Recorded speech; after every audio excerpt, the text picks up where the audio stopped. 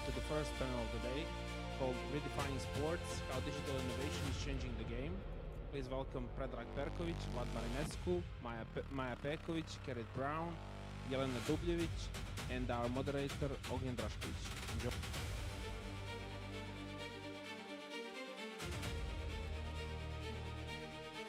Thank you for the pause.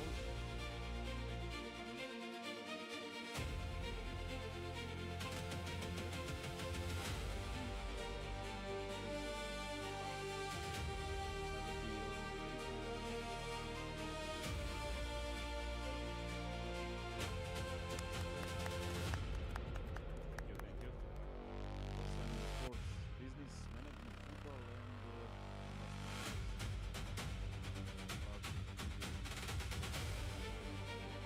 I'm not important today. Important is our guest. I will start from the ladies.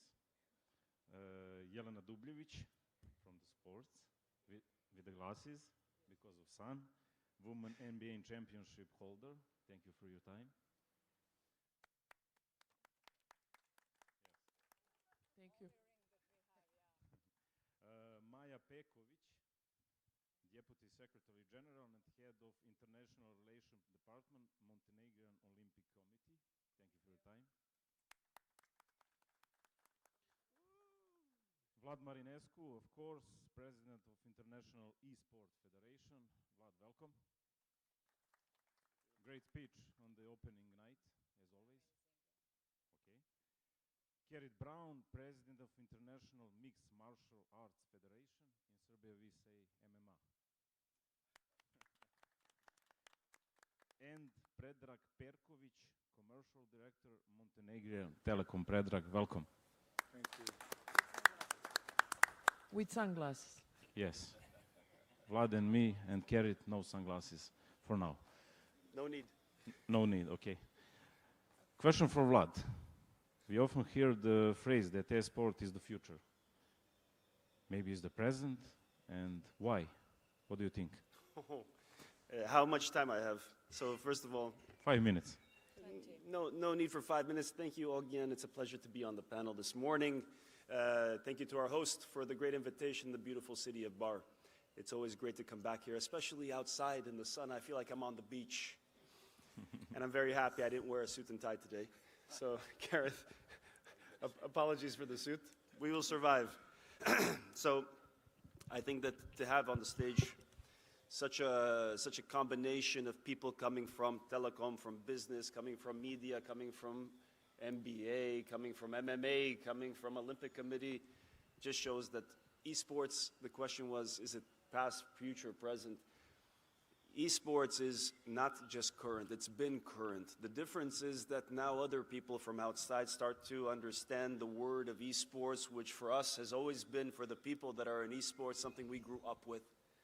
So for me, esports was my origin, my current, and my destination, because it brings together a community of so many different people from so many different backgrounds and lets them have fun and develop their skills. And luckily, technology today has developed to the point where it can fully support, maybe too complicated for me nowadays, the games, but it can fully support the growth of this industry. It's dependent on the industry and the skills that the youth are using and learning with technology and in the actual game of having fun help them to understand technology better and later to transition into a good life of being casters, streamers, coders, programmers, network topography administrators, event organizers, etc.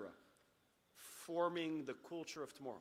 So for me, it's origin, it's present, and it's future. And I'm very happy that now the rest are joining the dark side.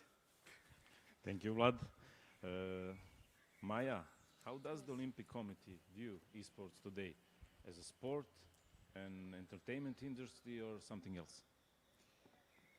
I'm always getting the toughest questions, yeah. Yes. But we are not, I think that from the speech from the president on the opening night and in general, like for many years, we are not seeing e-sport in that, how to say, binary framework, either sport or entertainment. And I think that we are all aware that the Montenegro Olympic Committee was one of the first national Olympic committees that recognize the importance of e-sport. Even in Olympic movement, I think from last year we are changing the position of the e-sport. We have IOC representative last year on the similar panel, and right now in the International Olympic Committee, but also in our continental organization, we have dedicated esports commission, which means that the talks about the topic whether the e-sport is sport are changing, and the positions are changing, and we are not on the margins anymore. We are part, when I talk I'm talking about e-sport perspective here. We are a part of the boardrooms.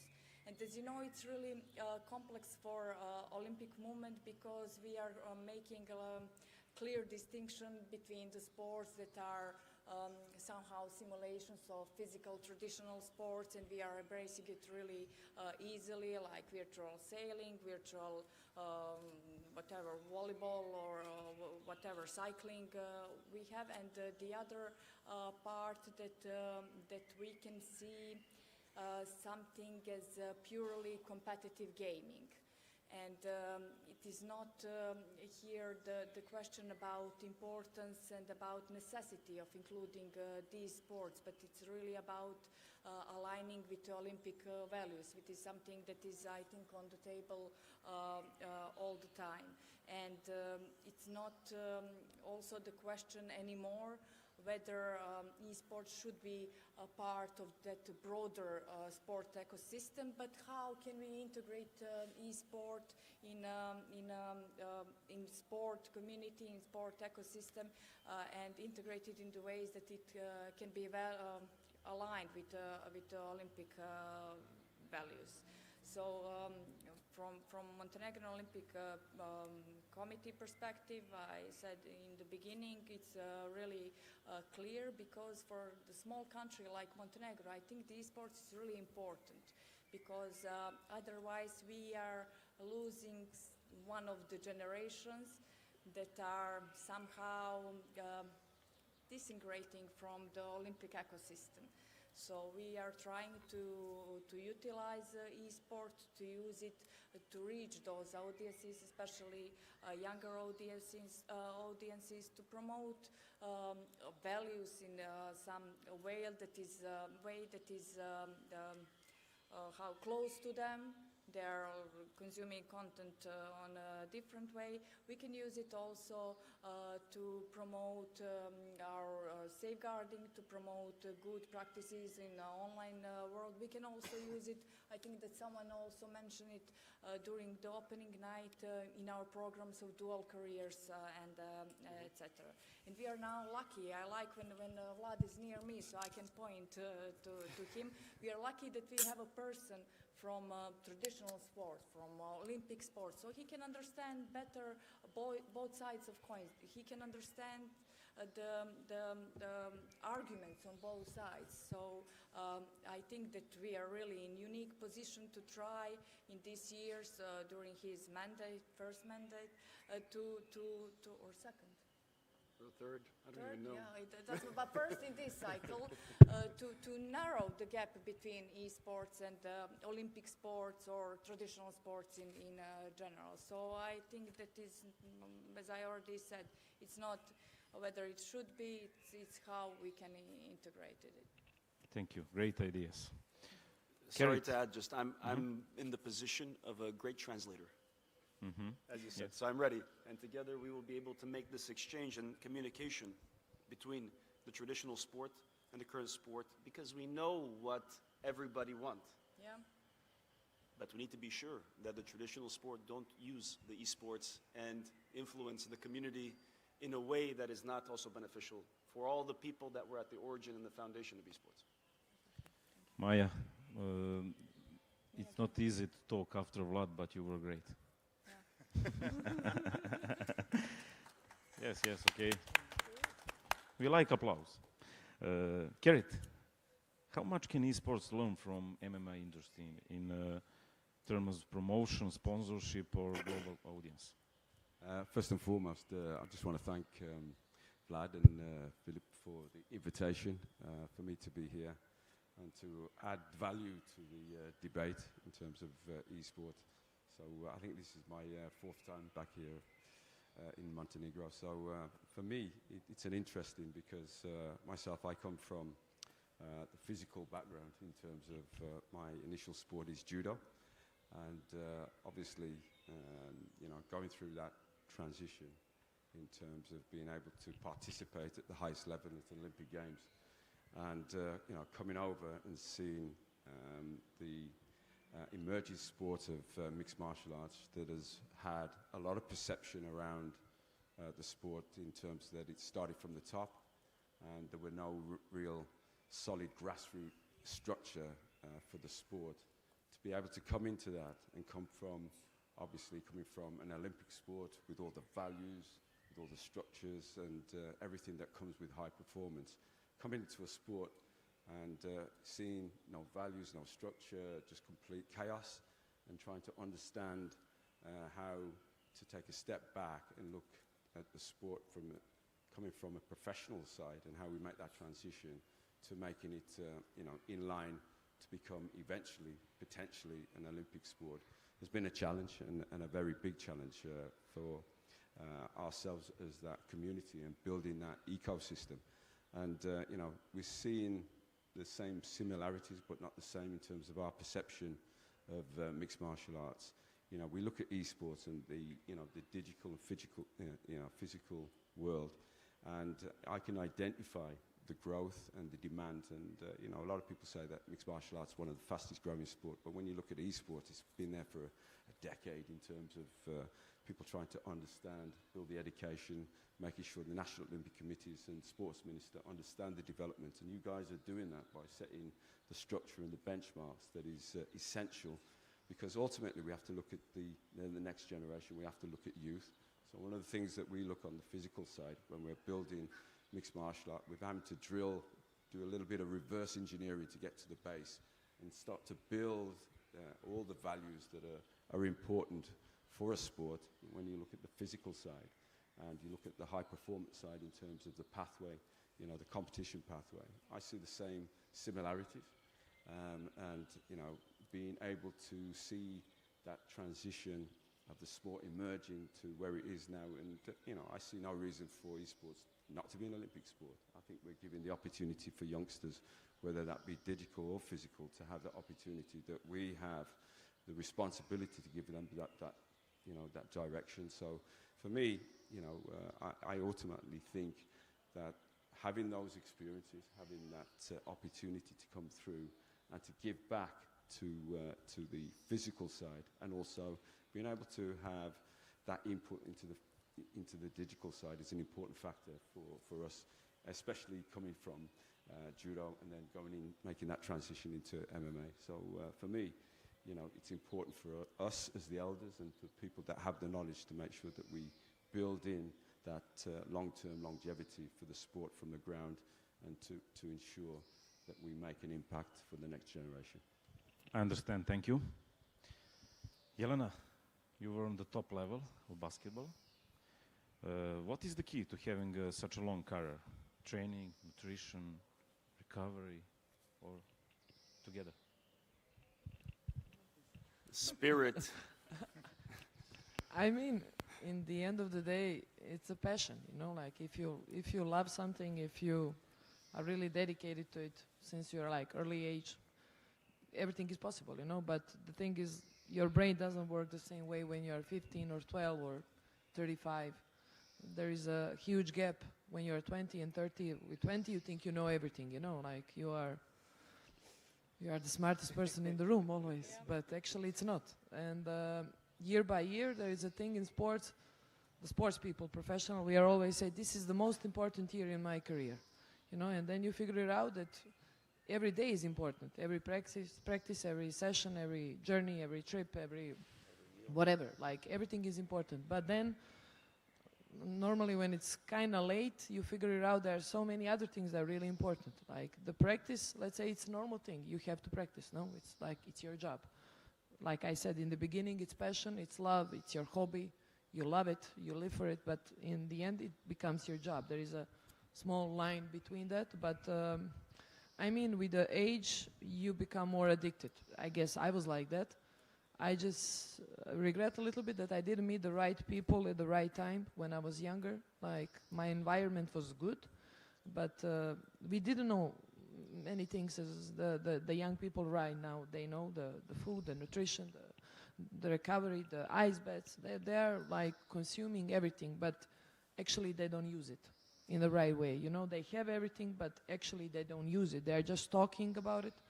And I just regret I am not like younger, and I will like use it in the right way. But even with all that, I think I live it in the right way. I really gave everything, and I think that's the most important in the end, you know, like that you are really honest with yourself every day, day to day, and then, you know, there are days that you're better than, and there are days that, you know, everything goes well, but there are other days you have to fight through it, and you find a way, you know. So I think I love my generation, and we didn't have everything, so it was kind of harder way, but it was more honest. Right now, all these things, they have like this, they have a whole group of people working for them, and they still somehow find excuse for everything. So these younger generations, I think they need to, you know, like, Say it. I don't want to say. There are too many people here, so I don't want to offend nobody. But yeah, it's just a different generation, and I guess I'm really proud I was from another time, and I'm really proud of everything I did, because I come from a really small country, and always I say the background I had from my family and the way I am raised, it's really helped me to be who I am today. And that's the same person I was 25, 30 years ago. This is my biggest win. So the nutrition and all these things, they understand when it's done. You know, when your career is over, they'll be like, oh my God, why I didn't do this, why I didn't do that. Sorry, it's late. So here you go. Microphone. I was joking a little bit, because this is a little serious, so I want to joke. No, I mean serious, but in a fun way. I heard what you were thinking, so it's good. It's okay. We can speak after about that. Thank you. Just a second, how to solve those problems? We all have kids.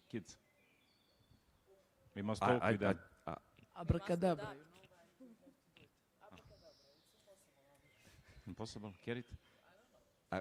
I think, you know, when you've gone through that journey, you know, and you talk about the past in your generation, I think we have to have those experiences and be able to educate the next generation, because they're fragile. You know, this new generation is not built in terms of my generation, where I come, in terms of my period. And, you know, you talk about nutrition and all the new nuances in terms of performance. You know, in our day, there was nothing of that stature. Do you know what I mean? You know, we didn't have that level of support. And I think having to come through that journey, I think it's important for us to try and educate them, but reinforce. I think if you don't reinforce it, and then I think we have a fragile young society that needs to be wrapped around and to be able to cushion them, because they're not as resilient as where we were back in the past. So I think it's important that we keep reinforcing the message. And obviously with the new technology, you know, you can look at the digital world, it's moving at a rapid pace. You can more or less say day by day things change in order for them to adapt. And, you know, I think we have to be able to strap around the stabilizers for them to be able to be prepared and ready to, you know, perform at the highest level. So I think it's important education and reinforcement. Thank you. Predrag, the companies you represent across the region support traditional sports, but at the same time you have recognized the importance of esports for the future. Why?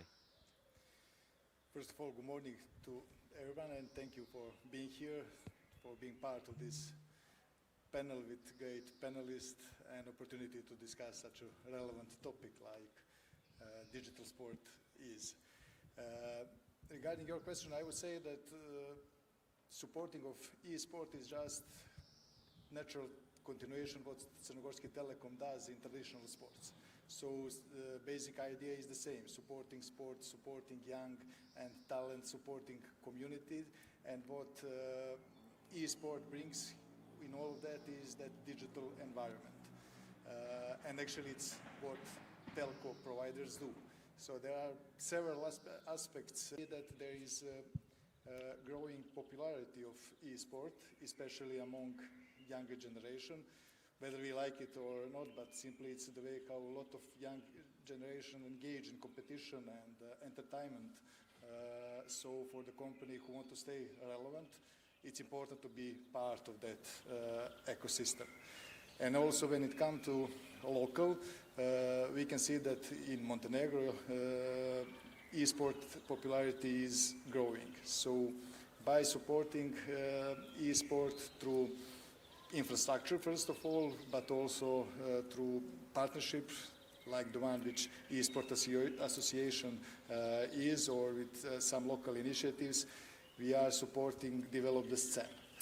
So I think when you combine that several aspects, it's obvious why supporting eSport is relevant for the companies, especially for the companies from telco industry.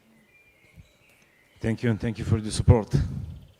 Vlad, professional athletes can actively compete up to 40. Maybe Elena. Yes, you were on the top. But what happens when esports players end their careers? Option for them after a career? So I'm guessing the microphone will work if I talk from here. I don't need to bend over. Thank you very much. I want to go back for 1 second before answering your question to the before question that was, what do we do? You know, with the kids, because we all have kids. Yeah. My daughter is 9 months old. She will have no choice. She will do sport because that's how I built myself and that's who I am. I don't care. Cry, don't cry. Go maybe convince the mother to force me in some way or another, but she will do sport. And all the parents of people who have received the benefit from sport will oblige their kids to do sport.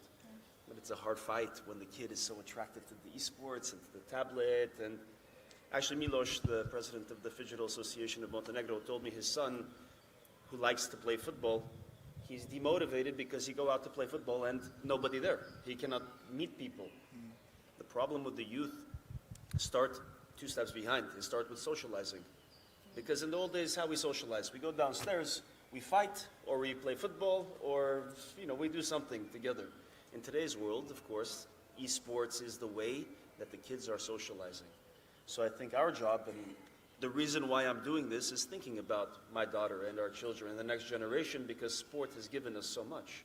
Karat mentioned before this, and Maya as well, the Olympic values are values of how to live life, and they need to be transferred to the kids somehow. Esports is the tool, and we are the community. Thankfully, with our IT providers and telecom companies and data centers and lights, electricity, screens, we are able to broadcast that message and interact with the youth, but we need to form the culture. Tala was telling me this morning, ecosystem. We need to bring them together. And the only way this can work is by knowing these values. We will transfer to them in a fun, gamified way so that they can understand. Hey guys, we're going to also go running 1 kilometer before we play games, walking 1 kilometer or crawling, depending on Olympic esport games. So pure physical, pure mental, and everything in between, entertaining and social and educating, and every game teaches something different. So the transition path from being a gamer, we need to help to guide, to make them into creators, not just followers, to make them know about nutrition and food and all the things that are available to them to develop themselves and live a happy life. So when we talk about transition path, the problem is that we have 3 billion people gaming today. So there's really no transition path. But when you talk about from the elite professional sport, those guys are heroes and influencers.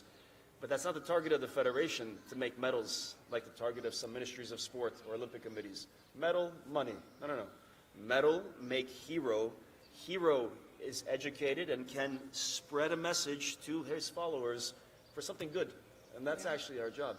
So from the professional elite esports athlete, the transition path goes from influencer to streamer, coder. It depends what game they play, what industry they go in. And I believe that if we can use the Olympic values, which actually Pierre de Coubertin got from Jigoro Kano, his friend, so the judo values and the life values, and make them cool, and make the esports values, together with partners and companies, we can make this community go in a direction that maybe we think is correct, but they will show us. The market is always right. Thank you, Vlad. Question from Maya. How do you see the position of women in sports today? Tough question for you. Yeah, Very two tough questions. Not that tough, but really complex, and we have only 45 minutes. But yeah, I'm. But also in You can. I will continue. life after professional playing, That's and even maybe harder. in women in business, and this is in a huge organization. This is maybe question after for Jelena. Yeah, Jelena will support me because we were working on these topics in Montenegro mainly together, and we achieved something mainly together. And yeah, it is women in sport today. We are in a better position than we were a generation ago. But as I said in the beginning, it's a complex topic because it should be seen from different angles. Which means that we should see the competitive part and the transitioning part, as you said. So right now we have a lot of women playing in elite categories. When we have a multi-sport competition, we have maybe a similar number of medal events. In Paris, we set the standards for the Olympic Games. We achieve parity. We have more media visibility. When I say we, I'm talking in the name of Jelena and myself, yeah, because we are only representatives of female sports organizations here. But that's the positive part. We also have like one important thing recently. IOC adopted a policy on protecting female category, which was a huge step. So everyone is saying, it's a discrimination. It's really not. It's like we are not taking anyone's rights. We are just protecting female athletes' rights, and that should be done like years ago. But it's okay, and that's the positive part. In that corner, we also have a lot of challenges. So we have challenges, okay, we are talking about media visibility, but we are not talking about portrayal of women. So how their female athletes are portrayed by media in the public view. We are talking about safeguarding of female athletes, like we need to protect them from all forms of abuse and harassment, which was something that was under the rug for many years. We are talking about like pay gap, so prize money, salaries, and everything, and that is still in the positive corner. And maybe some thing that Jelena mentioned in the beginning, but it's not something that we even solved or trying to solve. Maybe just started the clear institutional the inequality you can see in female athletes' health. So whatever Jelena was using or training, the rules, especially in high-performance sport, are based on data from male athletes. So we didn't have any research, and just now we are starting to talk about hormone cycles, bones, whatever. I can talk about that 45 minutes more, but I will stop here. And other angle, you mentioned transitioning of the career. When you see the numbers of female athletes transitioning after finishing sports career to coaching, to, I don't know, sports official roles or governmental roles, these numbers are telling totally different story. We are there in the beginning, and the fact is that female athletes into transitioning don't have enough financial stability. They are not institutionally supported in the way they should be, like their male counterparts. They don't have developed networks in the international organizations who can support them, and that's something that we need to change. Jelena and I told you that I will always point on you, but we work together, and we we succeed to introduce 30% of quota in the executive board of the Montenegrin Olympic Committee, and that was the easy part. We have support from the leadership. We suggested that in the election in 2024, and it was accepted. We will not have the same when it comes to General Assembly, because we have 36 plus different organizations, and it's going to be harder. Recently, when I was thinking about your question, I have a story from a recent event aboard. I was sitting with my male colleague who is younger than me and said, like, it's really easier for you women. I am not sure what are you complaining about. You have like guaranteed places in the board and stuff like that. I said, yes, of course. We have 30% of guaranteed places in some boards, in some sports organizations, but you still have 70% of those guaranteed places. And it's not something that is ideal. We don't want to be a numbers. We want to be there for our competencies, for our expertise, for everything that we are trying to achieve, what we are working on. But it's the only way for us to become part of the conversation, part of the decision process. On the same event where he made that remark, when you see the photos from that event, I was the only female sitting at the table among 10 or 12 different colleagues. And I was only there because in that ecosystem I was only one with the expertise in the area that was discussed at that moment. And I'm sure that, I'm not sure, but I can only assume that if my male colleague has that line, even that line, not the real expertise, but that line in the CV, I wouldn't be there. And I have to constantly, not me, I'm talking from my perspective, but women has constantly to improve their competence and to do much more than male colleagues. I'm going to finish because I can talk and talk about female rights and everything that we are going through, but we are making some changes. They are slow, but there are still changes. And I also think that Jelena will agree with me on this. We cannot expect changes from women that are expecting to be invited in the system. We have to make ourselves the systems dependable on us, to make the necessary our presence so the system can work. And only that, maybe we can create paths for future female leaders and create the environment where they won't be able or won't be necessary for them to think about things that Jelena and I are thinking constantly. Thank you. We have 5 minutes to go. I must hurry up. Short answers, yes. Ogden, it's your mistake. You give her the subject which she's fighting for so hard. Yes. But now you own the IOC. Yeah. You see. Because of Vlad. Kerit, MMA fighters have a relatively short competitive career. In esports is the same. And how to prepare for life after the career ends? Yeah, I think, when you look at the short careers of the athletes, whether that be digital or physical, I think it's important that it's the international body has a duty of care to look after the athletes through the structure for longevity. Do you know what I mean? Time after, in terms of that transition, is important from the international federation.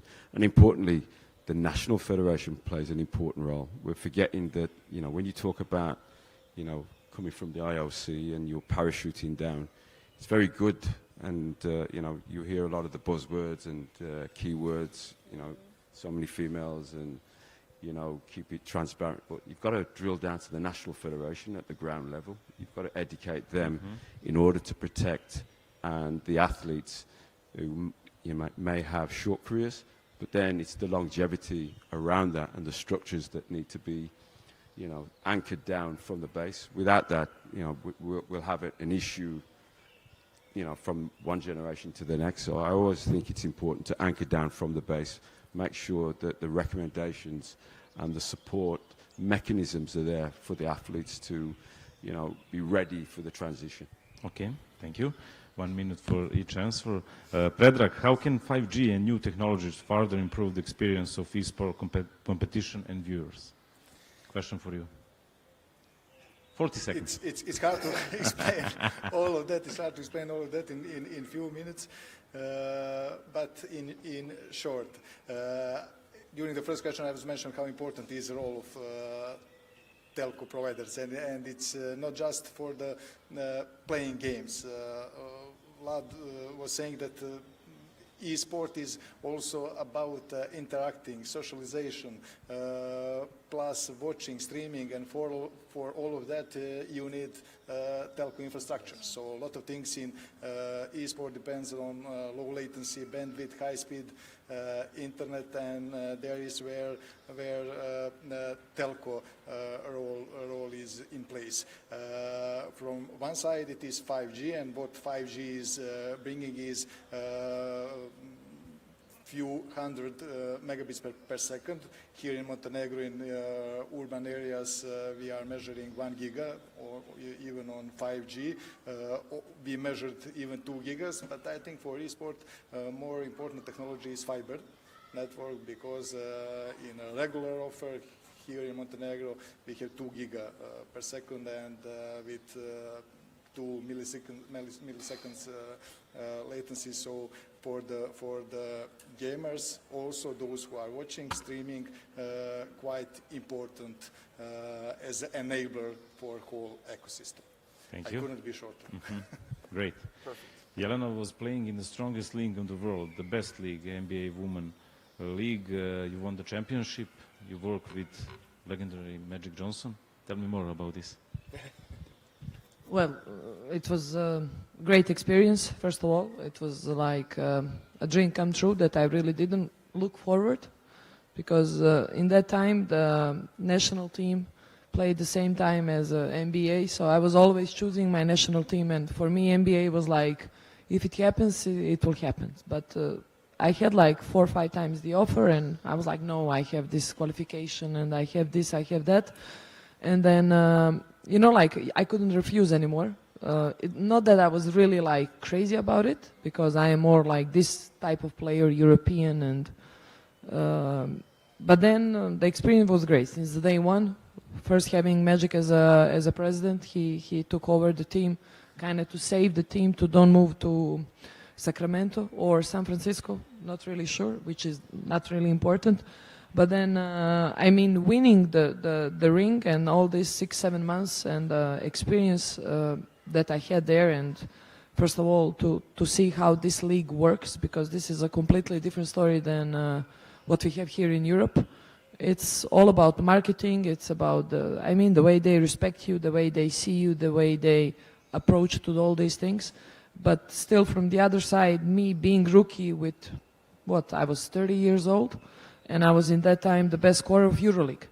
So you're in the position that I sit on the bench, and one player, I mean, she's a great player, and I'm clapping, and I'm her biggest fan. And I am really good with that, you know, like, I was like, this is your league. I'm here, I'm waiting my 5 minutes, and I mean, you just have to accept where you are, enjoy the journey, and then it was really like that. And then the stories with the Magic, I don't know, it was kind of the movie. He came in the last, before the last game, it was 2-2. I always say that to people, and he come in the locker room and tell his long story short with Larry Bird, and he just said the story like, you know, like now I'm talking on this son.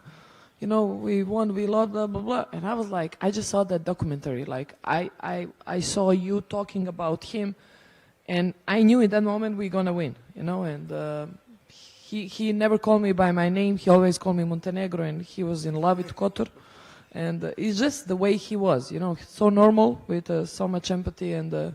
And you see the guy, he's so successful. Like, he is even more now than he was as a player. And he took care about us. He bring his financial advisor to us and be like, this is what you have to do with your money, blah, blah, blah. Nobody ever did that in my career. And, you know, he did some things that we should do here. So, I mean, it was great, but from this angle right now, it's even better than 10 years ago. Thank you. Next time we will talk about women in large system, yes. Thank you, everyone. Thank you for your coming. Maja, Jelena, Vlad, Kerit, and Predrag, thank you for your time and for your message. It was a pleasure. Thank you. Trebali smo faktor nismo. Timeshare was same like for 3 guys. You're always yeah, like me, always complaining. Ne možeš kad uzme Maja, razumiješ, ali Maja je pričala i za mene. I onda Maja je rođena u svakoj sobi. Ja ne mogu, zovim se, ovaj sad. Can I get a picture with everybody? Yes. I've been surprised I haven't asked Bilo you fino, a? the other partners. Can I get a picture with Maya, you guys? don't run away. We need you for a picture. Ova slika, je? Može. Ne kažem i nas ima ovdje mnogo i dok ja svakom postavim pitanje, razumeš, ne može dinamika, ja pokušavam neku dinamiku za... Jer imaš uvijek prvo koje pričaju manje ljudi na vlada. Ajmo brzo fotografu, moramo svi nebrzo. Što? Moramo svi nebrzo. Ajmo. Hoće da nas slika? Ajmo. Hoće ti pored mene, jer mi smo ženi. Nemo ja pored... What I can just I do stand now? Rebran, please. You're tall. No. No.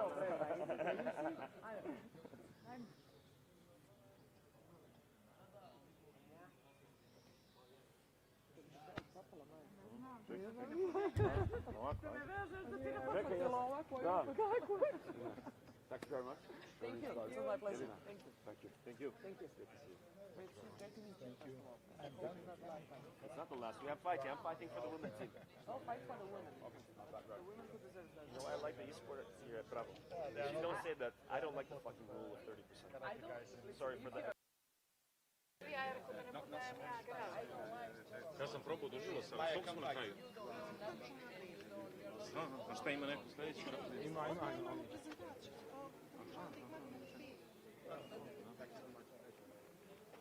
Thank you. And see you. Ciao. You're welcome. You know why I wanted to say that to Maya? Because she And now a presentation from Marina Braletic from 5 Group.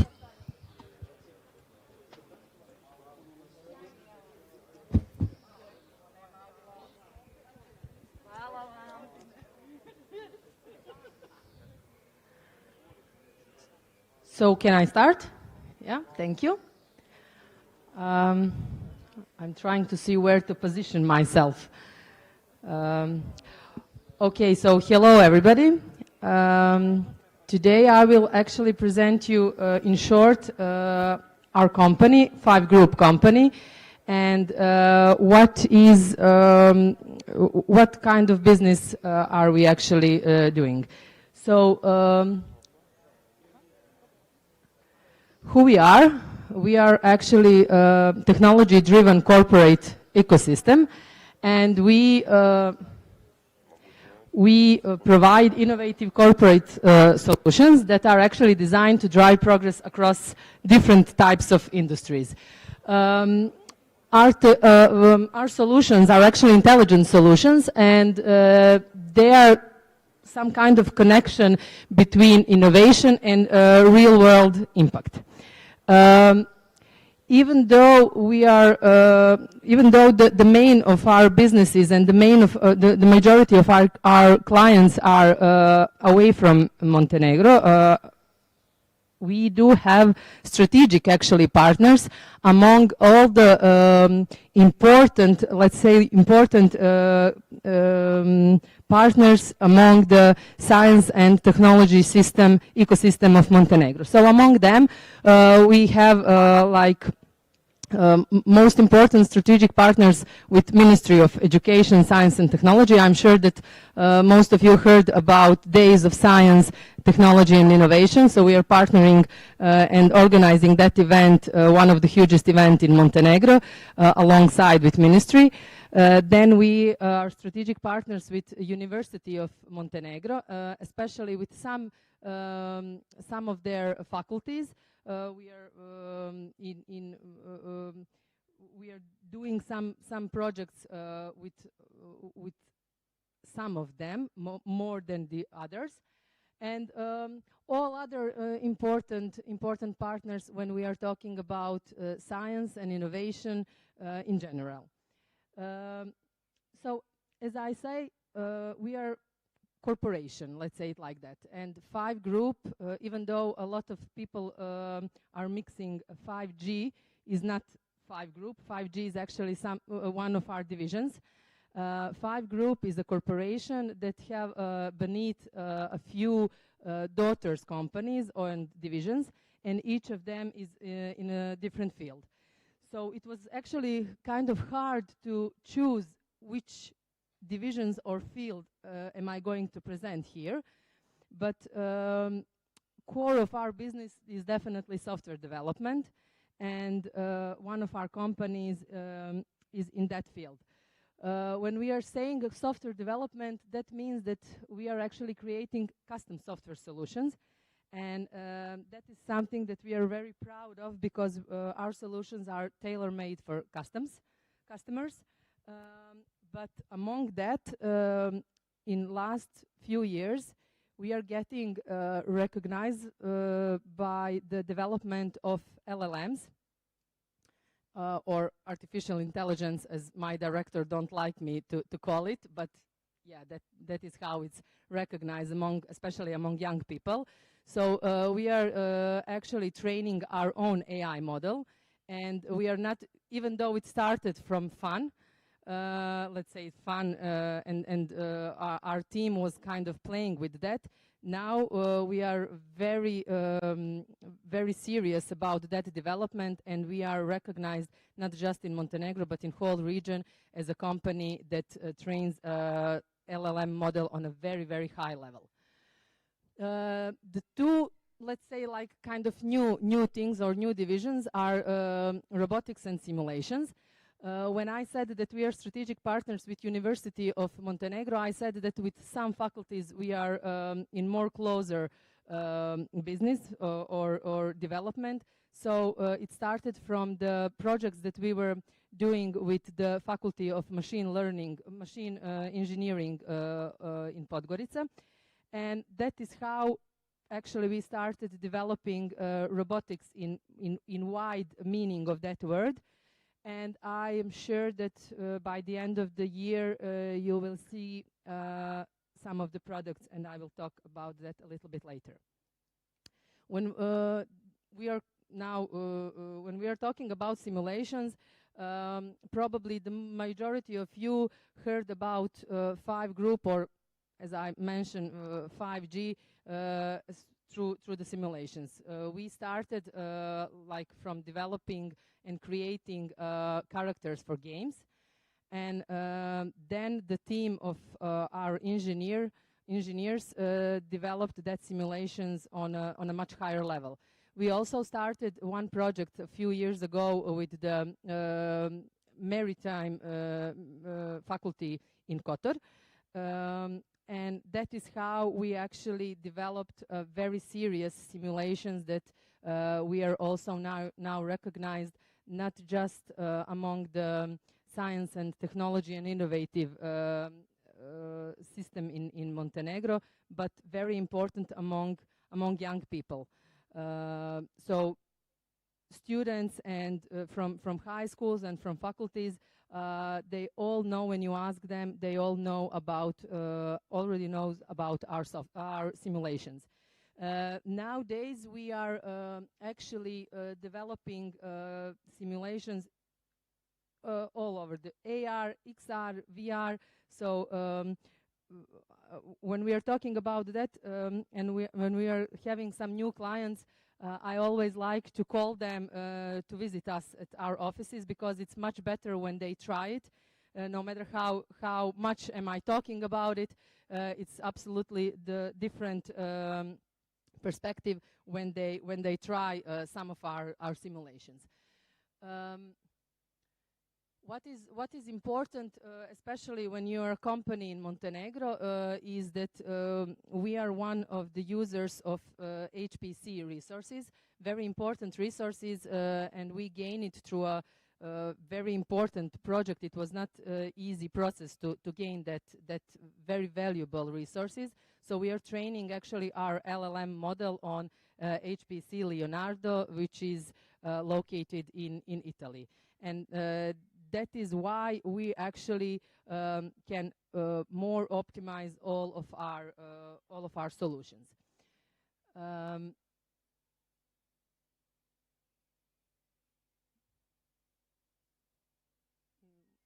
Here it is. So where we create impact. As I mentioned it on the beginning, our solutions are actually for all across industries, and our impact is actually in each pore of the industries. It doesn't matter what your business is. So from banking, architecture to law firms, ICT, education, enterprises system, and all different types. As I mentioned on the beginning, majority of our clients are out of Montenegro, but I have to say, and I'm very proud of that fact, that in last maybe year or even a little bit more and more institutions in Montenegro, public institutions in Montenegro, which is very important for the development of innovative ecosystem in Montenegro.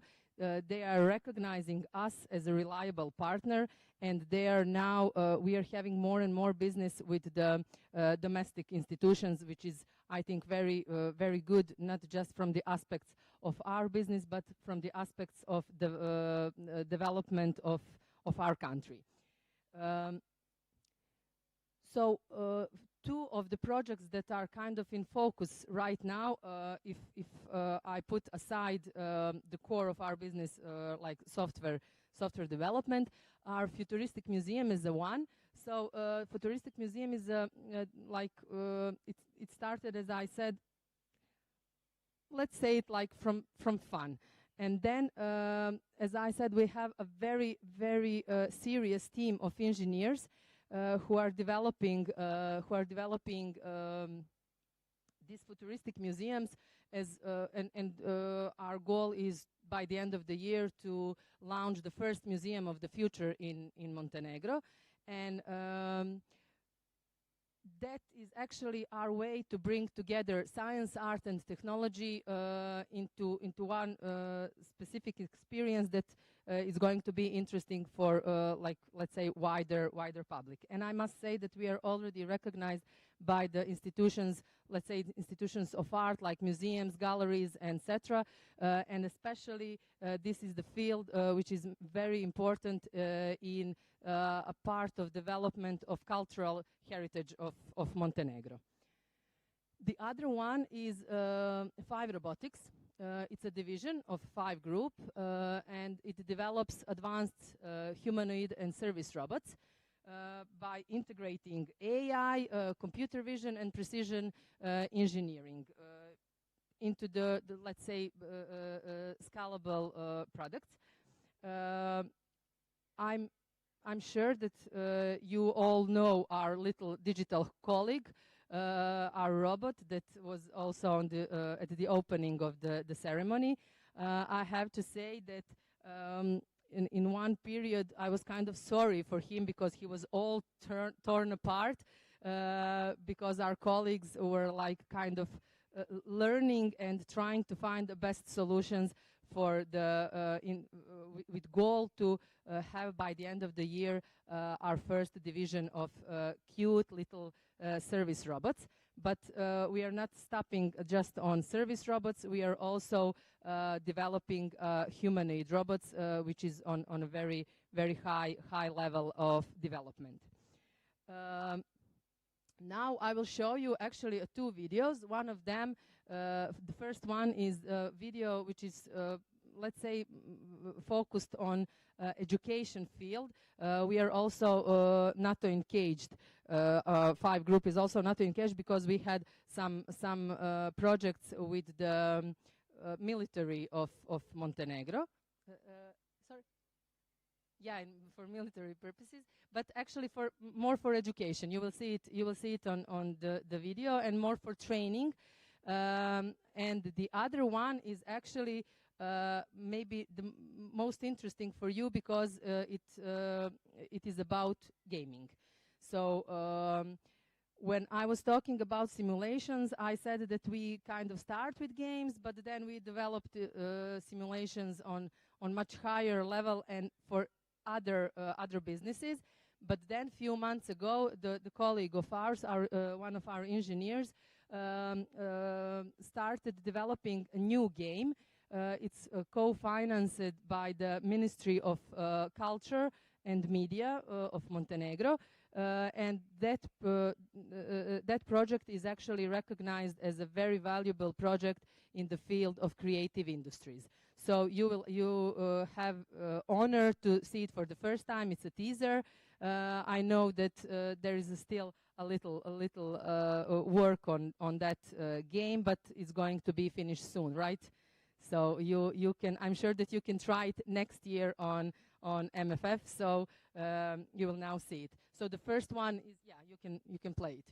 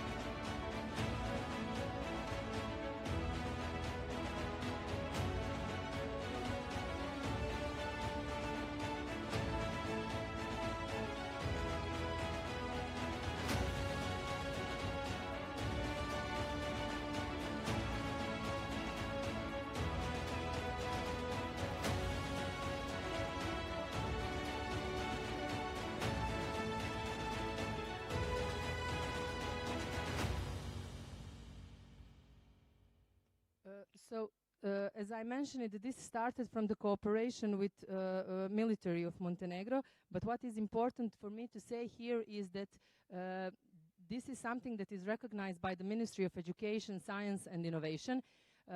Because, as I said, we are strategic partners with them, and there is a huge problem in vet schools with the organizing and realization of practical classes. So this is something that they recognized. How can they actually, how can practical classes can be achieved through this kind of simulations? And we are now at the beginning of running some new projects in that field, in the field of education, which is actually very important, and this can be absolutely usable in any vet school or vet faculty as that matter. We can play the next one.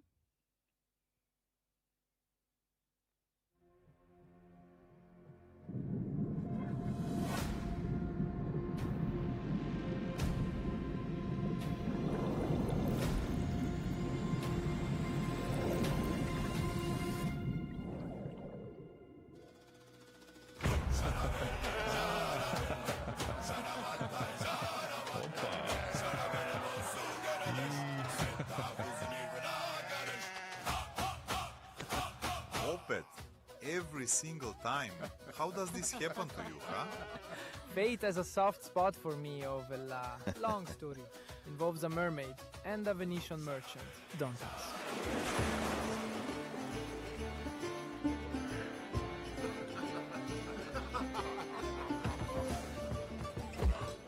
My apologies, old man. Didn't see you there. Doesn't matter. You're all going to die soon anyway. That's a heavy thing to say to a man who just won money. What's got into you, Marber? Ships. I saw ships out there, coming this way. I counted 20. Ships like that don't sail toward something. They sail toward someone.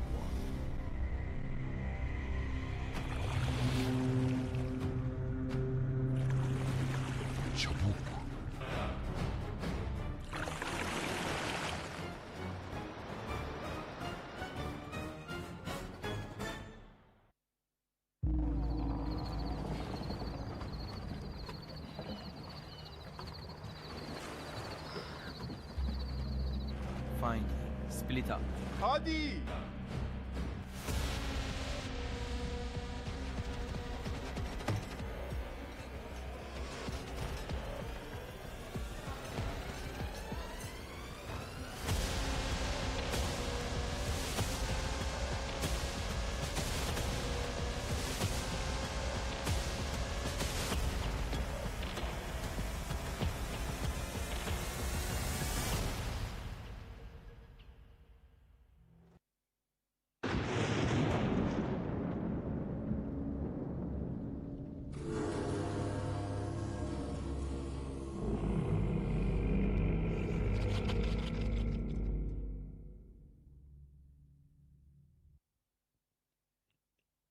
So my son, he's a 6th grader. He cannot wait to play this game. And what is important is, as I said, Ministry of Culture and Media recognize this project as a very valuable. And one important thing is that this is not just like imaginary. The old ships are 100% based on the real ones, and the story is actually true legend of the town of Ulcinj, which is next to the bar. So it was very hard actually to develop it to be 100% precise and just like it was back then. What is next for us? I cannot be modest, and I have to say that especially institutions, public institutions in Montenegro and different kind of ministries and other institutions, when they are coming to and when they reach us, they tell us you were you were recommended by that and that institution, and they told us that you are the one who can do everything what we want. And I really have to say that it is really like that, which is not so common, especially in Montenegro or in whole Balkan. So what's next for us? The next for us is to strengthen our partnerships, and we are always building a long-term partnerships. And how are we recognizable is that we are actually the company who can truly optimize your business, whatever that business is, and that is some kind of our mission. So you can have all at one place, all in one software, or whatever your actual needs are. So that's in short about our company. And if you didn't visit our spot inside, please do. My colleagues will wait there for you, so you can see some of the things that I actually mentioned. Thank you.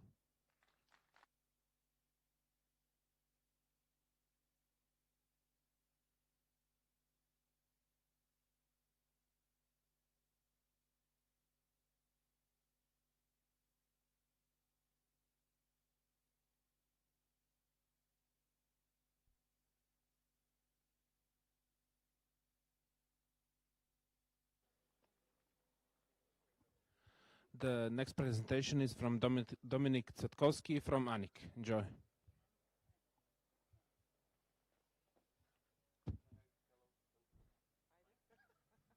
Hi. Yes. Great. Amazing background. Ready? Not ready? Yes, okay. Hi, hello everybody.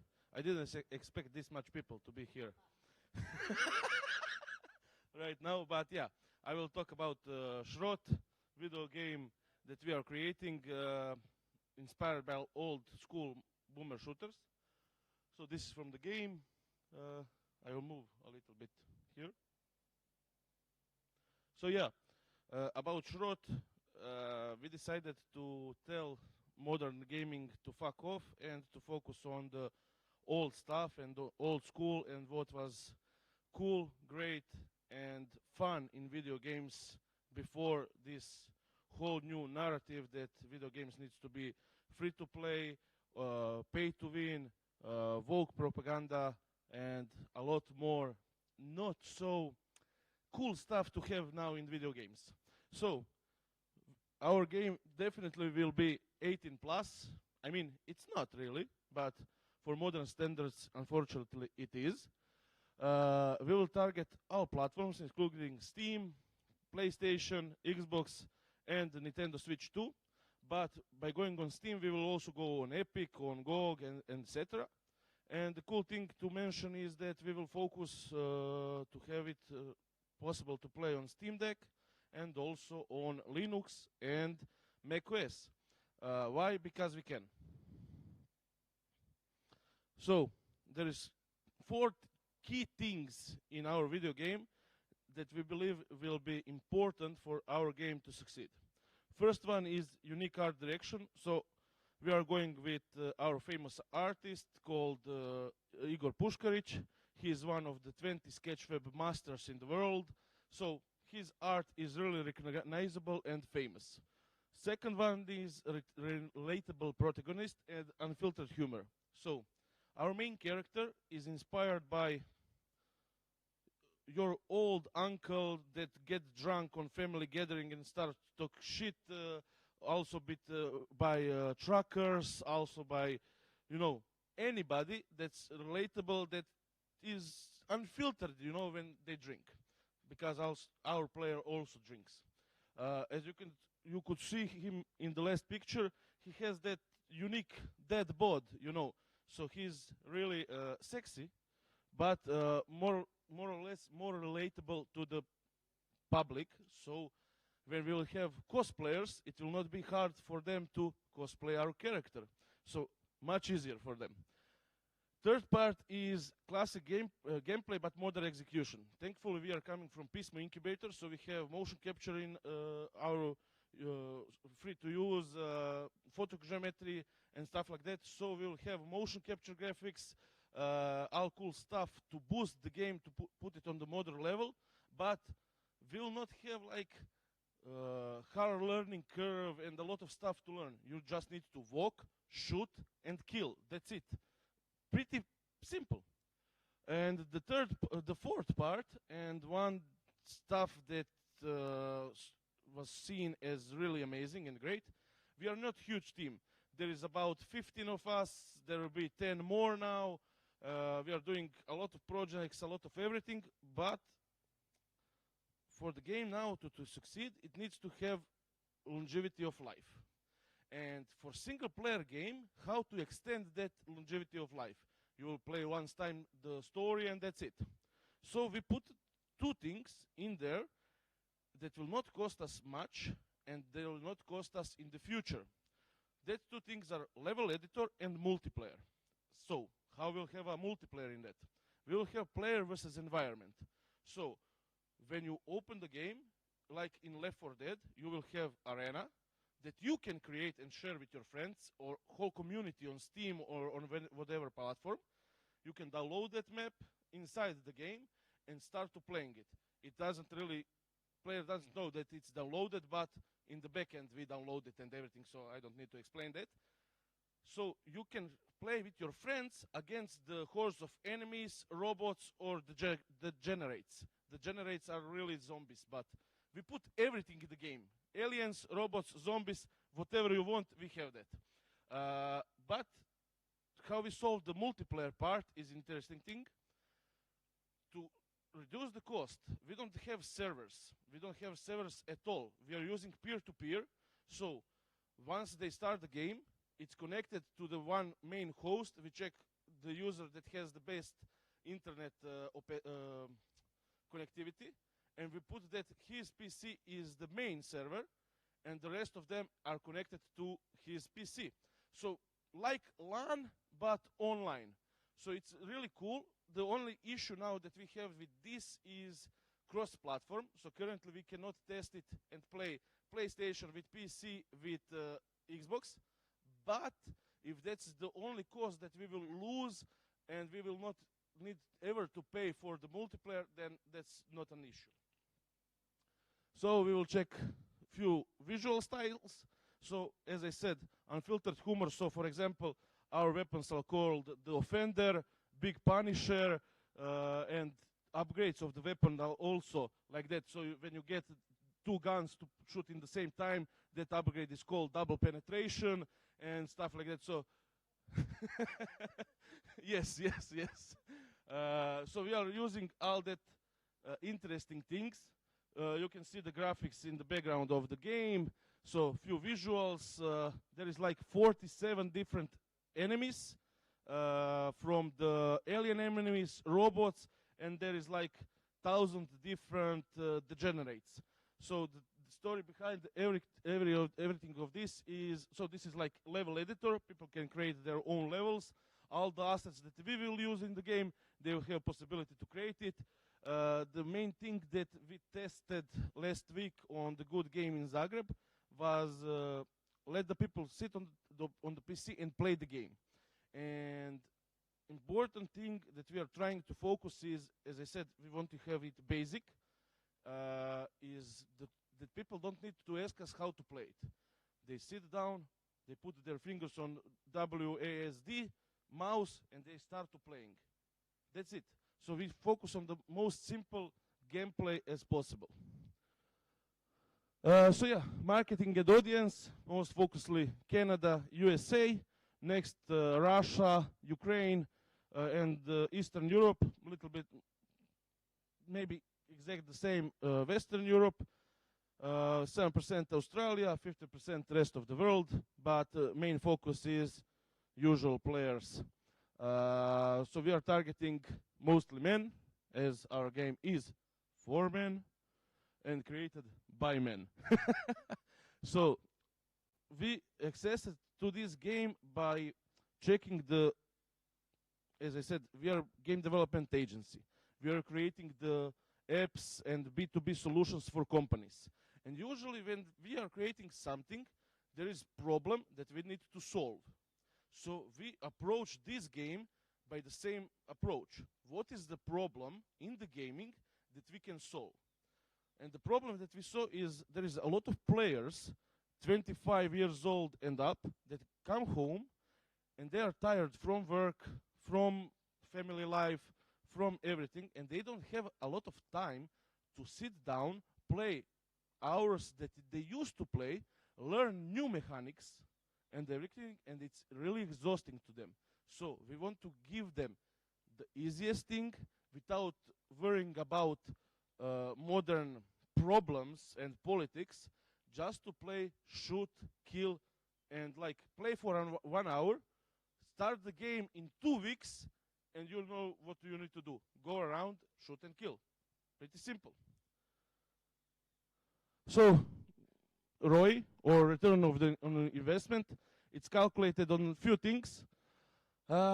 It's really complicated. We did the calculation of about 400 games that are on Steam in boomer shooter category. So we are pretty much on the point. But expected on the Shro is about 380% revenue back in 5 years. But yeah, we will see. Worst case scenario, we'll spend all the money and didn't bring back anything. But that's the worst case scenario. The best is unlimited. Also, I mean, currently, all the points are pointing to the good side of the pyramid, because currently we have about 20,000 wish lists. We didn't have the demo yet, only one teaser, only marketing and showing the people stuff that we do. So the demo is releasing on 8th of June. So yeah, probably after that we will have, hopefully, I'm praying for that, more than 100,000 wish lists. And yeah, I mean, then we are for sure going up. Something that we did to put investment into the game and cover the development that is not so usual into the game development, but it's usual in media platforms, movies, series, and stuff like that, is product placement. So not a lot of games have product placement in their games.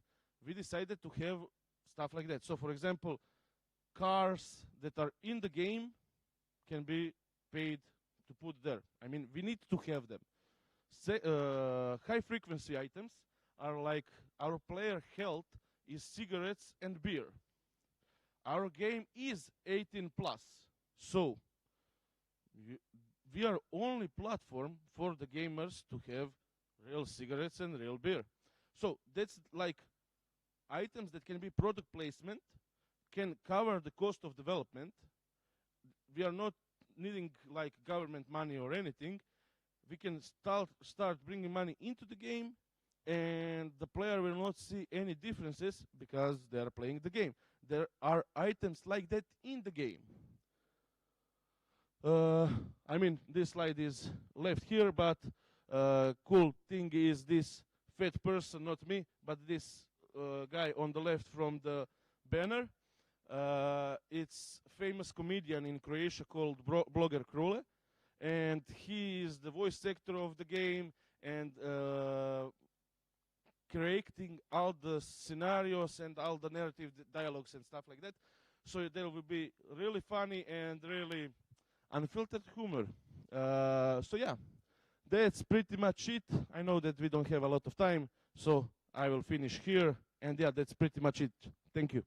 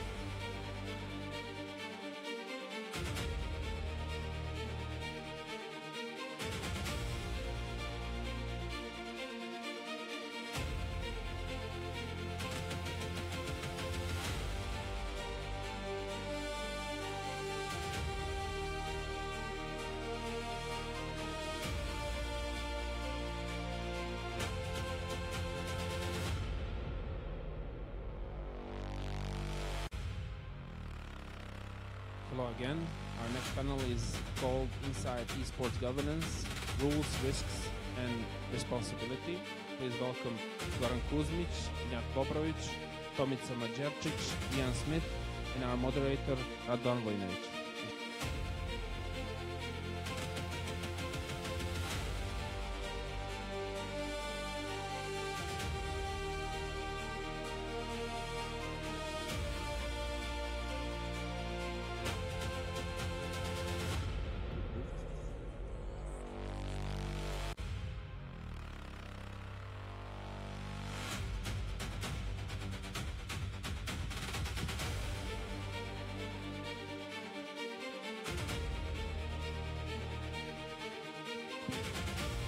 Good morning, everyone. Dear panelists, dear guests. I hope you're going to have a fine time today and you're going to learn something new from here. So welcome to the panel called Inside Esports Governance, Rules, Risks and Responsibilities. Esport has grown into a global, high-impact industry. But its rapid expansion has been paralleled by equally rapid advancements in technology, including artificial intelligence, data systems, and digital infrastructure that are fundamentally reshaping how this ecosystem operates. While these technologies bring innovation, they also introduce new vulnerabilities. Manipulation, cheating, and exploitation are becoming more sophisticated, more accessible, and significantly harder to detect. Today, we will explore whether existing structures are sufficient, who truly carries responsibility for integrity, and how regulation, technology, and cooperation must evolve to ensure a sustainable and trustworthy future for esports. With me today, we have distinguished guest, Mr. Ian Smith, Commissioner of the Esports Integrity Commission, one of the leading bodies and entities when it comes to regulation and governance, Mr. Tomica Mađerčić, Senior Manager, Group Operation Office at Sports Radar, Mr. Njak Bobrovic, Founder of Valve.gg, we have pleased but important Mr. Goran Kuzmic, who is the founder of Esports Umbrella. So, without further ado, I would like to get the start, get the ball rolling. We have some familiar faces from the last year, Mr. Ian Smith, but we also have some new faces, meaning we're gonna have some new information and we're gonna learn something more. So, first question. Ian Smith. Ian, do existing international frameworks and standards really keep up the pace with the pace of esports, especially emerging risks like AI assisted cheating, new forms of match fixing, and increasingly complex betting ecosystems? How much of today's problem is actually being detected and how much remains underestimated?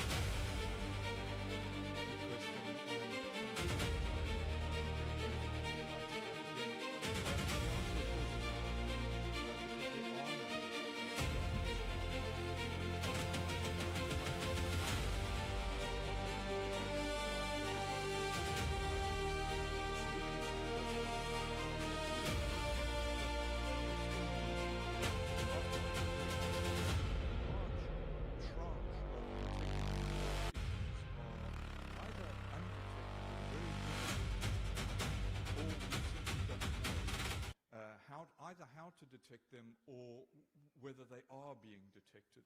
And by that I mean the development recently, I would say, of the most challenging aspect of cheating at high-level esports and its relationship to betting on esports, which is a key relationship that I hope we get to discuss further. But the key challenge right now is what I would refer to as second screen cheating or radar.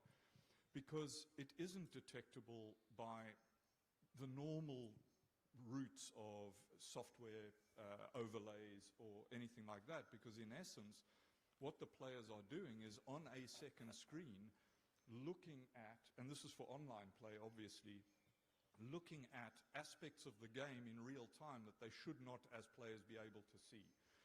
Sometimes as simple as a mini-map, but other times more complex information that allows them to know where their opponents are, what the tactics are. And this is bad not just because we can't detect it, but because it relates then to betting fraud, because the suppliers of these radar hacks, which are often simply sent via a link on Snapchat for the game, to be played to order by second-tier, third-tier teams and players, is that the supplier knows that the team is going to cheat, so they bet on them on the way up. And because they then look far better than they are as a team or as players, because they're now winning using the cheat, is ultimately they qualify for a LAN event where they can't use that cheat because they're now subject to oversight of other people, and the suppliers know they're going to lose, so they bet on them on the way down. So they're making money on the way up with the cheat and on the way down without the cheat. But finding them is a massive challenge. And so, yeah, I know I've rambled on about one specific issue, but the solution to this and the other problems that we face in terms of governance, regulation, and integrity need to be met by the whole ecosystem, all the stakeholders working together, rather than what it currently is the efforts of organizations like ESIC and a few others to make integrity more important. But because integrity is a cost and not seen as a benefit to the industry yet, because at the moment it's just event, the problem is not getting the attention it deserves from the panoply of stakeholders, and in particular the publishers. Thank you, Ian. That's really important, and I think it's a great start for the rest of the panel. We're also going to get back to you a bit later on for a second group of questions. But for Tomica, when we look at data and monitoring perspective, how much have we actually progressed in detecting, not just detection, but also like prevention of match fixing, especially in esports, compared to, like, let's say 5 years ago? But we also need, obviously, to take into consideration all the efforts and the system which is upgraded right now with like new technologies, AI systems, and so on.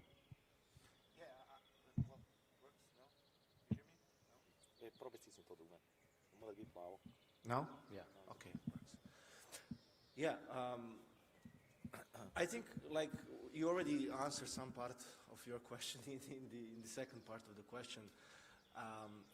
But yeah, like as technology evolves and as now we have AI, certainly it's way different than was years ago. If you ask me like 5, 6, or even more years ago, I would say different.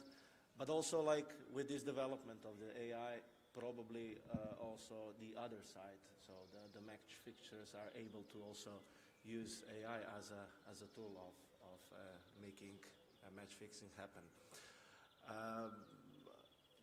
Match fixing in the esports is not like just in the esports. Like it's in any sport. Like the fixing is happening anywhere from ancient periods. So I wouldn't say that esports has some like more lax than the other sports. It just happened like in any other sports. With universal fraud detection system that we are having, we are using AI solution, data-driven. So we do a monitoring of more than 600 bookmakers. We collaborate with them on sometimes on the investigations as well. We are getting the feedbacks, and we are trying to identify the patterns, like suspicious patterns that we see on the cumulative market that is going on, no matter of the region, no matter of the client, and we use that as a one, as I said, cumulative sum, and then we are trying to identify the suspicious match.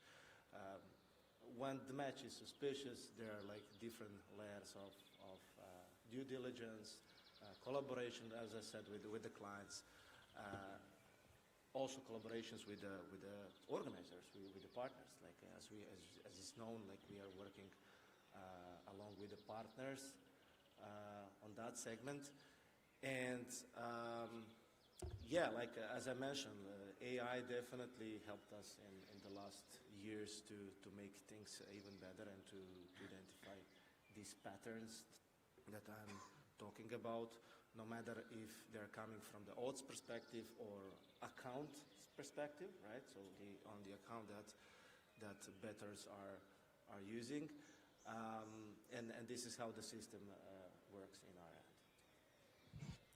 And since you already mentioned the patterns, I think it would be really both important and interesting to guess, to maybe know where is the difference between esports and sports? Obviously, because it's like a new system, maybe more complex systems. How much harder are those patterns to detect, like in comparison to traditional sports? Yeah, maybe some of you would be surprised. Like, okay, esports are a bit different, especially if we talk about the online stuff.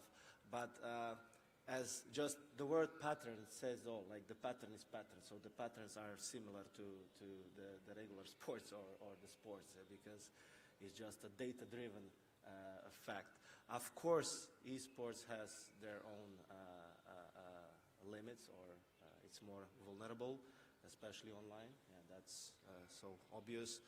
But yeah, to answer your question, I wouldn't say that there are like that it's more different than the regular sports.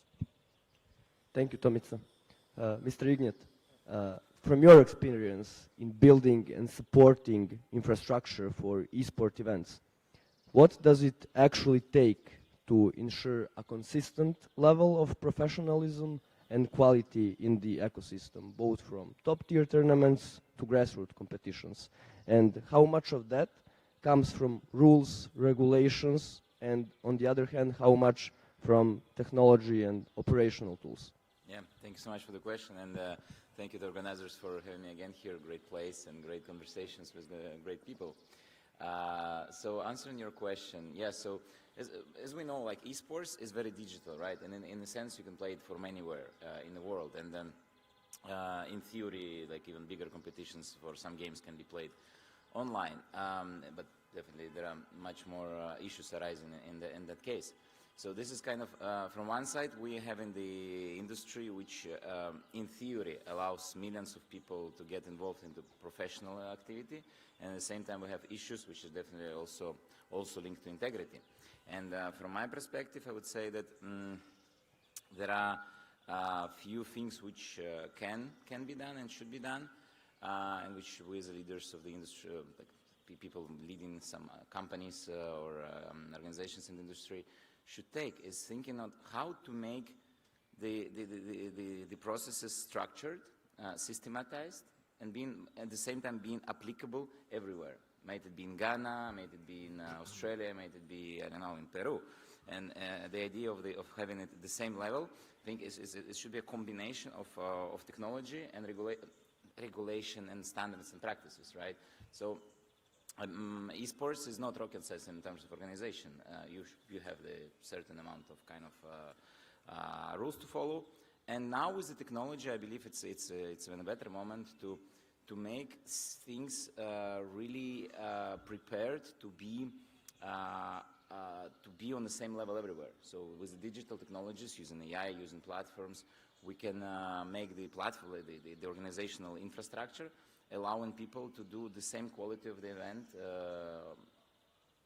until in the certain elements. Definitely we cannot do the big stage, we cannot do the offline part, but the online part for the competitive part can be done on the same level across the globe. And AI and technologies can help with that, but at the same time, as I said, it's also important to have a set of rules and regulations. We should not have like 500 pages of the rules, but we should have a very reasonable and very, let's say, structured documents which can systematize and structure everything. And once I think it can be delivered like and recognized by ISF, by ASIC, by other organizations, it can become the industry standard. Where like for example in racing, right? And FIA, there is a rule book and it's clear, right? And people know everything and they can do the same level. The same approach towards the racing, and I think that that is what we can do now in ISF. And I think that, there is a set of regulations and rules, and there is a set of the technologies. And it should be done to the level that is simple, not super simple, but it is simple, it's understandable. And on the side there is a technology which helps to make it work. But what I believe is very important on top of that is trust. Trust between stakeholders, trust between the organizers, trust between the players, between the other infrastructure ecosystem members, and definitely what ISIC is doing, for example, is very needed to build this kind of part. But I think that what is also needed further is accountability, broader accountability, right? So I know like ISIC is giving like bans, like I don't know, 10, 15 bans probably per month, more or less. It just was written recently. But I'm afraid that there are more people who are doing bad things, and I think that on the grassroots level, on a smaller level, and I think that this accountability is something which is important, and I think that accountability requires the centralized database, where if the person has done something bad, he got a red card, and it can be, I don't know, it can be banned for 1 month, 2 months, 3 months, even from the local competition. Because like these people will understand, okay, I should not cheat even from the grassroots because I will be caught. So yeah, technology plus reasonable regulation, reasonable amount of technology, and reasonable amount of regulation and trust building exercise. This is, I think, what is needed. And in the end, they're all connected, so we can basically intersect the technology part and the regulation, like 500 pages you mentioned, obviously. Going on to Mr. Goran, from your experience as someone involved in organizing and managing esport ecosystems, how do you approach the integrity protection on a practical day-to-day level? And what are the earliest signs that there are some potential breaches when it comes to the integrity and the risks it takes under? Okay, I will answer on both questions. Look, like in traditional sport, we have cheating and match fixing. Tomica that know, Jan same. Everything involved is just around money. Everyone wants just make more money. If you have a chance to cheating someone, believe me, they will try. But me and my team, I use maybe old methods, not like Sport Radar with AI and ASIC.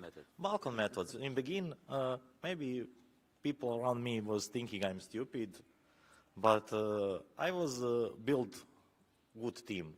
I was be father for my team, mother, girl, everything, bank for loan.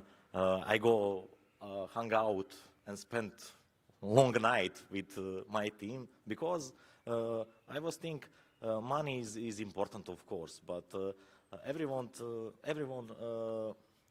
don't want to lose friendship, believe me. Friendship for me is most important. Money you can find, of course, but in begin my company was not have big money, and we building step by step. Now it's okay. Now we have over 100, maybe 20 players now in our team, and they have good contracts, good money. Now it's okay. Everyone want to have good money. I don't want to lose contracts if they cheating, of course. But for me, the biggest stress is when I receive email from Sport Radar or from ASIC, believe me. Believe me, they all time checking everything. Because, for example, in Montenegro Soccer League, I don't know, name Premier or something, or in Bosnia, in 1 year you have maybe 130 or 150 matches in a year. we have in 1 month, or in 1 day, for example, we have 500 matches. Can you just imagine that is the biggest stress? Believe me, I can sleep sometime. I wake up in 3 or 4 and check results, or something is maybe is not logic. I need check everything. And you ask me first what we see. I was here one situation before. I was a bit stupid, but now I have more experience. One guy is signing contract for us, and he have Peugeot 206 and coming work for us with contract. After 3 months, he buy Audi A6, maybe 50,000 euro. Okay, and he say, I speak with everyone, okay, how you buy? Oh, father give me, I take loan, okay, blah, blah, blah. Okay, but I was check with bank, he don't take loan.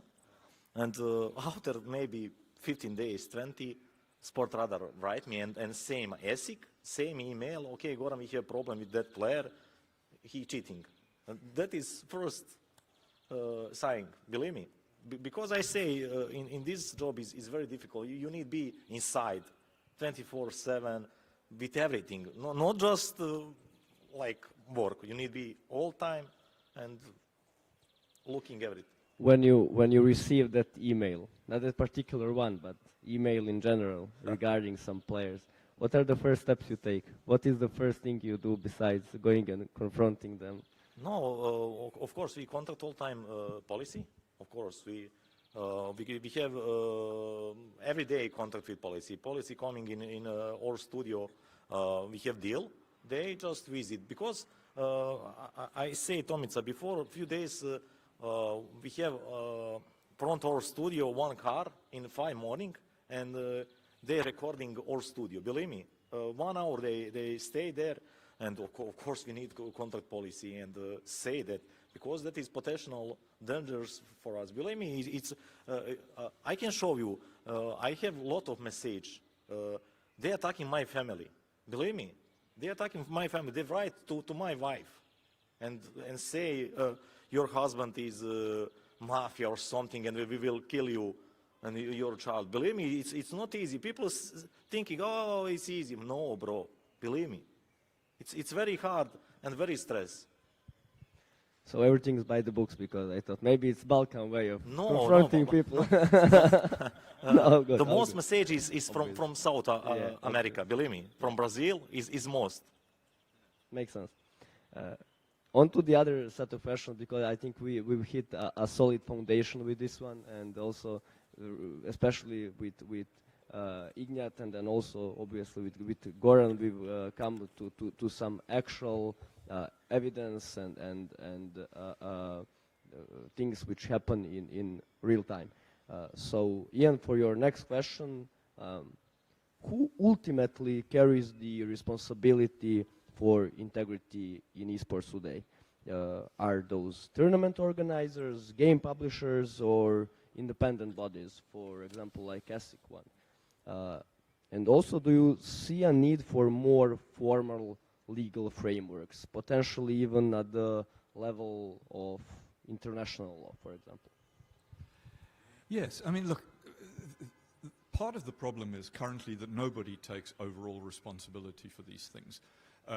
We would like to, but what we ultimately need as an industry is a governing body or something relatable to an international federation, because based on what you said in terms of what match fixing looks like across traditional sport and e-sport being similar, it is.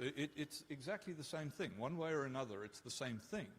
But the difference is that if this happens in football or tennis or horse racing or the NFL, there's somewhere to go to take responsibility, investigate, take enforcement action, and enforce that action. In esports, where do you go, right? If something happens in Counter-Strike and you go to Valve, what are they going to do? Right, the only publisher that has taken genuine overall control of their ecosystem is Riot, with respect to League of Legends and Valorant.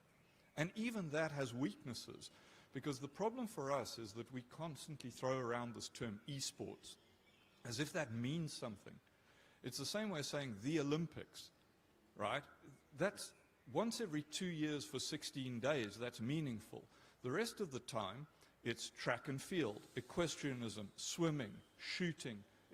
Esports is the same. It's Counter-Strike, Dota, League, Splatoon, Super Smash Bros. It's a bunch of different ecosystems of different power, different cultures, different community sense, and most importantly, publishers.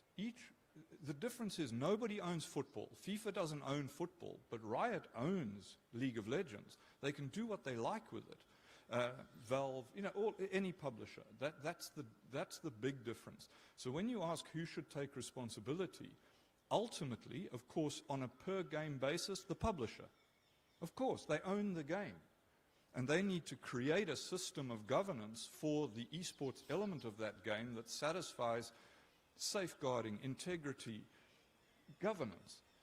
On the other hand, if you talk about esports, then the publishers ultimately need to come together and agree on a structure like the Olympics that applies to esports.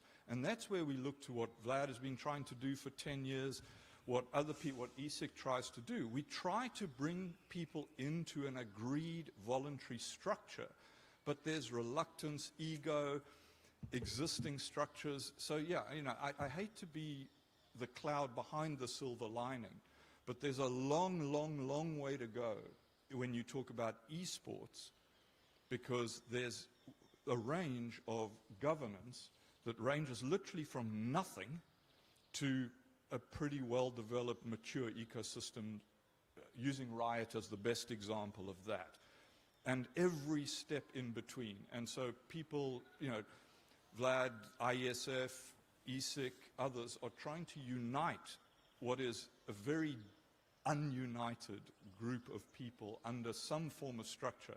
And I don't believe that it needs to replicate FIFA or World Rugby or the ICC, because there are tons of weaknesses in those structures.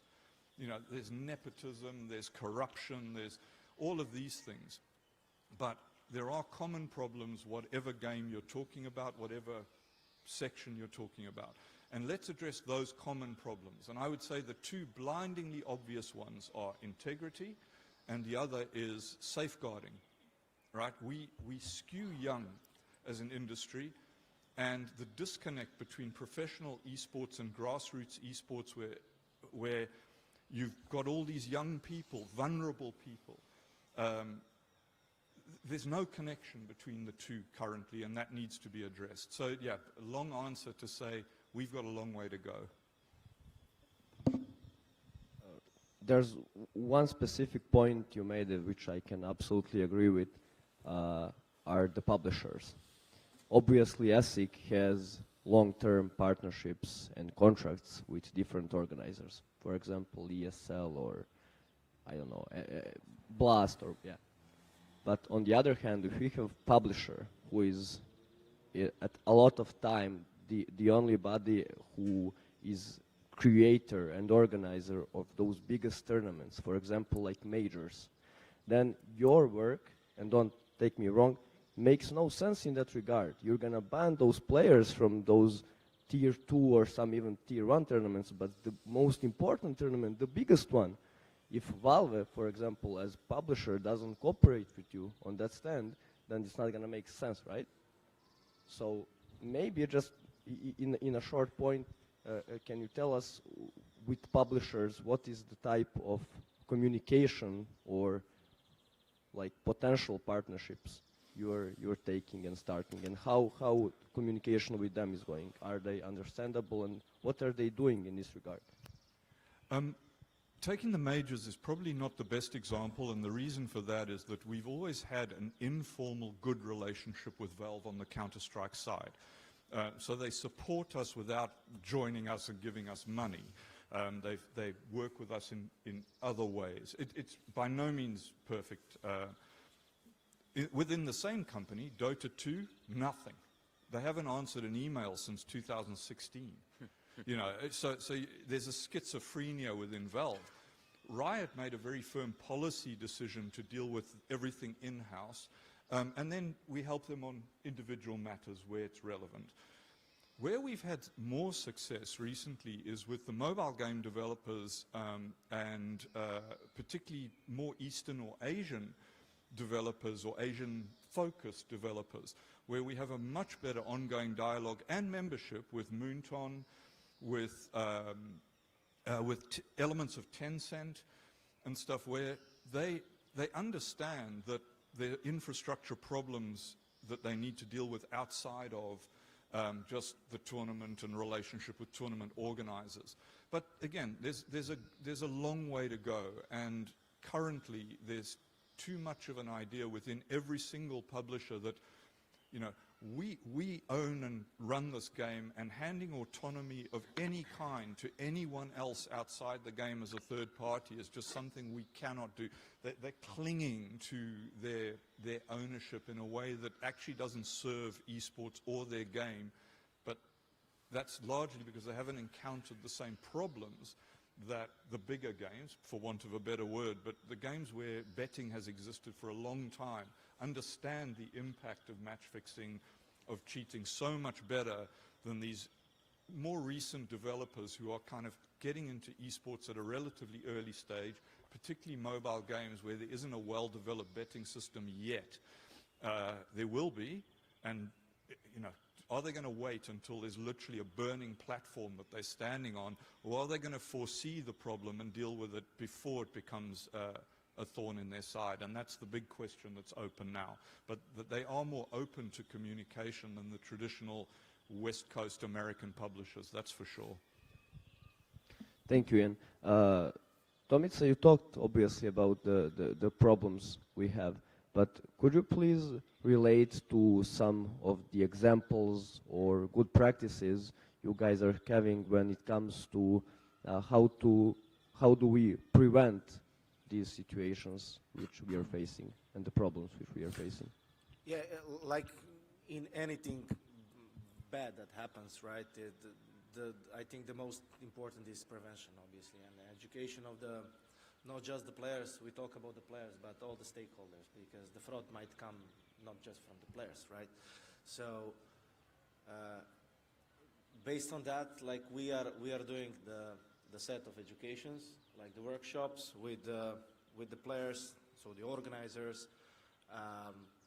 with the players and with all the stakeholders included over there, including coaches, including referees, including admins, right? So all the people involved to give them understanding what is actually fraud, because many times these, especially young players, are not even aware what is fraud. And usually by simple practice, it all starts with some communication, for instance, on the social media. You're a great player, you're my favorite player, and then it starts, right? Let me send you a gift, and this kind of thing. So they need to learn how to identify that, and not like to enter to this kind of limbo that they are not able to get out of it. And this is something what we do, and this is something what basically even Goran somehow explained on his unique way, like to explain the players what are the repercussions, etc. Also, we are having like online education programs where all the stakeholders could pass. Depends on the organizers. Some organizers ask 2 times per year. It's important to refresh the memory. Even though you listen or you learn something once, doesn't mean that you will next time be able to recognize. But so I think that this repetition is very important, even though sometimes it's boring, right? And yeah, explaining them what are the, at the end of the day, repercussions and what they are risking at the end. So that they not tend to risk their career because of obviously match fixing. So yeah, to sum it up, like education and prevention is one of the key components to educate all the market and all the stakeholders. And I think every single organizer should pass through such a system. Thank you, Tomica, and we've also made in the first round of questions, we've made a great introduction for what I'm about to ask Ignat, and also Tomica talked about prevention, but maybe Ignat, you can tell us something more about how can we use technology, how can we try to maybe enforce or scale integrity, for example, like in empowering organizers or educating players and coaches and preventing violations in the broader end.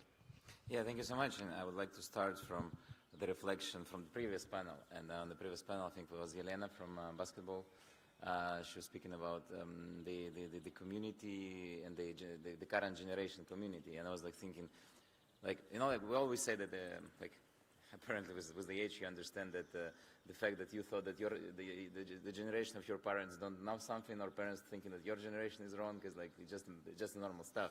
And I think like now I'm thinking like how to make the new generations more responsible in esports, how to make the esports more safe for younger generations, for the sake of ability to make it scalable and to make we forgot here about the stakeholders like parents, which are very important for the future.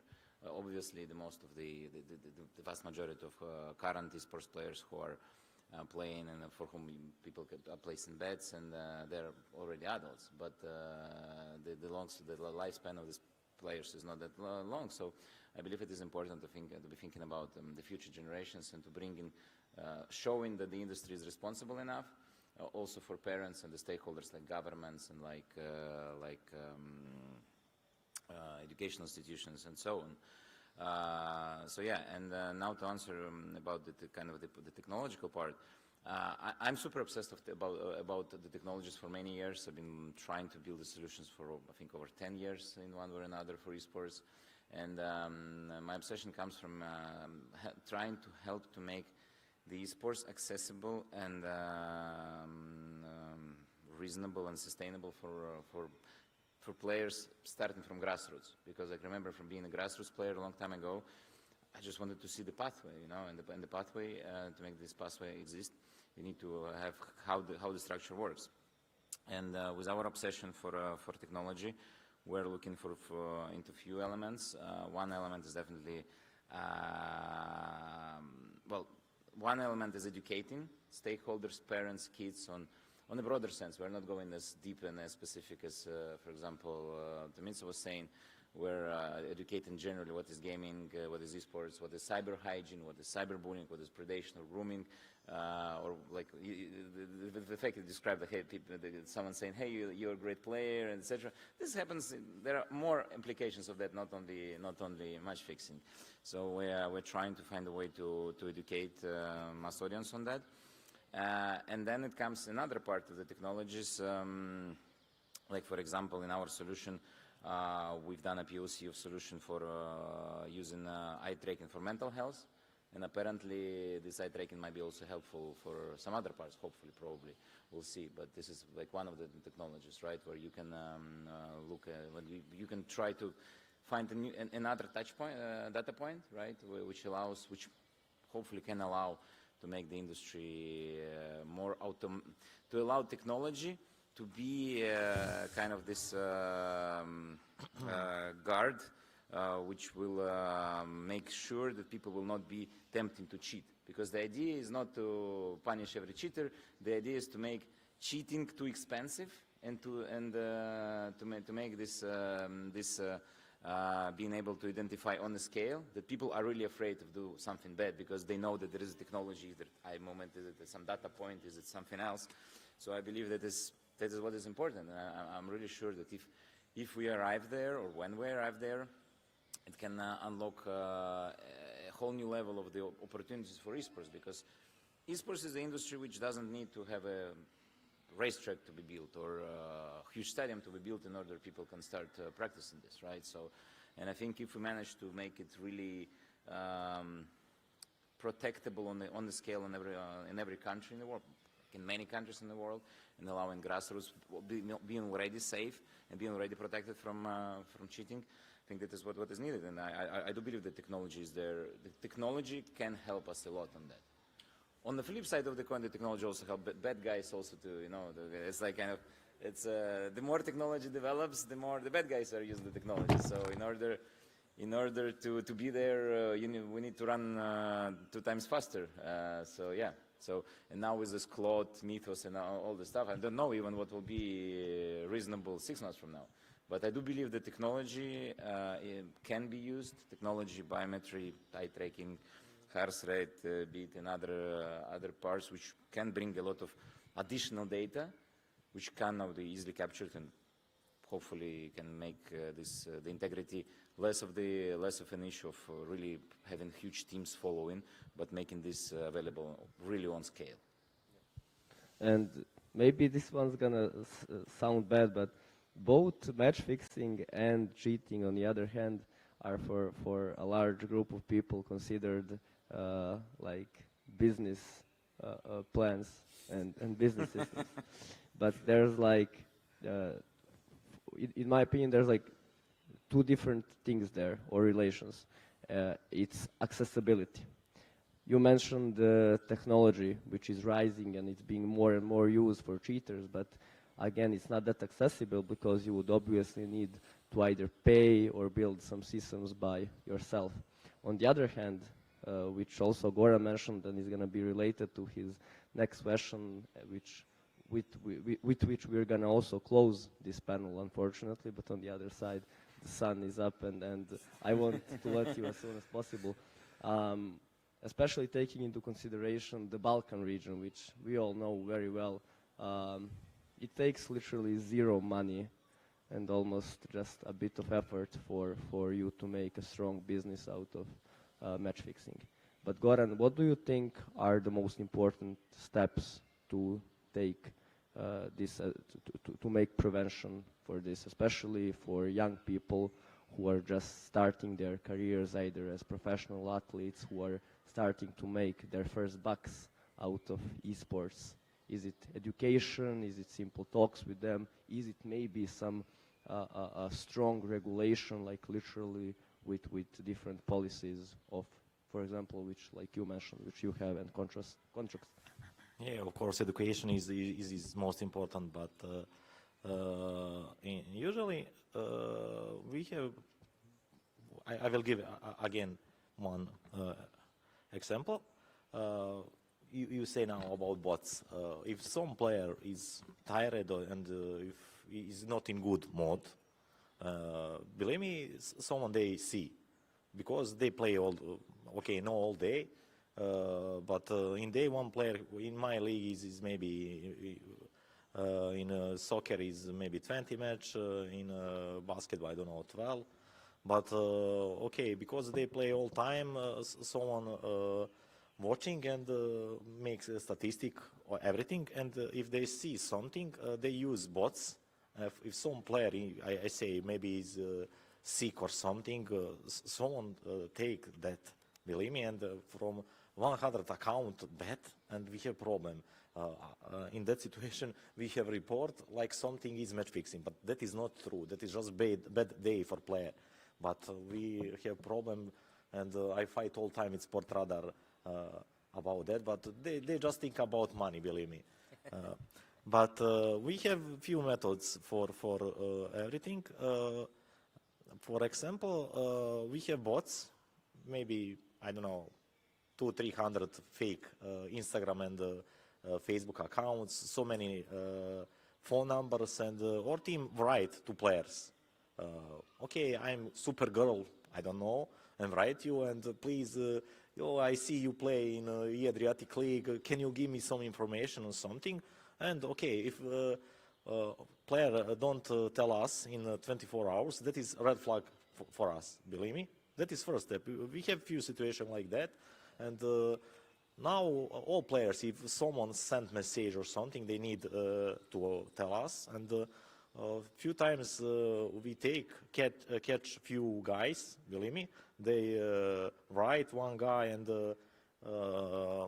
try to meet with him, okay, and they tell me, okay, Goran, I have innovation on one meeting, okay, go, and I contact policy, and policy waiting for them, and believe me, they catch, and I don't know, they guys from Serbia, from Belgrade, but for us was be a good investigation,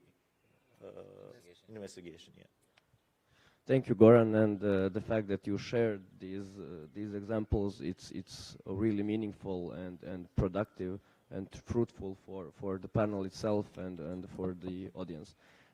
With this, I would really love to wrap it up. If some of you don't have some closing words, then I think we will wrap it up for today, and I hope we're gonna also meet next year or at some other events, and we're also gonna have more time to speak about this, and especially because we all know this ecosystem is changing, it's upgrading every day in bad ways and in good ways. So we will I hope see each other again, and thank you very much. Hvala.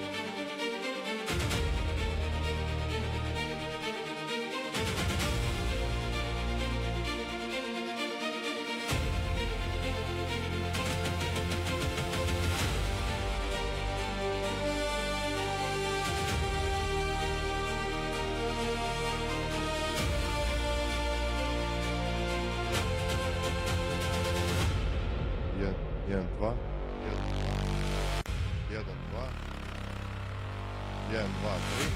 1, 2, 3. 1, 2, 3. 1, 2.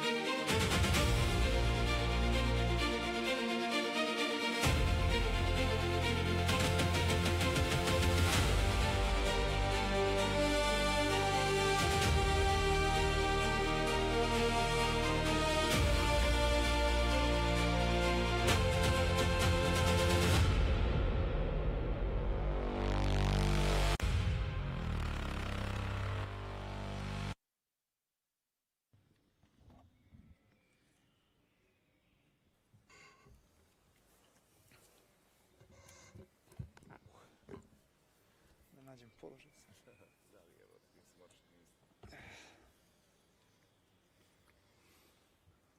Tebi je najlepše očet. Najviše ćemo da tebe pitati.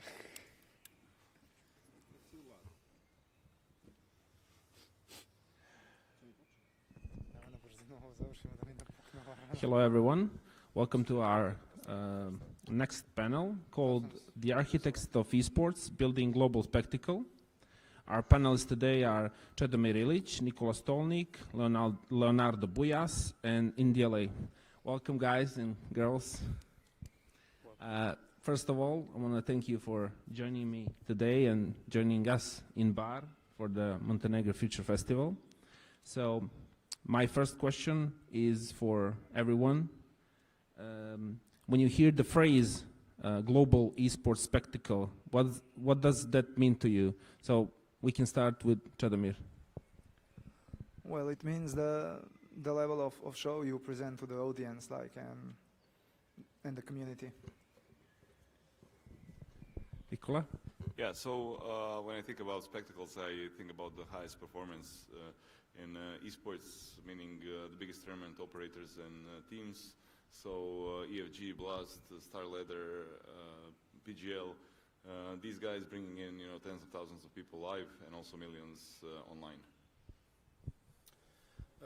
For me, it's not about like how big the prize pool is or how big the event is. It's just how many people around the world get to talk about it a year later, or maybe even after that, because when event becomes more than just a game, it becomes a culture, and everybody wants to attend to, then that's the greatest story.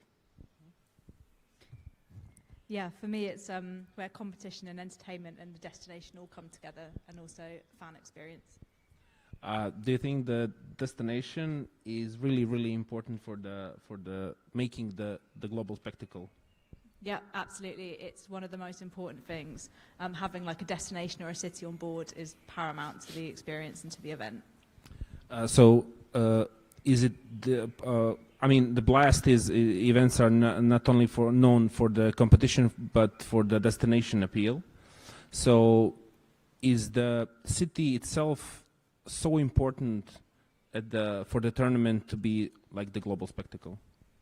Yeah, the city's critical. It's now part of the product. It's no longer just a host. So for us, we always think about how a destination is going to enhance the fan experience, from venues and local culture, and also to what fans can experience outside of the arena. So it's no longer just an arena event. We want it to be a whole experience, and all of the things outside of the event to be just as good as inside the event as well. So when you exclude the city itself, the spectacle that Blast presents, do you think that those tournaments are equally good, or a bit or better or worse?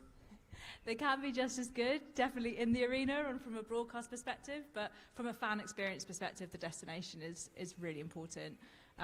We want fans to come, experience the event, have an amazing time, and also go home and come back to that city or tell their friends about that city, alongside just the event being amazing as well.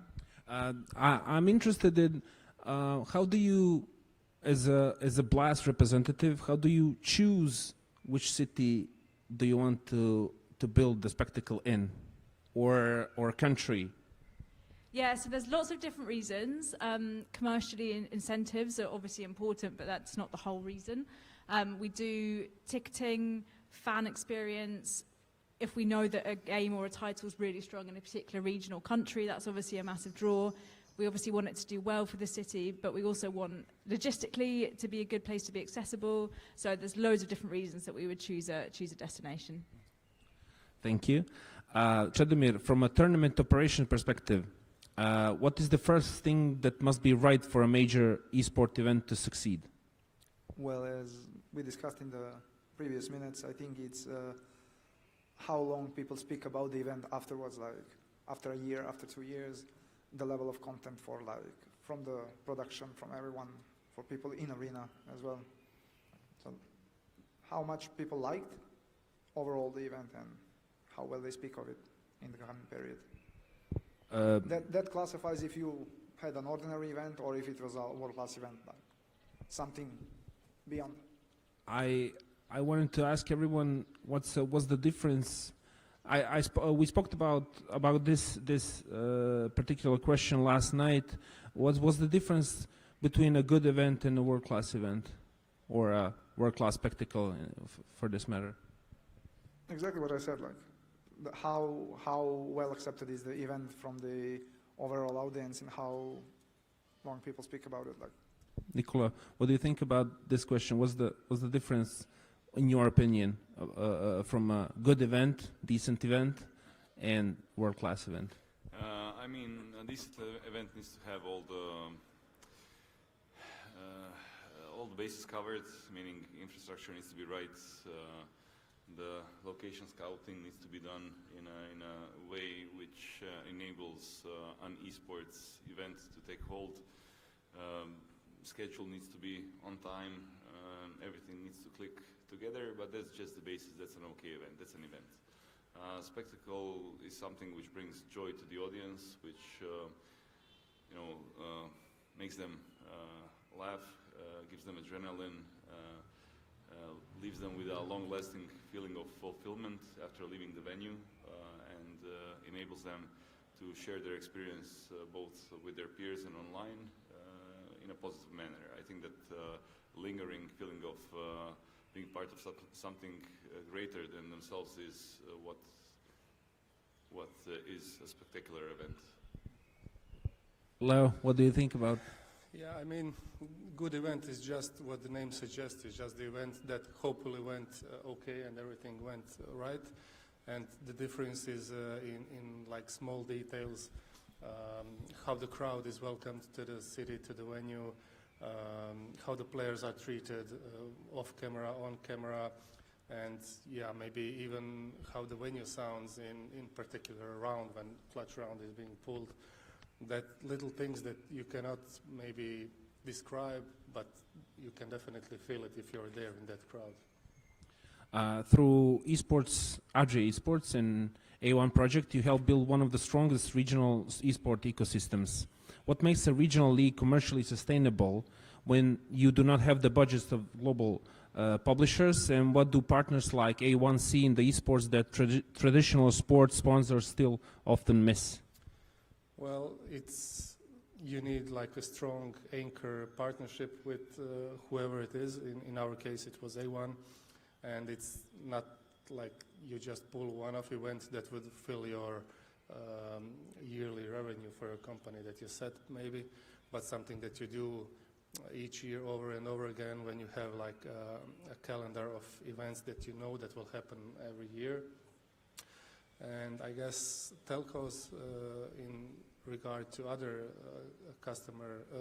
sponsors, they see that their customers are the actual audience to these events, and they do not need to, search for their customers elsewhere, because Gen Z these days, they don't watch linear TV, they don't listen to FM radios, they sit on Discord, they watch Twitch, they play games, and they are there for them to get them, right? And I think some regular sponsors, they don't see it yet this way, and maybe they measure esports on the old playbooks that we try to change a bit these days. What do you think it's more important, or even or less important than to have government support or private support from private sponsors, or it's equally important? At some point, it will be more important for the government to chip in, but I think for now, for the companies like mine or Nicole, I think it's private investors or private funding the better approach right now. Well, in that matter, I think that government needs to support the event. Not, I mean, it's good to support it in a matter that gives money, but it's more important that they acknowledge the event as a country, as a government that holds the event, and private sponsors are obviously good for their money, among other things, but mostly for that. Nicola, when you talked about world-class events, you mentioned the entertainment and the competition, the community, and all these little things. And how do you balance all those things while creating a large event? I mean, I think the community comes first in a way, because you depend on them to sell tickets, to get viewership. Viewership attracts sponsorship deals, which then fund your project. If you are not tied to any government funding, which most of us in the mid to low sector are not. So I think the community comes first, and the feeling of community that they want to support what you're building. If you have a good community, then you can attract sponsors, which can in a way then finance the prize pools, which attract bigger teams. So it's all tied to one another. But I think the community comes first, and you need to build around that. When you focus on the community, you attract both, the funds and teams, prize pools, and it all makes sense. If you focus maybe on other things, you might lose track of what's important in esports. So you basically need to really take good care of the community and to entertain the community. So it's like what you speak about comes hand in hand all the way to the top. Yeah, I mean, from my experience, community comes number one, but we're not, like super successful, so I might be wrong. It might be the teams come number one, and then they attract the audiences. But I feel that everything built from grassroots, like we're doing, needs to have a strong basis in the community, because if you lose that, then you have nothing to cling on and nothing to sell, basically. And selling is part of the business. You need to sell tickets, you need to sell viewerships, and that's based on the community. If the community respects you, if they see what you're building is worthwhile for support from their side, then it kind of clicks together, and you're able to build a company and projects and events and infrastructure for esports. I guess you said maybe the teams comes first, but the teams comes from the community. Yeah, exactly. Those were always the people who started, in esports, guys and girls who played in LAN cafes all over the place, who fell in love with gaming in one way or the other. I would say mostly when playing games, and then secondly when watching someone else who's better play games. They are rooted in the community, and the community brought them up because they first had their friends and families cheer them on in a local cafe, then a local tournament, then a regional tournament, then a team picks them up, then a better team picks them up, and it's all started from the community. I think going the other way around might create a false impression of success, but when you dig, when you scratch the surface, there's nothing beneath it. It lacks substance. So I think the community is the substance which we're trying to enable. Everything comes back to the community in the end. I think so. India, how do destinations and local governments become true partners in building esports event rather than just hosts? Yeah, so for us it kind of shifts when destinations start thinking about just hosting a single one-off event and building more of a long-term legacy of events. The strongest destination and city partners invest beyond just the event and into the community and into the infrastructure and ongoing collaboration. Then it becomes more of a shared vision rather than just a transaction, whether that's just financial or no financial incentive at all. So from a Blast perspective, a great example for us is what we've been building in Malta. We've got a studio there now, we're building an entire grassroots program, and we have an ongoing series of events there. And our aim is not just for the current partnership, which is 3 or 4 years, but to really extend that 10 years, 20 years, and make it a real hub for esports. So it's a long-term strategy and a long-term vision. So yeah, in terms of our destinations, that's what we think is way more powerful and impactful, is long-term thinking. Do you as a company, go back to the community and check what's new, what do community want, where do they want it, etc., or you kind of glance at it and have it your way? We do. We always do lots of surveys, lots of fan feedback. I know that our social media team and our digital team read a lot of Reddit threads and all of those sort of things. We do take it into account, of course. There's no point putting an event on in a destination if the fans haven't enjoyed it. It's just not good for business and it's not good for Blast or for fans. So yeah, we always take on their feedback. So community and business comes hand in hand, if I understood correctly. Tradomir, fans often only see the final show. Yes. And what are some of the biggest invisible challenges behind the scenes? Well, as you say, players can, and community, they are here to see the final show, like what you present to them, but they don't see the entire process from, like, all the details from the, like, visioning the event, planning the event, building the stage, the infrastructure for the event, all the wiring, and all the small details that needs to happen before you can produce the show for the audience. No one sees that, and sometimes they either don't appreciate it or they are well praising that if the event was successful. In your opinion or in your expertise, what is the biggest challenge you need to overcome in creating an event that really doesn't show the audience? What did you do? Can you repeat, please? For example, when you're creating the event, okay. What is the biggest challenge you do that the audience doesn't really see, but it's really huge and it's really important for the event to succeed? Well, as mentioned, like the process of finding the correct place for the event, the organization of the event, and one of the most important thing is the main stakeholder. That's two of them, players in the community. So hospitality and player management as well is one of the ones, because if the players are happy, they will produce a good show, they will praise the event, then the community will also be happy and it will create a good event. Is the financing and the budget really the greatest helper in creating the good, the decent and the world-class event? I mean, the profitability is always the main question, like for every company, not only tournament organizer but developers and everyone else. It's not necessarily always for the smaller event that you need a lot of money to make a good event.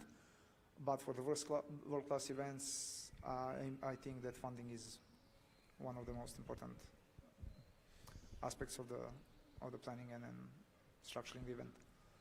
Thank you.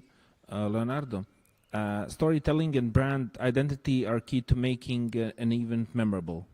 In a region building with more limited resources than the global tier 1 scene, how do you approach stories that go beyond borders, and how much do local players who break into the international scene help build recognition for the entire ecosystem? Well, when you don't have the funding to fund like the biggest production stories, then you have to go with the small or the honest, the truth ones. And I think in our region we have a few examples of that, where like a small kid from a town in Croatia or Serbia or Montenegro goes to the international stage, and we have a few examples of those, like Nico, Hunter, Perks, I don't know, Maden and others. And they are the biggest ambassadors of the regional esports ecosystem, I think. And we need to talk about these stories because you cannot fake those, and no marketing campaign can make this value. And like in classic sports, kids see that we did good. I don't know, in skiing, we had a great result in handball, and they attract new kids to train, to play. And I think the esports figures also do this. If it's, I don't know, if it's a new player, or maybe a new talent caster for some esport company, whatever, it attracts new kids in, and I think that's the greatest value that regional ecosystem can provide for. Is this the best way to attract more players to play the certain game, or there are other ways to attract people to start playing more seriously? So they know, excuse me, so they know they can achieve the same thing like Maiden, like all those guys you mentioned. So I'm just asking, can the country itself, or the town itself, or the government itself do something more to the community, to the exact players that can compete and have the talent and all those things to play on an international scene? Can they do something more, or it's all like personal struggle and etc. etc.? I think right now it's probably like a personal struggle, because these, I think, or at least it was back in the days while I was playing, there was this stigma that the players are, I don't know, some fat guys doing whatever, playing games in their mother's basements. And I think right now the governments or whoever is involved in this has to like normalize this and I don't know, maybe put some education in schools to show that this is like a normal approach, like any other sports. And I'm not really sure what's the correct way to integrate this. Maybe it's through some mainstream media or through some I don't know, maybe even more events like this in more countries in the region. It would be helpful to achieve this. Thank you. Nicola, smaller markets often want to host major sports events. What do they need to prove first before they step into the ring? I don't think, I don't know what there is to be proved. I think we should ask India about that, because she might know a bit more than me about location scouting and, you know, blast location sites, and Chedomir as well about EFG events, how they pick those. I mean, first and foremost, you need to go where the money is, of course, where the fans are, and it makes more sense to build an event in a place crowded with esports fans, and especially esports fans which have budgets to spend on the events and during the whole stay. Some places tend to have upsides to them, meaning lower costs of infrastructure, of organization, maybe better travel infrastructure if there may be a tourism destination or centrally located.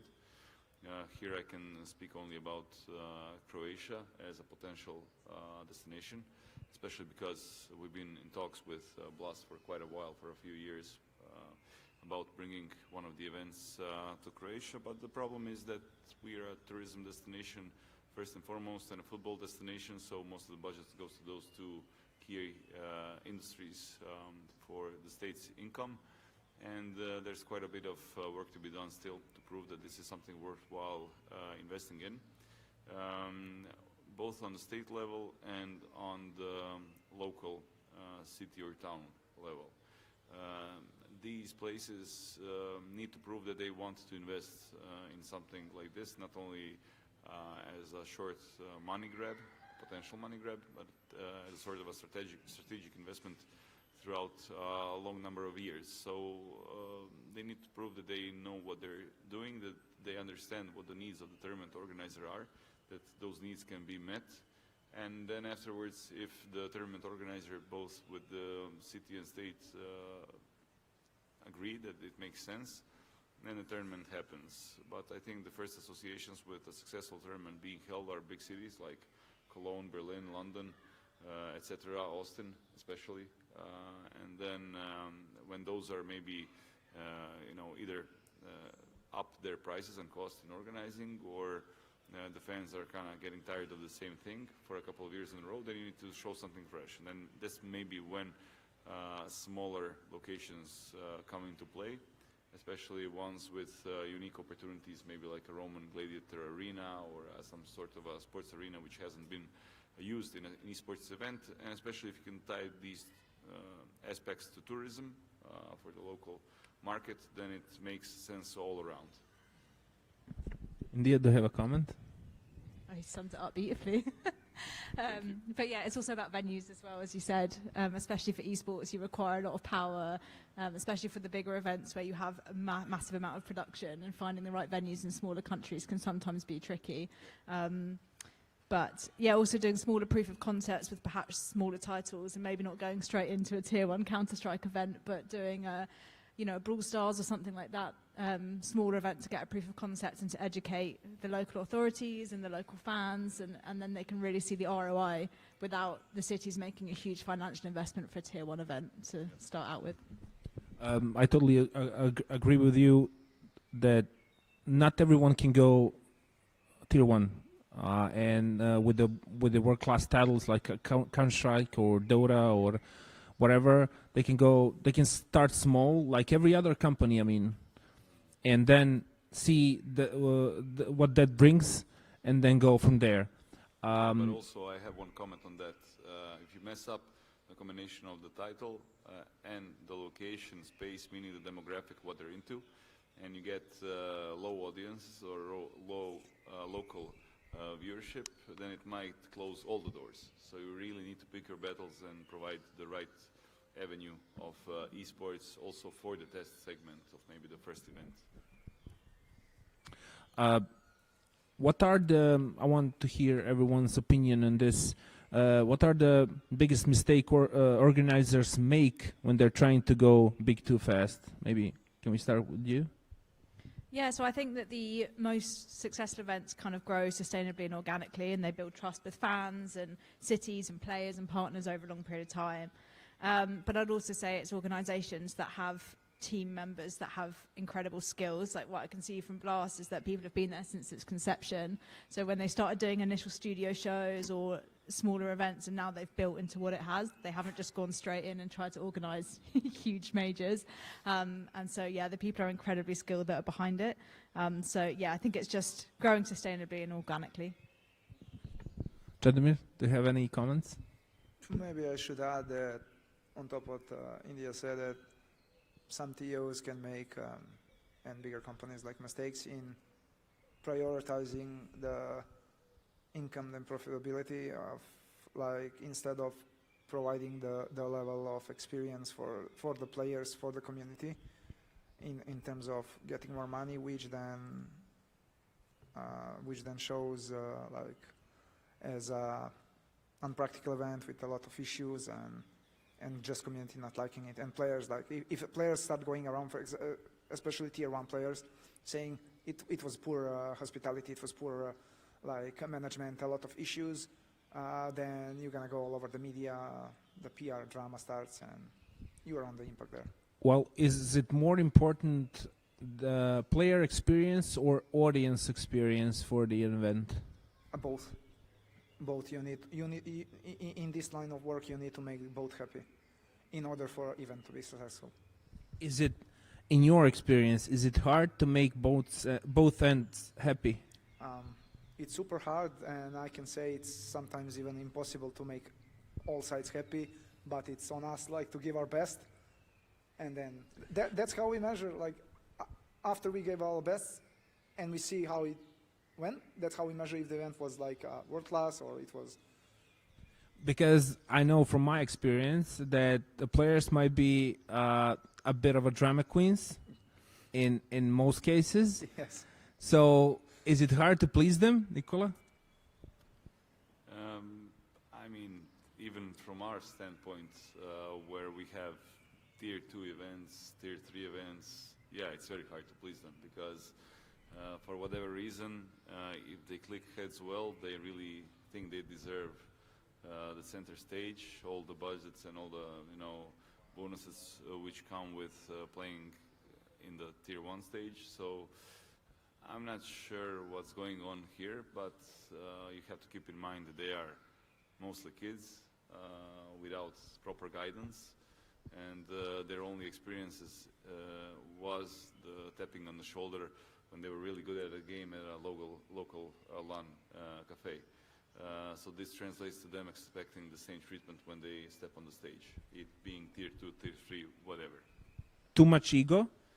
I mean, definitely too much ego, but that ego goes unchecked, especially online. Most of them, they have no real-world consequences for their actions and their, ways of behaving. So, I mean, back in my, that's easy to say, back in my day, it's easy to get a slap if you, stand out of line. But nowadays over Discord, they can say whatever they want with pretty much zero consequences. And even still, if they're, talented players, they get uploaded. So these egos really tend to rise high. But I mean, they're kids. I don't hold it against them. Yeah, I know what you're talking about, but still, it's really, I think, for in your standpoint or your point of view, that pleasing the players, even the tier 3, tier 2, not to mention tier 1 players, is really, really hard to please because, like you said, they think they are entitled to everything and anything without showing up for it first. Leonardo, looking 5 years ahead, where do you see regional leagues like A1 and Adria League in global esports landscape? Is the industry moving towards even greater globalization, or will regional scenes become more important? I mean, it's hard to say what will happen in the 5 years, since the industry is shifting every few years. But hopefully we get more consolidation from the tier 1 or the big competitors, because I think right now there is a bit of saturation in the calendar, and there are a lot of events that even the biggest teams cannot follow. So I think both things will happen. So regional esports has to be like more professional, more consistent, and in order to keep the top of the pyramid running, you have to have like the stable base, and I hope that these regional events will be that stable base from where everything else will go up. So I hope that in the next, 5 years we get more of this stability. India, do you believe destination-driven esport tourism will become one of the major growth areas of the industry? Yeah, but I think it's actually already happening. I think that we're finding that fans aren't just attending for events anymore, they're coming for wider experiences. We're also seeing more and more fans traveling specifically for esports events now, which is really cool, and also in groups. For example, there's a Dota fan club on Reddit called the Crimson Witnesses, and they come as a pack and travel to events together from all over the world, and they organise meet-up around Dota events. And there are more of these fan groups popping up that want to travel together and experience this. So we need to cater to those communities and just make sure that the whole experience and event is worth it traveling for, because that drives so much ROI for destinations. It gets hotel rooms. There's so many benefits from people traveling, and a lot of cities have incentives based on traveling fans, is what we find. So the more we can drive that tourism, the higher rewards the cities get and commercial incentives there will be for tournament organisers as well. Do you think that esports as a whole needs more smaller events, more bigger events, or this is like the perfect portion? I'm not 100% sure, as I don't know the smaller event landscape so much, but I would say that having the diversity for different price points is super important, because not everyone can afford to go to a major, for example, but having local events that people can travel to and maybe test the water, see if they enjoy it, build their confidence up for traveling, especially as a lot of the fans are young demographics and they might not have a lot of disposable income. Being able to go to local events to begin with is super important, that they can afford to go to as well. If Montenegro wanted to position itself as a serious esport destination in the region, what would be the first step? We'd love to come to Montenegro and do an event. Yeah, I think it's what makes Montenegro unique, and that starts with building the local community here. I think a couple of good points is that there's no point bringing an event if there's not an existing fan base, especially as we want fans to travel to Montenegro, and it's nice if there's an existing community here that are already going to have that base level of engagement. Partnering with established organisers, and also committing to like a long-term esports strategy, not just doing a one-off, even if it's a smaller event, really building that into a legacy piece. Chadomir, do you have anything to add? I think that, as India said, the viewership base, like community base, needs to be established in every place before organizing event. But I think that Balkan, in general, like Serbia, Montenegro, Croatia, we all have a huge community base here who love all the main game titles like Counter-Strike, Dota, and everything, and that any TO who would be doing like larger scale events would be having a successful event, because not only the domestic people will come, but also the people all around the world, because that, for example, when there is a big event in London, whoever organizes it, audience, even the players, the staff, everybody almost needs a visa. It's very hard to get a visa. For example, in Montenegro, Serbia, you don't need visa for almost anyone. Everyone is open to come. Like instantly you have a lot of percentage of cost reduction. Like for the TO, you have a player base. People can come from other countries, so there is a very high probability that arena will be packed. Just on grounds of that. So I think, yeah, Montenegro has a lot of potential. Nikola, does the sea helps Montenegro and Croatia for organizing events? Sorry, what? Does the sea helps organizing as a tourist destination? Does that help organizing an event? For now, no. I don't think so. I mean, it is a nice selling point, but for now, just because there is a broad coastline, that didn't enable us to have more or bigger events. One day, most probably yes, but for now it's just a nice thing to look at. But most of the business is still happening in Zagreb, which is inland. So, I mean, but you get the mountain of Sljeme, which is like 1,000 meters high. It's like spectacular. You can jump over it if you want. So there's no like real benefit for now of the geographical location, but one day, someday, I'm really looking forward to seeing, a TO operator, a Serious One, being hosted in one of the coastal cities. I think that would be spectacular. What's the one thing every great esport event must have? Is that a question for me? Yeah. What does every great esport event must have? Probably really good internet. That's the really good answer. Okay. Because, I mean, there's no explanation. It's really good internet. Leonardo, LAN events or hybrid experiences? Those are quick questions.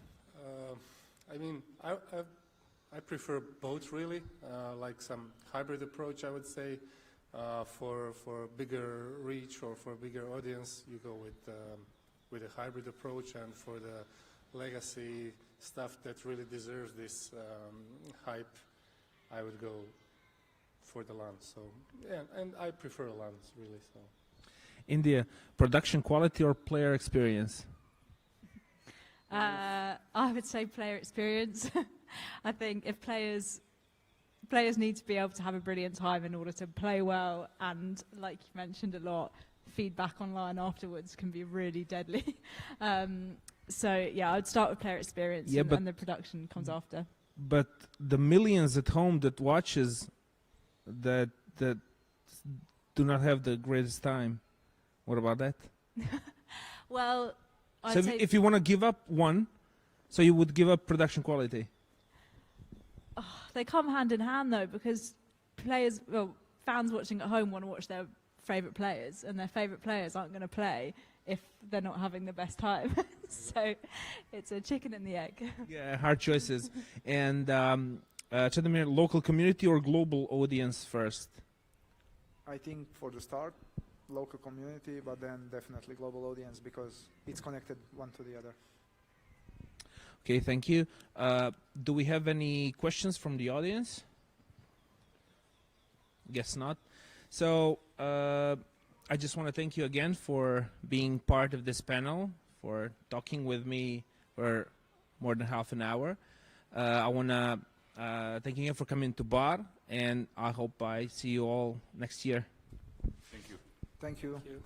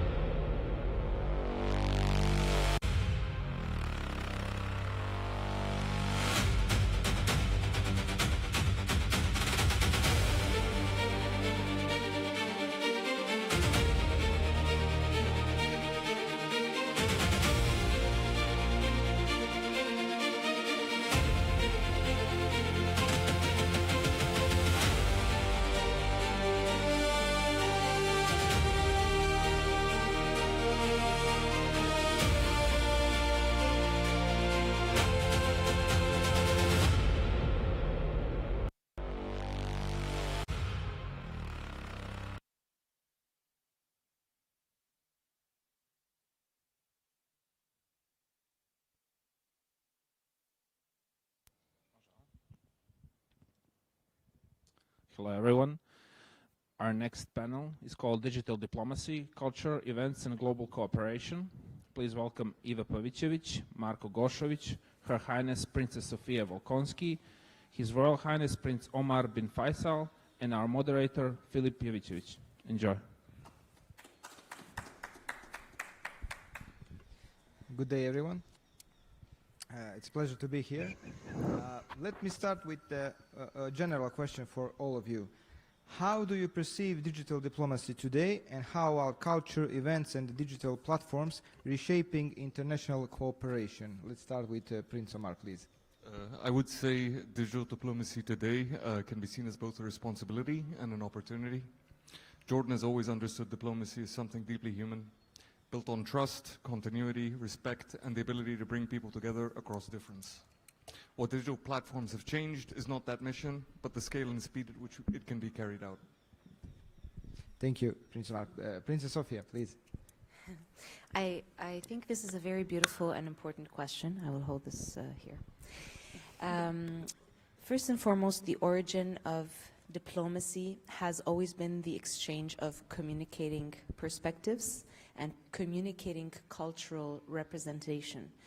And in the world that we live in today, the growth and the expansion of digital solutions with which such perspectives and such stories and the representation of culture is being transmitted is becoming more and more valuable and more important. And if we look at the parallel of the development of the real delicate importance and nuances that cultures play in the actual exchange diplomatically, we need to know that the cultural exchange does not only happen on the diplomatic levels, but it also happens on the human level and on the entire population. So different generations, when they travel and they go from place to place, and now more and more are traveling in other countries as well, that is the embodiment of culture that's being shared and traveling with those humans. So it is really important that culture really becomes much more taught, integrated, understood, and celebrated. Thank you, and couldn't agree more with you, and we will explore this point of view later in the conversation. Marko, please, your point of view, your question. Okay, thank you. I'm talking in front of the institutional perspective, and I believe that Montenegro approach to the digital diplomacy is going under the significant transformation. So we need to not just simply going one way, to communicate one way. So and we need some strategic ecosystem for influence and interaction. So it's not just we don't need just to tell one story. We need to co-create, to call representatives from abroad, to co-create digital content with them. And also I see the creative industries as a content engine for that and opportunity for that call. And because when we support the local creators, we don't want just for their products to stay in Montenegro. We want from them to be recognizable abroad. So to attract some tourists and to see those products and to have some good marketing from our side, not to be closed in the national borders. So that is one of our main priorities. And for small countries like Montenegro, that is a great opportunity because we don't have some significant budgets, and we have to create authentic, high-quality products that are recognizable for the global and the regional side. And I want to tell you one example that we want to do and this is also concerning gamification of cultural heritage.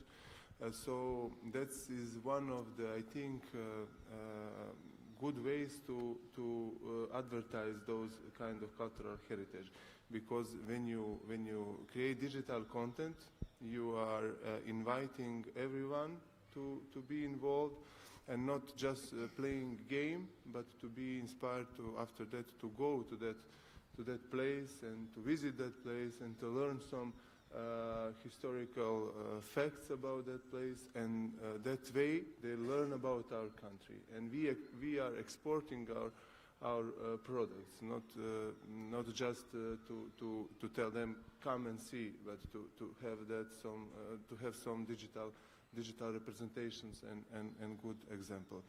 So that's all.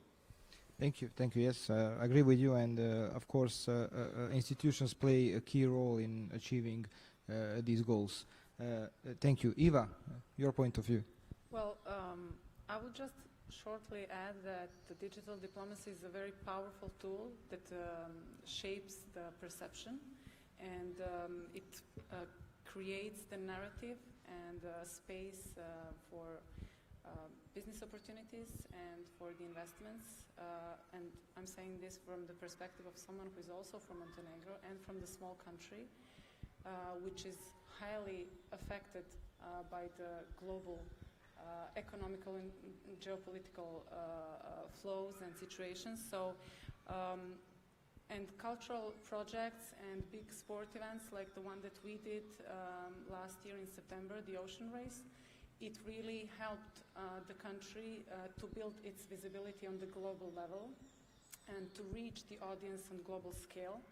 And of course, in order to use digital diplomacy really successfully, for us it's important to do it strategically, as you said. So you need strategical approach from the decision makers on the level of the government, businesses, institutions, communities, local community as well, and you need to build consistency.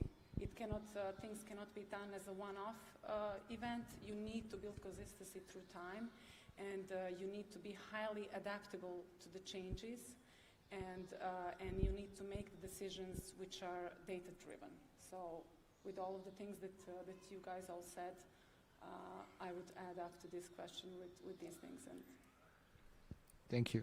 Yes, and we will explore Ocean Race and what benefits it has brought to Montenegro later in the discussion. So let's warm up the discussion. Prince Omar, from your experience, how has digital communication transformed diplomacy and international cooperation? I would say digital diplomacy is most powerful when it remains anchored in values. For a country like Jordan, whose role has long been one of bridge building, stability and dialogue, this is especially important. Digital tools allow that bridging role to extend beyond formal state channels and into public life. Today, digital diplomacy has transformed the way nations engage, but not the principles that must guide that engagement. It has made diplomacy more immediate, more visible, and more inclusive. Culture, events, and digital platforms now shape how countries are understood, how partnerships are formed, and how trust is built across borders. For Jordan, this presents a profound opportunity to share our values, our heritage, and our commitment to dialogue with the world in ways that are both modern and deeply rooted. Yet we must also remember that true international cooperation is not built by visibility alone. It is built by credibility, consistency, and genuine willingness to listen and to serve. Thank you so much. Princess Sofia, culture often travels faster than politics. Do you believe cultural initiatives and storytelling are becoming even more influential than traditional diplomacy? I think we need to really look at the parallel of development and speed of development in relationship to process and speed of process, specifically process adaptability. At Castilla, what we are really aiming to do as a company which is dedicated to the revitalization of historical buildings and cultural assets as a whole, we have two scopes. First and foremost, it is really important that culture as an asset is seen as an asset and not as a liability. and not treated as something that is not allowed to live and not allowed to be part of the development that is happening, specifically also on the creative and digital industries.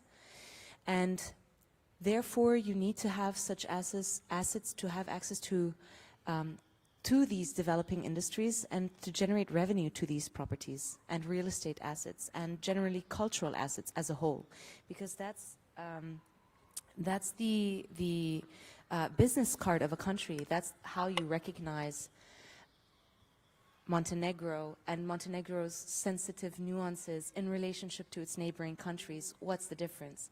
There's so many beautiful, unique differences about every single country.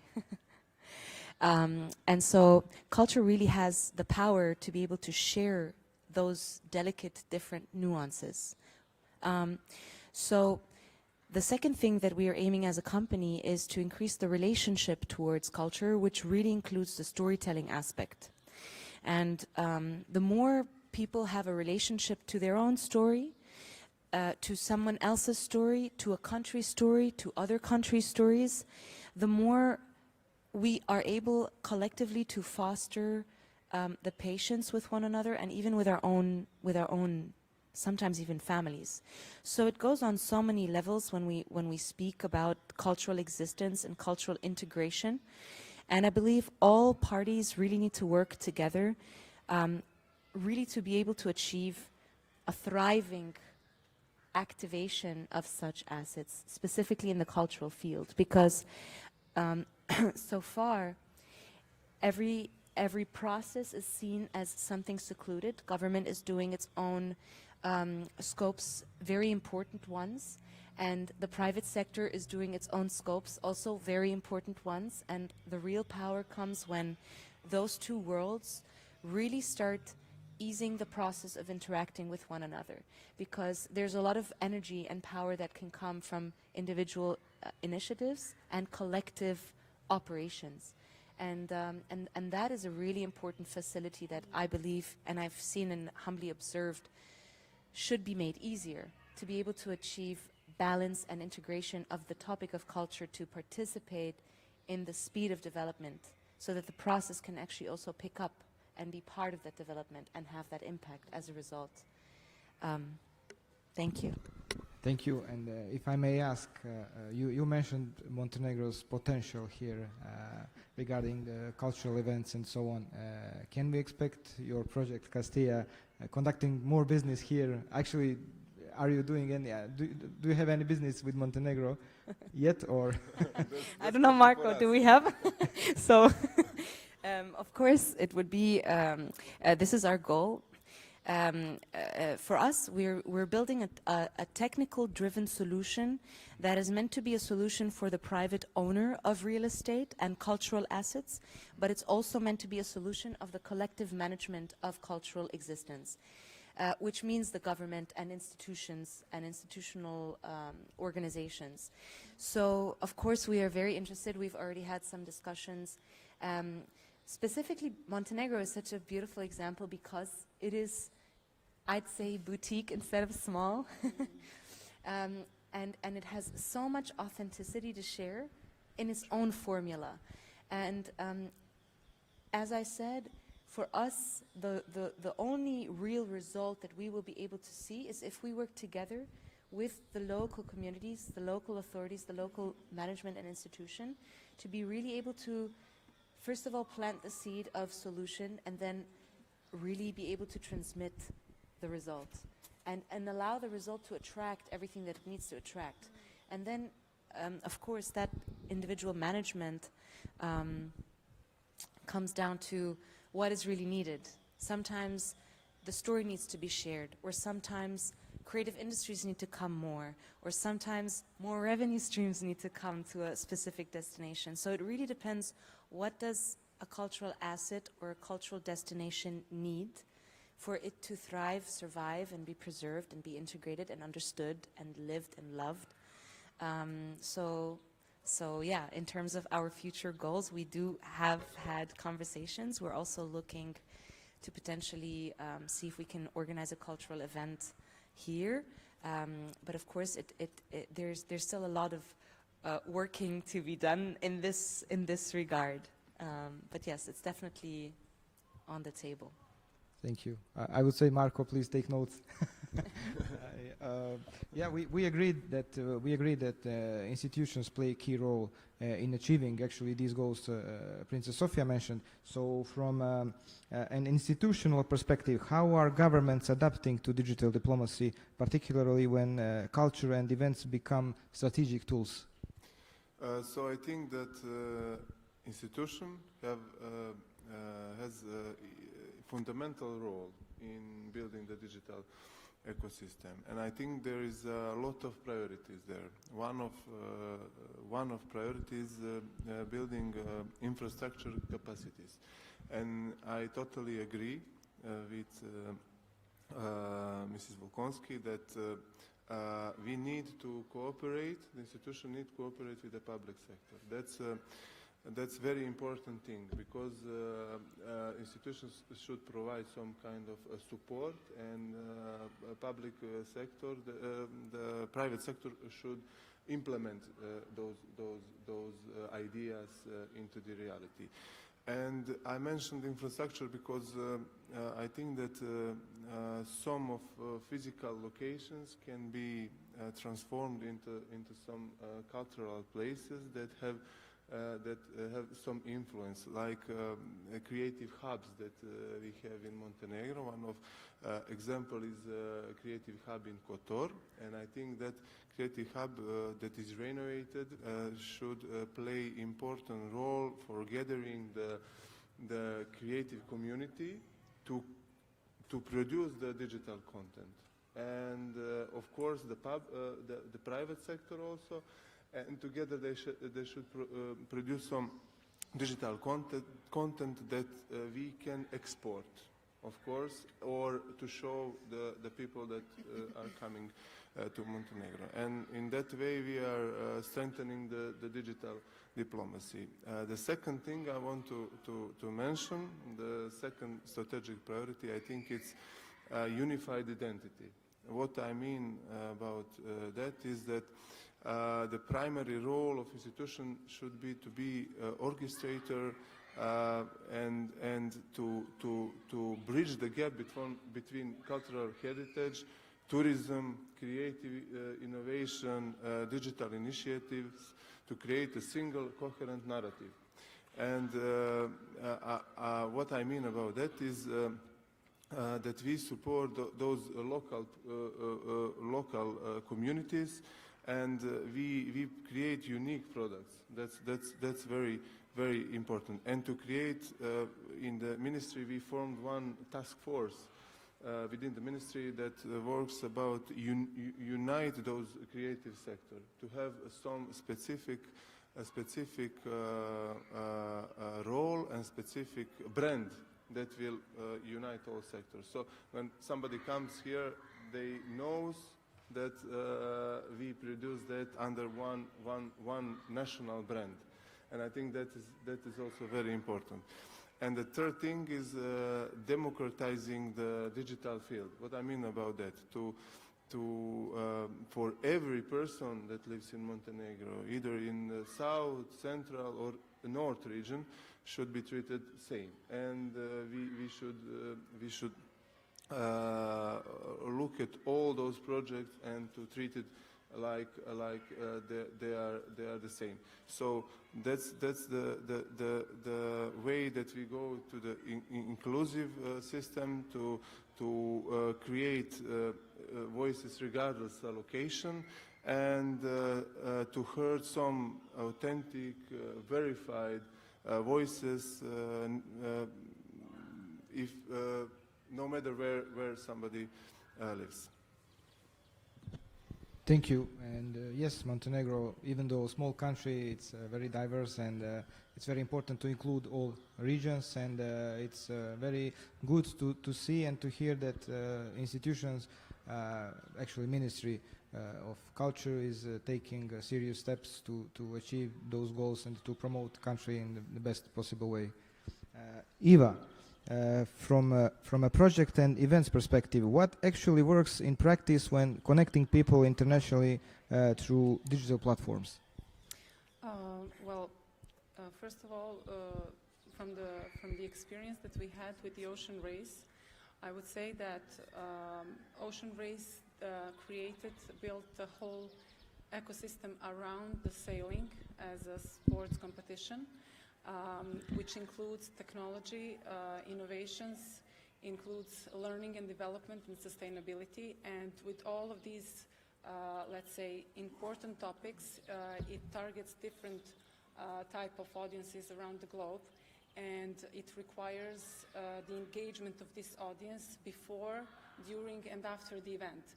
And this requires also like a very, very precise plan and strategy, as I said before.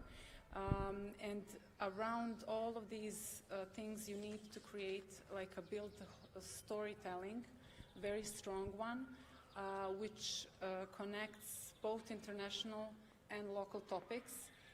Makes them like valuable. The content of the things that are shared on the websites, on digital platforms, social media, must target the values, the system of values of the audience in all of these different locations. Also, it is very important to keep the audience engaged during the whole period with their direct involvement and experience through the live streams. For example, during the ocean race, when it started last year on 6th of August in Kiel, in Germany, there was on the website, you could track the boats, and there was the ranking. Probably everyone from the gaming industry knows how this works. But while we were in Boca Bay, we already felt this excitement of the race, even though the boats were not there yet. So it created this feeling of being part of it. So we felt it directly. And also, all of these decisions must be made with data that covers it during our last, let's say, in the last term of the promotion of the event. During the August, every 2 days we had meetings where we were discussing about the engagement through the digital platforms and social media and how we should push them. And we had precise data based on which we were changing and focusing our promotion and engagement of the audience. So basically, I think that covers up. I will just add a data, some numbers to say that, so with the whole concept and the website of the ocean race, microsites of each host city and Instagram pages, it generated 49.5 million views of videos, 103 million reach, 2.11 million engagements, and 5.4 million sessions, showing how this audience across border followed the race journey to Montenegro. So in all of these numbers, you can imagine mentioning Montenegro, Boca Bay, Tivat, and that's the value that we as a team who brought the project to life wanted to see. And it's something that cannot be measured and that cannot be reached through the regular marketing activities that are done by the, ministries, tourism boards, and you cannot have this level of budget to reach this level of visibility and to engage all of this audience. So I think that I mentioned everything. Let me just check here in my notes. And yeah, basically that's it. I would also add that, of course, this local content was very important for us to share it and to showcase Boca Bay's cultural heritage, and maritime heritage, which is very, very rich. And it was very unknown to the people from the ocean race and to the global audience, to the team. So, yeah, I don't know. Thank you, and thank you. As I'm from Kotor, Yeah. thank you for promoting my hometown as well. And those metrics you provided are amazing. Those numbers, and yes, I think digital platforms, social media platforms play a big role in promoting events and the whole country as well. I just forgot to mention Sure. that, sorry, which is very important. I didn't mention the Warner Bros. Discovery, who is one of the media partners of the Ocean Race. And the whole event, especially the finale, was live broadcasted in more than 50 countries around the globe through all of their platforms. So also that adds up to the answer of my question. Thank you. Thank you. Prince Omar, do you see digital platforms as strengthening trust between nations or creating new challenges? I would say both. Digital platforms have increased connectivity and made diplomacy more connected, but also more fragile. Trust is strengthened when it improves transparency, speed, and coordination. However, when digital platforms amplify misinformation, public pressure, cyber threats, you can imagine they lessen the trust. Platforms are tools. They can support trust building, but they can easily deepen suspicion if they're being used for propaganda, signaling, or manipulation. However, it's not just platforms, but where the data is stored at the end of the day and how it's secured. Just as an example, in Jordan, we recently have established the only exchange center in the Middle East, which, when you are in a region of technological big spenders, actually is very interesting that we were the ones trusted, and shows you the trust within, let's say, the IT community isn't dependent on how much spending power you have.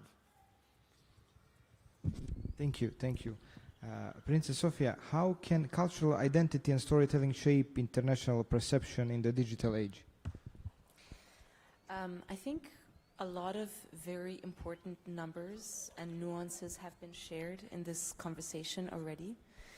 What Prince Omar just mentioned, I believe, is probably one of the most confident examples that show that quality, as well as emotional connection to whatever is being shared, is the biggest result and has the biggest potential for impact. And living in a world where we use the form or the expression digital platforms, let's name a few because it seems very intangible. Everybody probably knows WhatsApp, our phone. That's how we communicate with one another. These are digital platforms as well. Any booking service, any booking platform, Airbnb, Booking.com, these are commonly known names that mean transaction of experiences, right? We transact communication, we transact the experience of going somewhere. So these digital platforms, and then the gaming world we heard yesterday or the day before, there's over 3 billion people worldwide consuming games and playing games that are interesting, games that have content that can be transmitted. And particularly there are, in the gaming world, games that are really culturally driven, and that's a very, very big opportunity in today's day and age. And just to give another nuance of where we are now, there's such big parallel developments that are so powerful that allow every single individual to actually develop a digital solution and a digital tool of their own, sometimes not even knowing what you can do and cannot do. Everybody's talking about AI. There's a very, very big power in that because it becomes more accessible to the general public. And not only does it become more accessible, it also becomes easier to implement, and therefore that digital platform world that somehow we talk about right now, it's something very tangible. And so knowing that that is happening, it's a very important moment of time where we, talking about culture, have to recognize that now's the time to act, because if culture should have an authentic voice, it has to participate in this digital era. It has to contribute to its content. It has to contribute to how people engage with culture and share culture. And that's also really the power of emotion, what Eva shared. I mean, private initiatives and the private sector initiatives, that's a really big power of sharing an initiative that can be connected through emotional recognition. Because otherwise, something that is shared from an institution, of course, everybody knows that's their role. But how many people are going to be able to love that? People are able to love something that they can have a relationship or relate to, or imagine themselves experiencing something like that. It stimulates a certain emotion, curiosity. Like really, these are the things that create lasting impact. Which culture probably is the most fundamental subject that can do that? Culture creates emotion all the time. Through memories, through experiences, through stories, through so many different nuances. So, to summarize, not only knowing that the digital era is a big opportunity, a powerful opportunity, culture has to really integrate and not be scared to have touch points with the so-called digital world, which the most probably analog institution still has touch points with digital solutions. Not maybe, likely saying that they are digitally driven, but so it's really important to recognize the time in which we are now, jump on that ship, and really contribute so that the stories are told in its most authentic and purest format. And I think this is a very big power that we should jump on, please. I would love to add on just a concrete example of what you said. Last year, Black Myth Wukong was released. If you could show the Chinese Tourism Board the achievement that you completed the game, all of the locations within the game that you experience as the Monkey King were free entry. They put out a game that actually showed the world what their culture, what their mythology was like. And just by completing the game, you got free access. It increased tourism. It was probably one of the first of its kind in, let's say, a marketing campaign. But it's exactly the utilization you mentioned. Yeah, that's so interesting because actually, if we look at the world, I can probably safely say that every single one of us has somewhat of a mixture of our heritage background. Somewhere in the track of our family, there is someone coming from somewhere which stimulates a personal curiosity. There's a personal curiosity to discover where you come from, who you are, where your family's from, what that means. And we now live in a world where that exchange of travel is so easy that it's also, and in some certain situations, unfortunately, it's also a result of certain circumstances. So today, this transcultural situation, curiosity, exchange is a real topic. Actually, there's a statistic. I believe 40 million people worldwide are researching on a monthly basis their own heritage. They're trying to put together their own family tree and doing the 23andMe. So the craving for understanding culture is a very real thing. It's a driver to tourism, it's a driver to attraction, it's a driver to content creation, it's a driver to emotional connection, and it's a really big opportunity to, as you said, Marco, look into being able to share these assets and these stories through technical nuances and technical solutions in the gaming world, in the esports world, which is something that the Esports Federation is doing such a valuable work of framing and structuring and really giving a form to all that consumption that is being done in that world. So I'm really excited by the time and the era that we live now, and to be able to speak about the topic of culture and allow it to be integrated in this era. Thank you. And hearing your point of view, actually, one additional question came up to my mind, if I may ask. Do you think that we are moving towards a more authentic or more curated version of diplomacy in digital space? I think this is a supply and demand subject, and both are the case. I think there's a lot of very curated or pre-curated experiences that are on the market. And I, at the same time, think that the non-curated, authentic experience is the one that people actually crave for. And I think it's like a silent craving. Sometimes it's very difficult to express what it is and pinpoint out, oh, I didn't know that that's what I was looking for. But when we come to Montenegro now, we're experiencing Montenegro, and there's, like, Montenegro has so much authentic nature to share. Before coming to Montenegro, I never knew I was craving that. I never knew what I was craving before I actually experienced it. And sometimes you come on a tour, it's pre-curated, and then the real authenticity takes you by surprise and just shows you what you can actually experience. And that's when you learn most. Thank you, amazing answer, thank you. Prince Omar, do you want something to add, or do you agree? You agree with her? Okay. Marco, what role should public institutions play in shaping a country's digital presence and global narrative? First, I want to say that we have to adapt, because we often do some processes that are very traditional. So the technology is growing too fast. So I think we need time first to overview the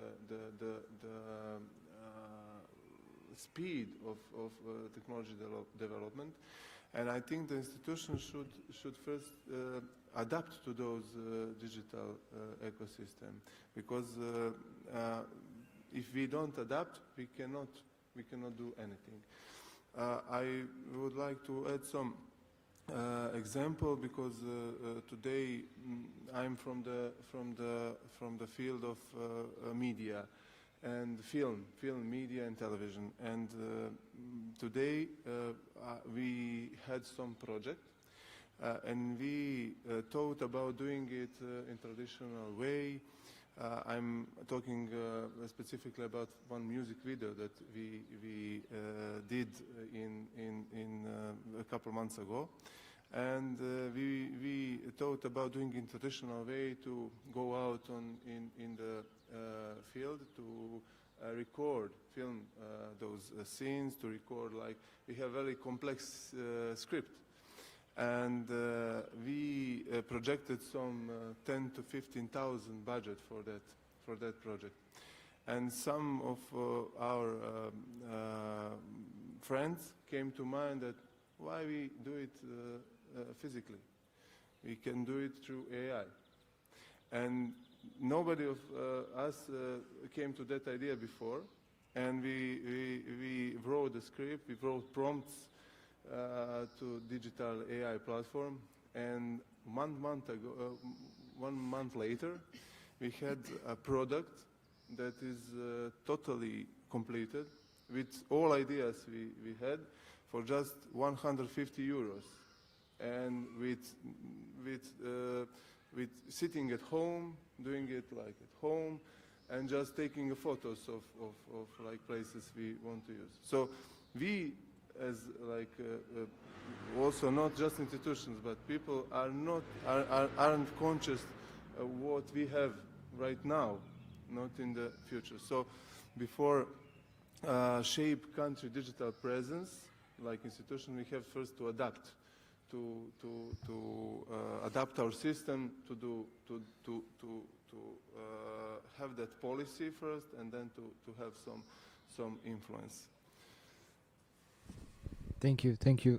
I mean, yes, I agree with you. Like now, you did like a CGI, right, in filming those movies or so on. And but did we lose actually, you know, the real value, because we are speaking about let's say culture, movies. It's not something more, let's say, business-wise. So I still prefer some real scenes than, you know, AI. So I think the balance should be found in that way. But thank you. Yeah, I agree with you, because this is the secret is in balance, not to do everything, because also we when we done that video, we used real photos, real interiors. We just had some details in AI. So at the end we had a result that is not totally AI. It's like some kind of combination. But I agree that we should think about the real thing, real thing, and yes. to combine it like in some balance. So Yes, but actually it's very good that the institution is applying those new technologies and so on. Thank you. And Eva, can you share a concrete example where an event such as the ocean race created real cross-border impact? Actually, yeah. I just remembered, because I heard my daughter laughing out there, like very simple example, and I will start my answer with that. When she went to the ocean race event, there was this installation of the ocean dome, where you enter and then you see the projection of the movies in 3D of the ocean with the story around it. And after she went there, after a few months later, she came to me and said, "Mom, when are we going to go again to see the ocean and to hear those beautiful stories about the creatures?"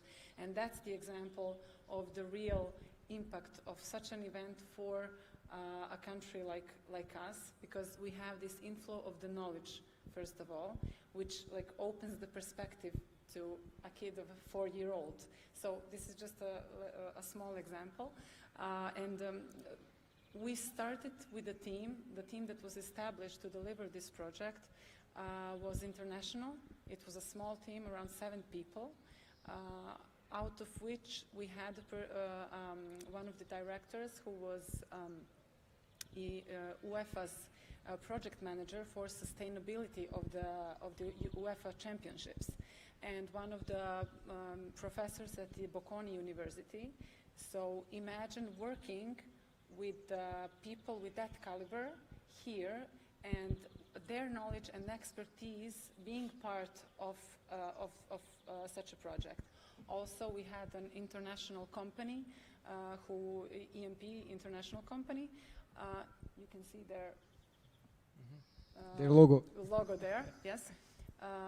They were involved in organization of the biggest events all around the world with Red Bull, with some, I don't know, even with royal families, small but very significant events for very distinguished members of the royal families in Great Britain.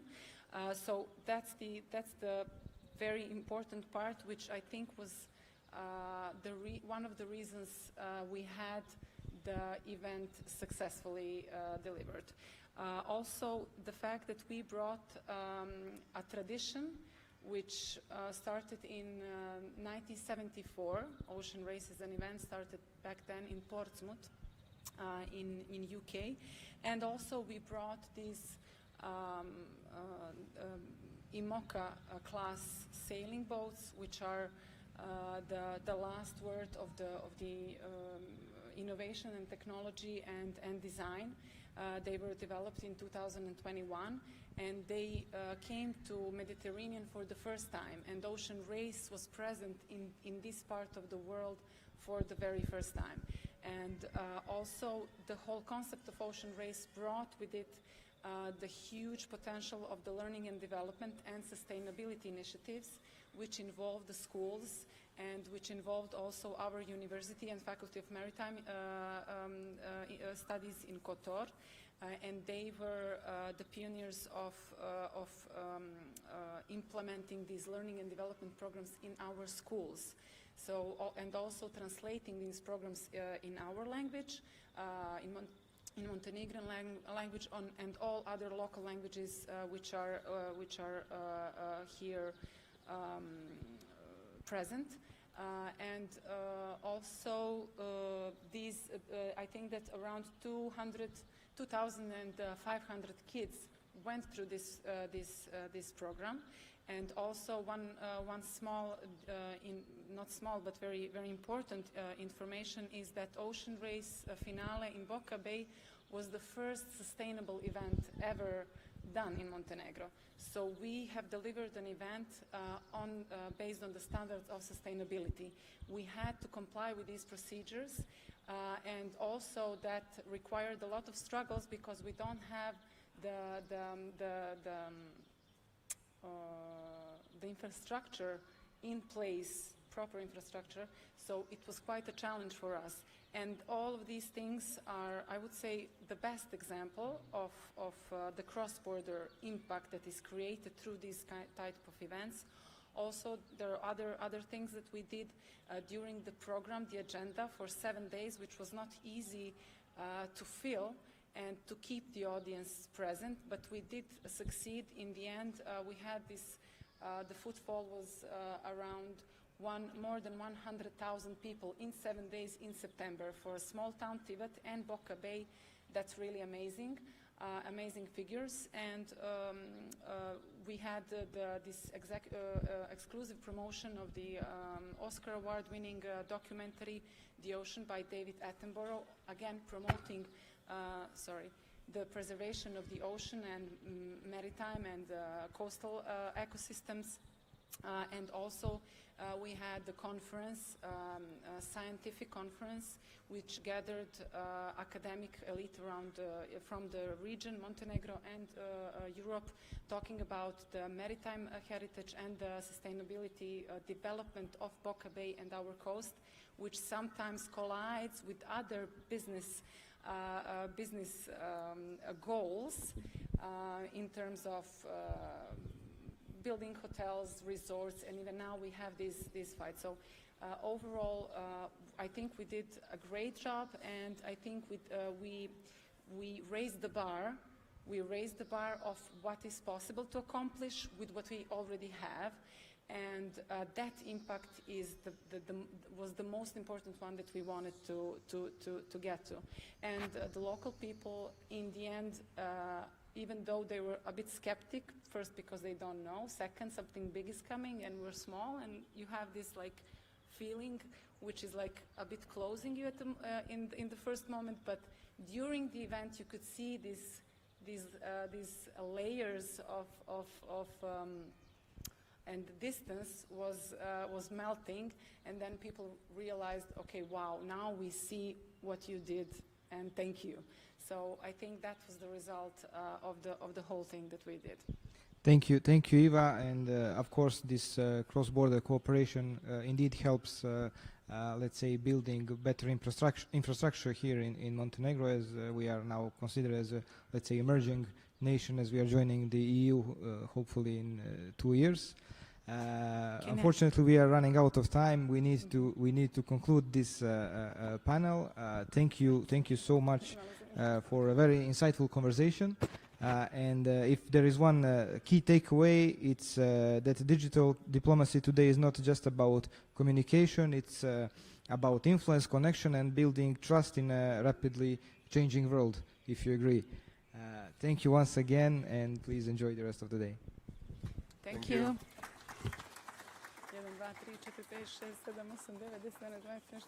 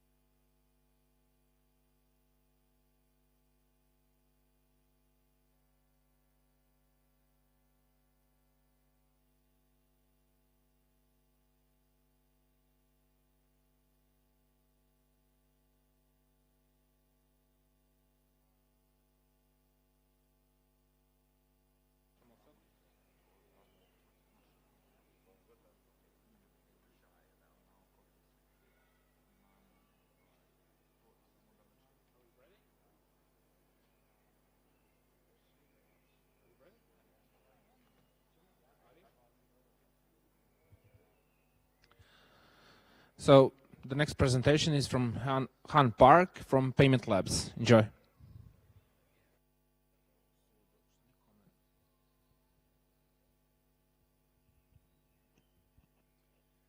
Hello, everyone. First of all, I'd like to thank Philip Soch and the organizers and the City of Bar for the invitation. My name is Han Park, and I'm the CEO and founder of Payment Labs.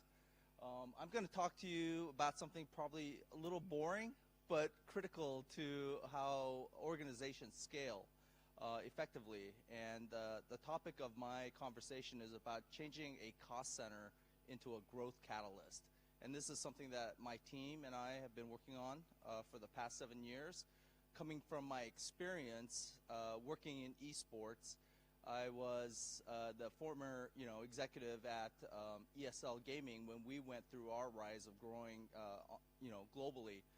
And so this is one of the problems that I encountered. I'm trying to create a solution for it to help the entire ecosystem of esports to really understand what it means in terms of investing into infrastructure to scale not only more events, more participation, but also to go global. So the challenge that I'm really trying to tackle is the payment flow or the payments plumbing, the payments that are required in terms of running an organization. And what we found is that esports, like traditional sports, connects people, right? And it's a global activity, meaning that from the day that you begin esports activity, whether you're a game maker or a league operator, you have a global audience. And that's what makes the complexity very hard, because there's a lot of factors that are behind the scenes that you're not aware of that you have to address. So in the world of payments, especially after the pandemic and the lockdown, payments have moved on to digital payments. It's no longer checks and cash and things that are done on site. It's moving towards fast payments digitally, and then you have to have the means to be able to deliver those payments to everyone around the world. And so you have a global audience. There's 150 plus currencies in the world, 180 plus countries, as long as it's not on some sanctioned financial rails that you cannot pay, you have complex regulations and taxes that are tied to payments. So, what I'm trying to point out here is that digital payments is global, it's borderless, but your bank and your legacy mechanisms is not.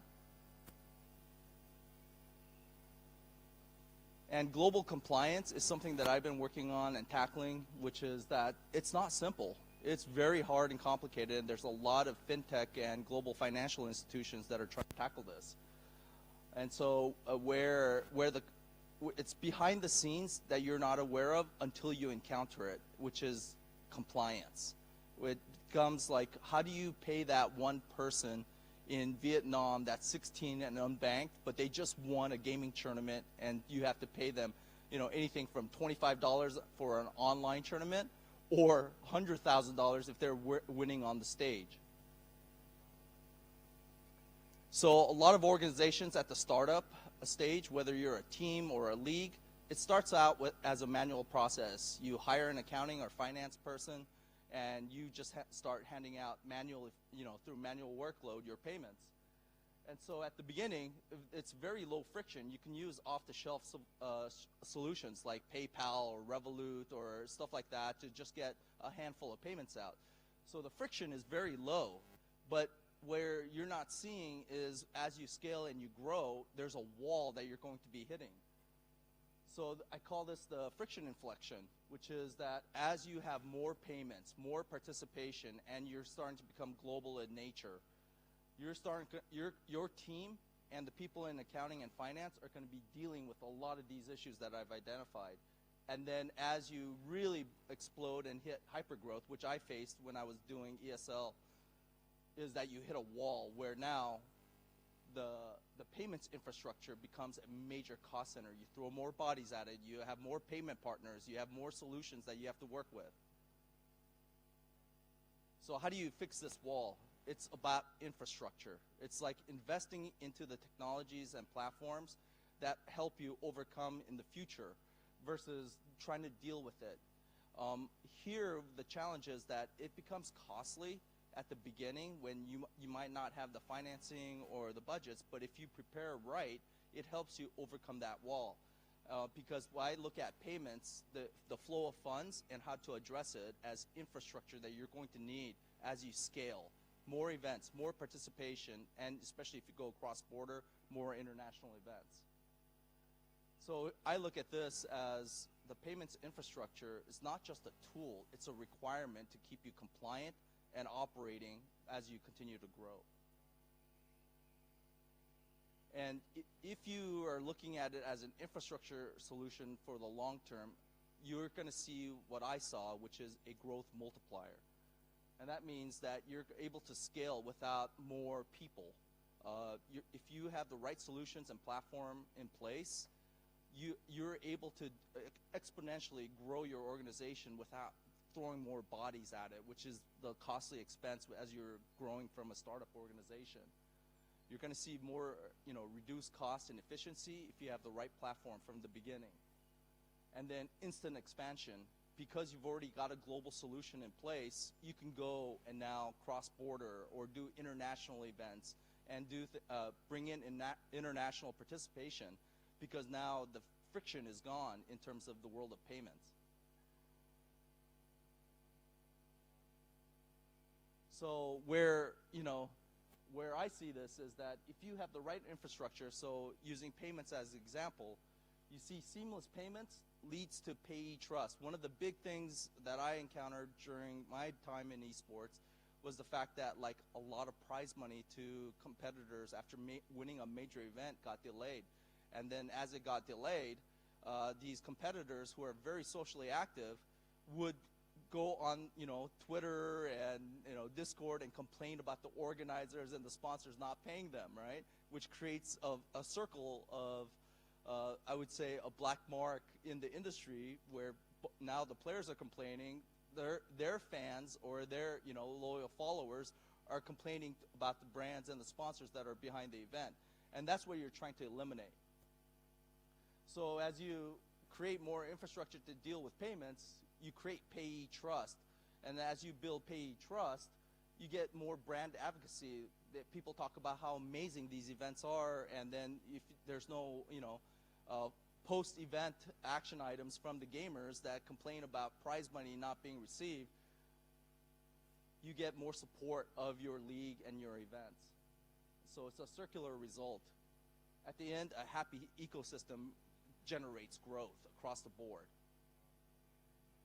So with Payment Labs, what we've done is, because of my background, the challenges that I saw in the world of esports, I decided to build a solution that automates and streamlines this entire process, so that with just a list of emails and the amounts that you need to pay, we automate what's really hard, and it comes down to compliance, cross-border issues, local currencies.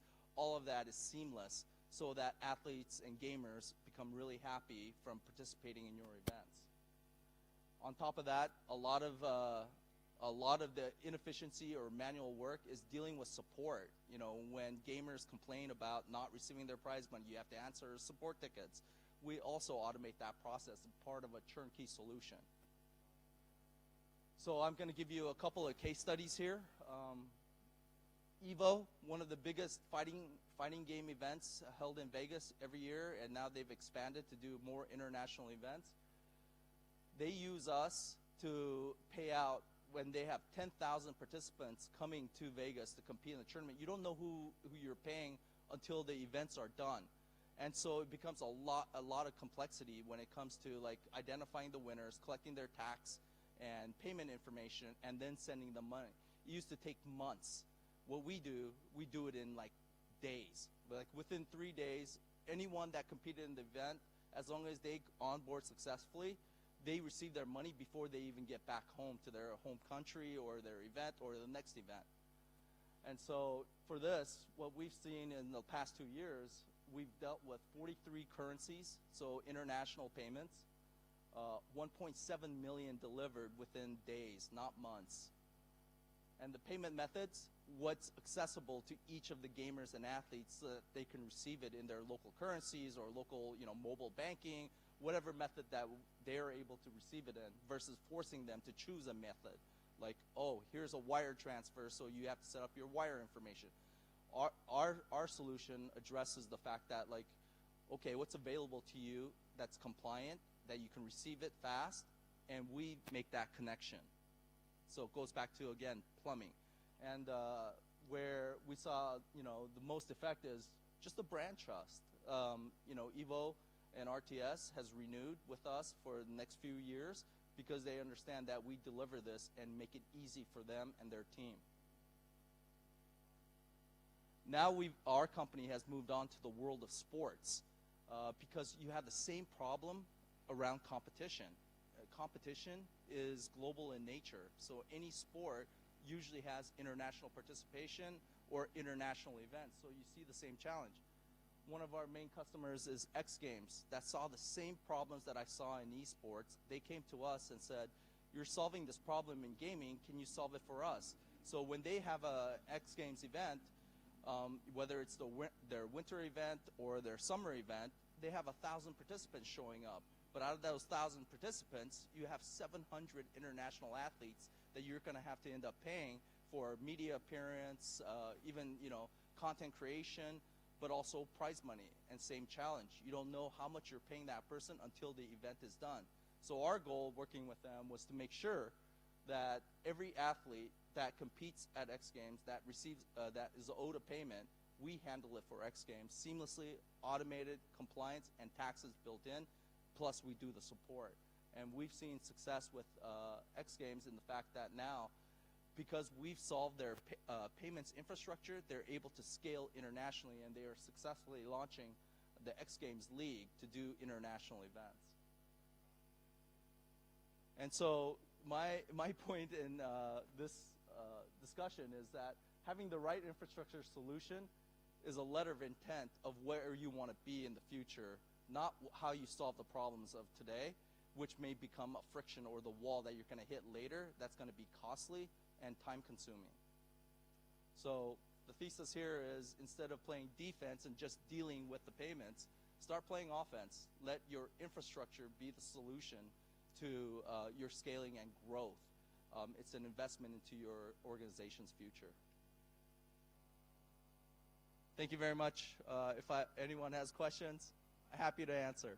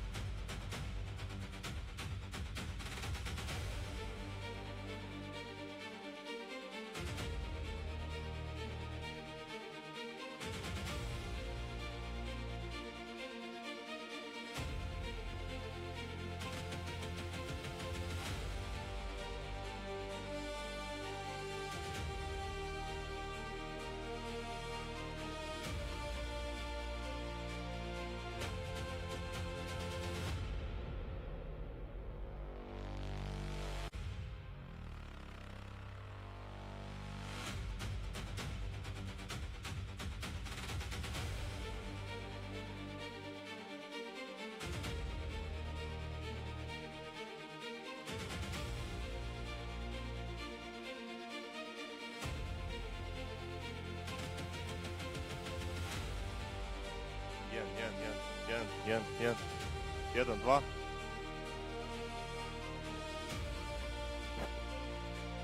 1, 2.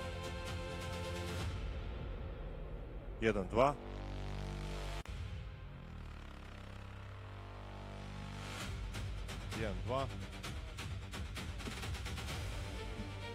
1, 2.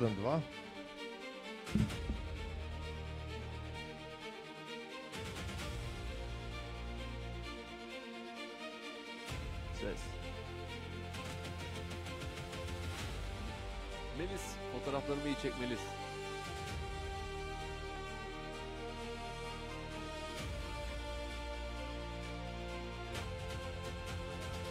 This one? I think yes, yes. I can't even give a concert.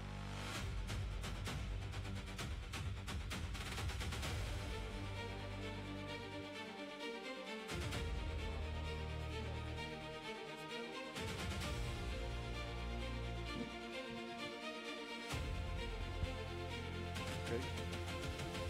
Like a Dutchman. Yeah, that's true.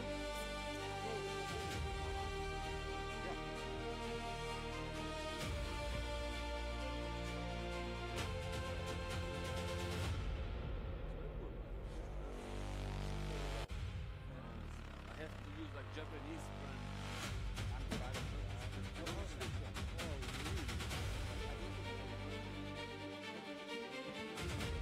Check.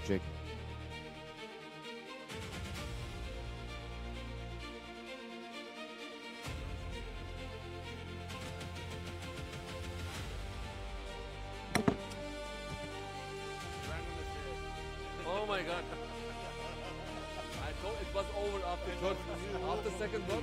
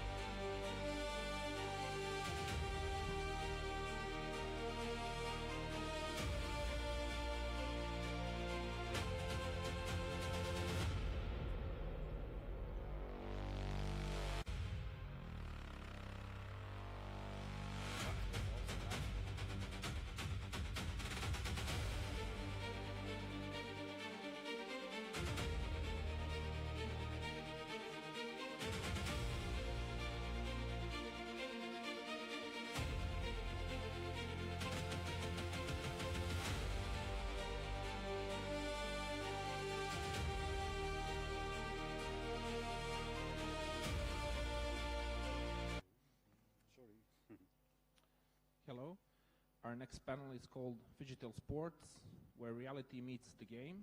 Please welcome Ahmed Yilmaz, Dennis Dekanter, Marcus Meyer, Dan Markley, and our moderator, Selçuk Ekpinar. Please enjoy.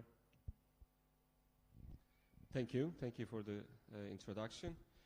Dear distinguished guests, colleagues, and participants, welcome to our panel, Digital Sports, where reality meets the game, held within the inspiring framework of the Montenegro Future Festival.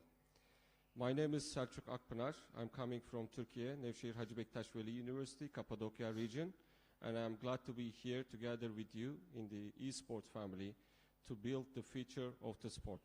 Today, we explore the rapidly emerging concept of digital sports, an exciting space where physical performance and digital innovation converge, reshaping how we define and experience sport. As technology continues to evolve, the boundaries between sports and esports are becoming increasingly fluid. So in this session, our distinguished speakers from the United States, from Germany, from Netherlands, and from Turkey, we will share insights on how new competition formats, cutting-edge technologies, and evolving fan engagement models are transforming this hybrid landscape. So we will also examine how digital sports are opening up new opportunities across both the sports and esports industries. So welcome our guests to our panel. And then in this panel, we just structured our panel in 3 different blocks of question and answer session.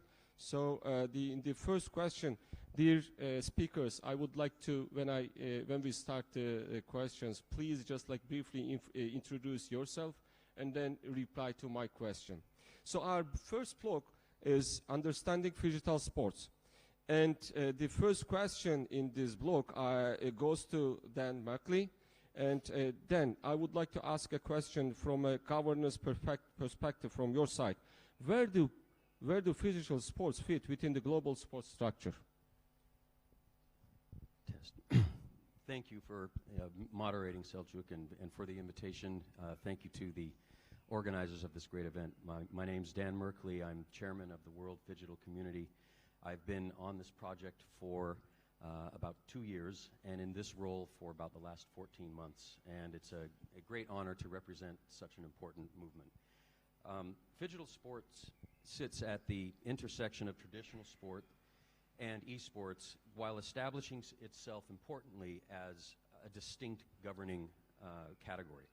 The World Digital Community connects 120 members in 116 countries through a structured competitive pathway leading to our pinnacle event, which is called the Games of the Future. Governance aims to be led by its membership community called the World Digital Community. It is regulated globally, but applied locally. And we are also implementing a blockchain governance framework to support transparency and verifiable records. So if successful, that would be the first time in sport that you could agree on the results, but as you continue to argue about technology. But it combines the integrity of traditional sport with the flexibility of a digital ecosystem. And admittedly, we're just getting started. Thanks for the answer.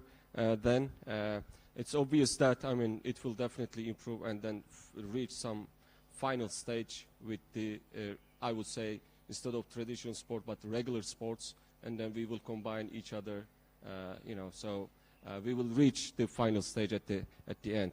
Thank you for your answer. Then the next question will go to Marcus Meyer. What is driving the rise of digital sports right now? Technology, audience demand, or industry disruption? Yes, thanks for having me. I'm very happy to be here in Montenegro. Thanks for the invitation to this really great Future Summit. And some words about my legacy. I'm working for esports and the gaming sector since about 20 years. I brought up the first broadcasting channel in Germany in the regular broadcasting of sports, and we gone with a key phrase: esports is sports, because esports is sports. There's no discussion anymore in Germany. It is regular sports since the 1st of January. And we staged up in 2014 the first professional broadcasting with an own studio, with an own designated app to get community involved, but also to get the society educated about this. Because everyone thought, okay, they are only sitting there and doing nothing instead of eating chips and maybe have a cola. But that is a very hard competition they are running for. It is a very interesting field of being a team, to be international in those tournaments. And after it, we had a 24/7 pay TV channel on esports only, with all the licenses of League of Legends and many more. And I did run many festivals in Germany, run many licenses in broadcasting. And what I always had: is it about technology? What is your question? Technology, is it in industry? What drives this sports?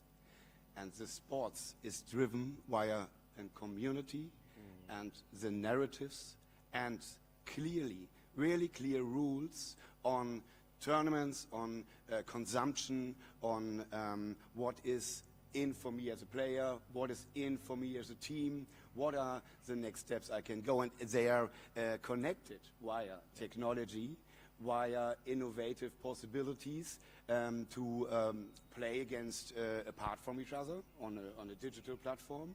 But what now is, and what the driver of the digital sports is that we bring people together on sports venues, as they have all the advantages of competitive gaming, they know, and we add with sports in short formats to compete against each other. And everyone brings his own profession on digital games or his own profession on the sports we know from the pitches, but in a new format, in a new way, how communities go together to have a team, to have an aim, to go for this new sports. And technology helps, but technology isn't the key. The key is always the people running this, the teams, to be and to have your own position in a team, in a sports. That is the driver of this new sports, and that is the key of getting this new sports into a brighter field, a grassroots field, to build a real structure and real ecosystem on this new sports, to be really the connector of both worlds. Yeah, thank you. Basically, Marcos, the reply that I got from you is it's an interaction in between all these variables like technology, innovation, community. So without maybe one of them, it cannot be happen. Like it cannot reach the main purpose. Yes, so. But the main driver is always the human being with all what makes him attracted on it. Exactly. But you need this triangle to go for this. That is true.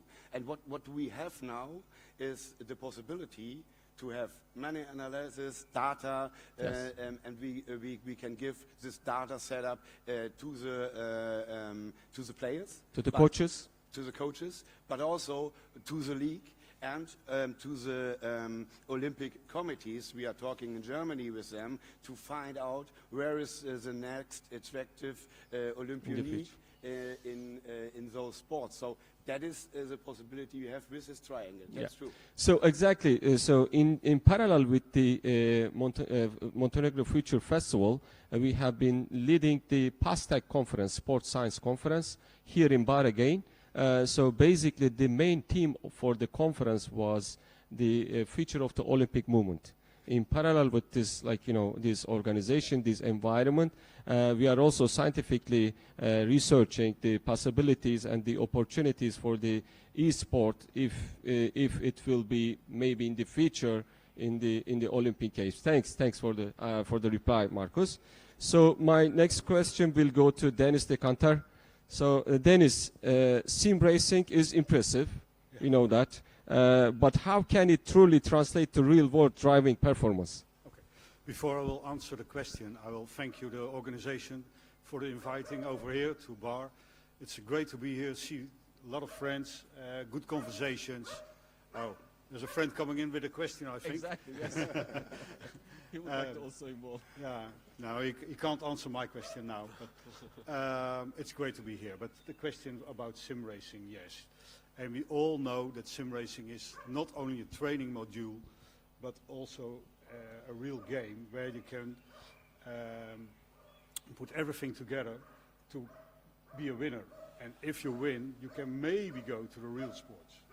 It's also be in a training environment, also for data, also for the setup, also for the coaches.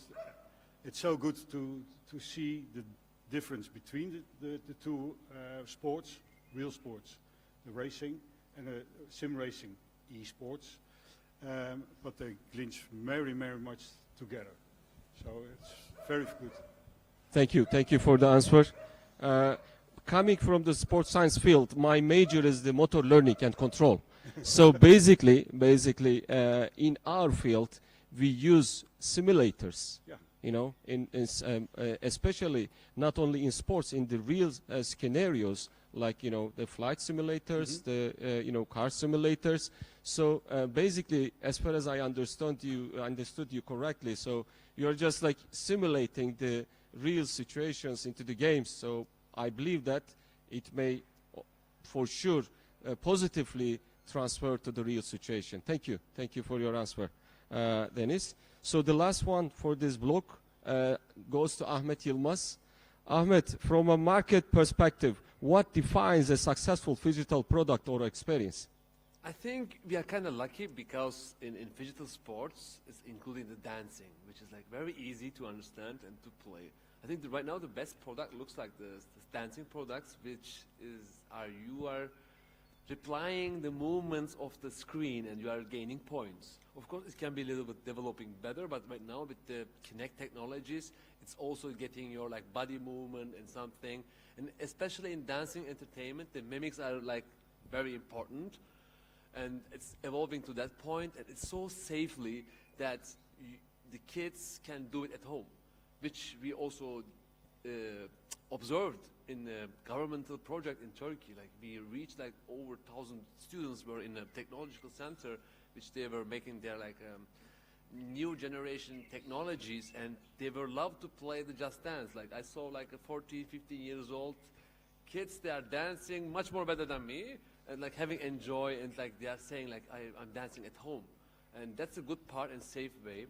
And also the market wise is, I think the digital is like having so much advantage because it's also concluding the classical sports, which is like the sports in our human life is maybe over 4,000 years, and already we built some fields to do the sports. And with the digital one, the digital stage to add the professional field, it's much more easier to add like making physical fields, you know. Like the hardest thing is already done by the history, and like we just adding the digital part, like digital part, and to make it combine it. And I think it's like friendly, marketing friendly also, which is like we can use the new generations like digital addiction to real fields and to giving them awards, being strong and physically also. That's what parents love. That's what I think governments love, like all the health care people love, right? Like you can't stop the digital grownness, but you can adapt in digital grownness and physical grownness also, which is like when I was a coach in esports over 10 years, I saw the difference like between the players who never made the sport and the players who went in a sports academy when they are 10 years old. The difference was the background with the classical sport, the kids were improving more faster, like they were more disciplined and better feedbacks and better communication skills, and also used to be in a collective gameplay to understand. That's why market-wise is like promising a lot. Like, I love it. Again, coming from the sports science field, I can tell you that the number of scientific papers about esports is also increasing in the literature. So, which is a promising sign that, like, you know, this field is growing, this environment is growing.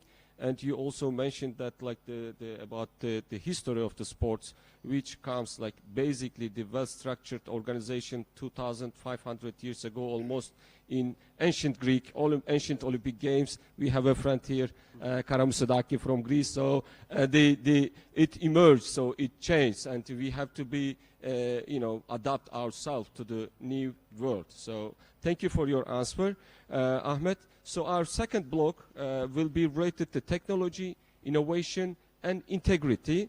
This time, I will start with you, Marcus.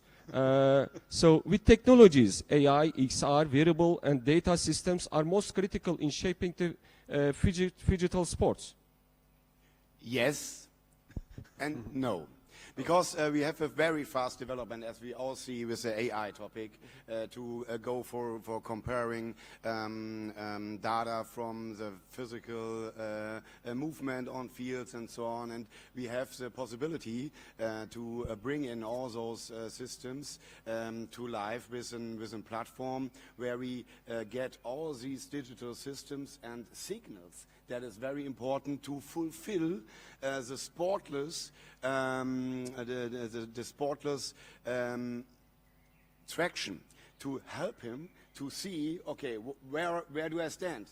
If you have this analysis, if you have this XR environments, then you see, okay, I'm at the point where I can achieve maybe 20% better performance if I go for this or that. Then we can give him a really individual training on training where he stands and what he can achieve.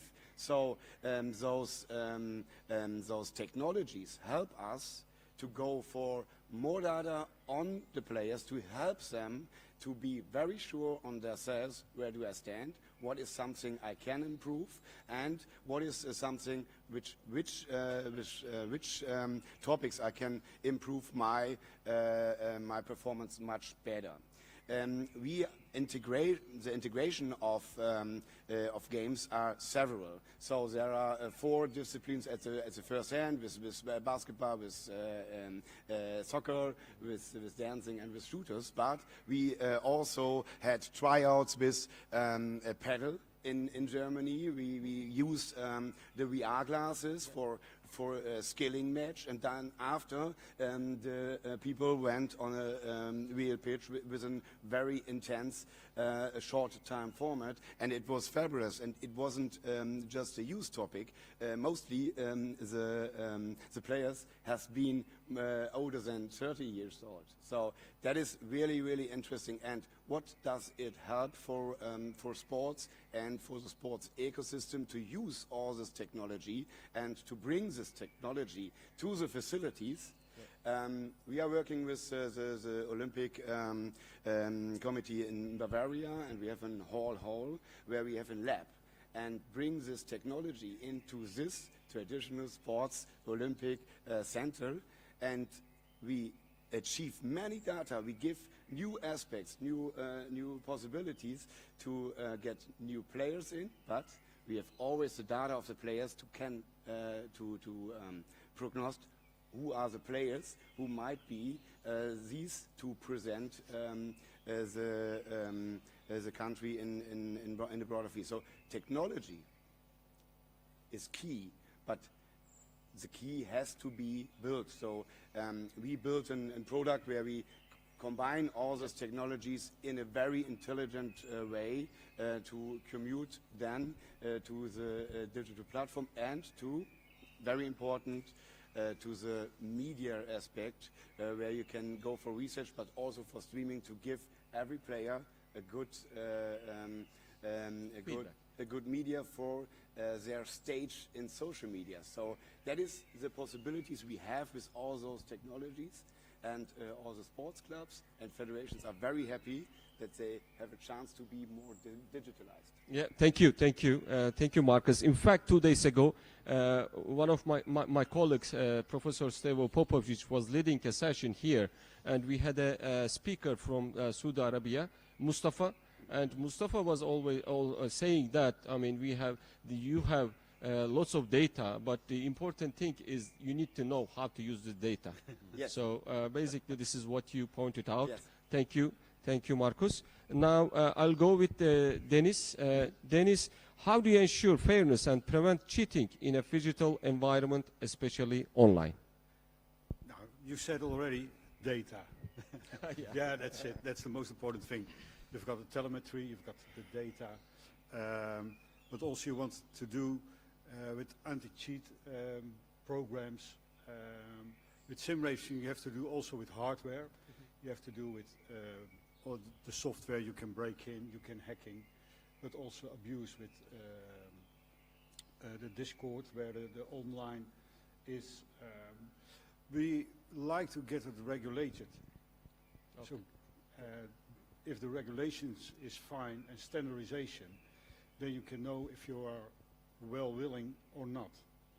You can't be for cheating. Everybody is cheating and wants to cheat because they want to win. Yeah.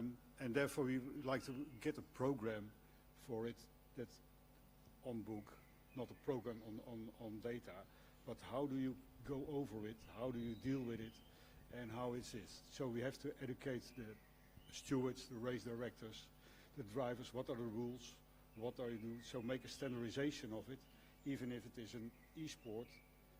For my expertise, the sim racing, it's much more easier. But it is online is so difficult to check and to get the evidence. So yeah. Data will be a very good one. Exactly, but Dan also in his previous reply, he said that education and well-structured programs can maybe also solve this problem. One way that Phygital can solve that is its format of being a physical event where people actually gather and they witness the event in person. Exactly. The issue is, from a centralized perspective of regulation, the issue is, of course, substantiating that the tournament was held up to technical standards and fairly and held fairly. It was a fair tournament.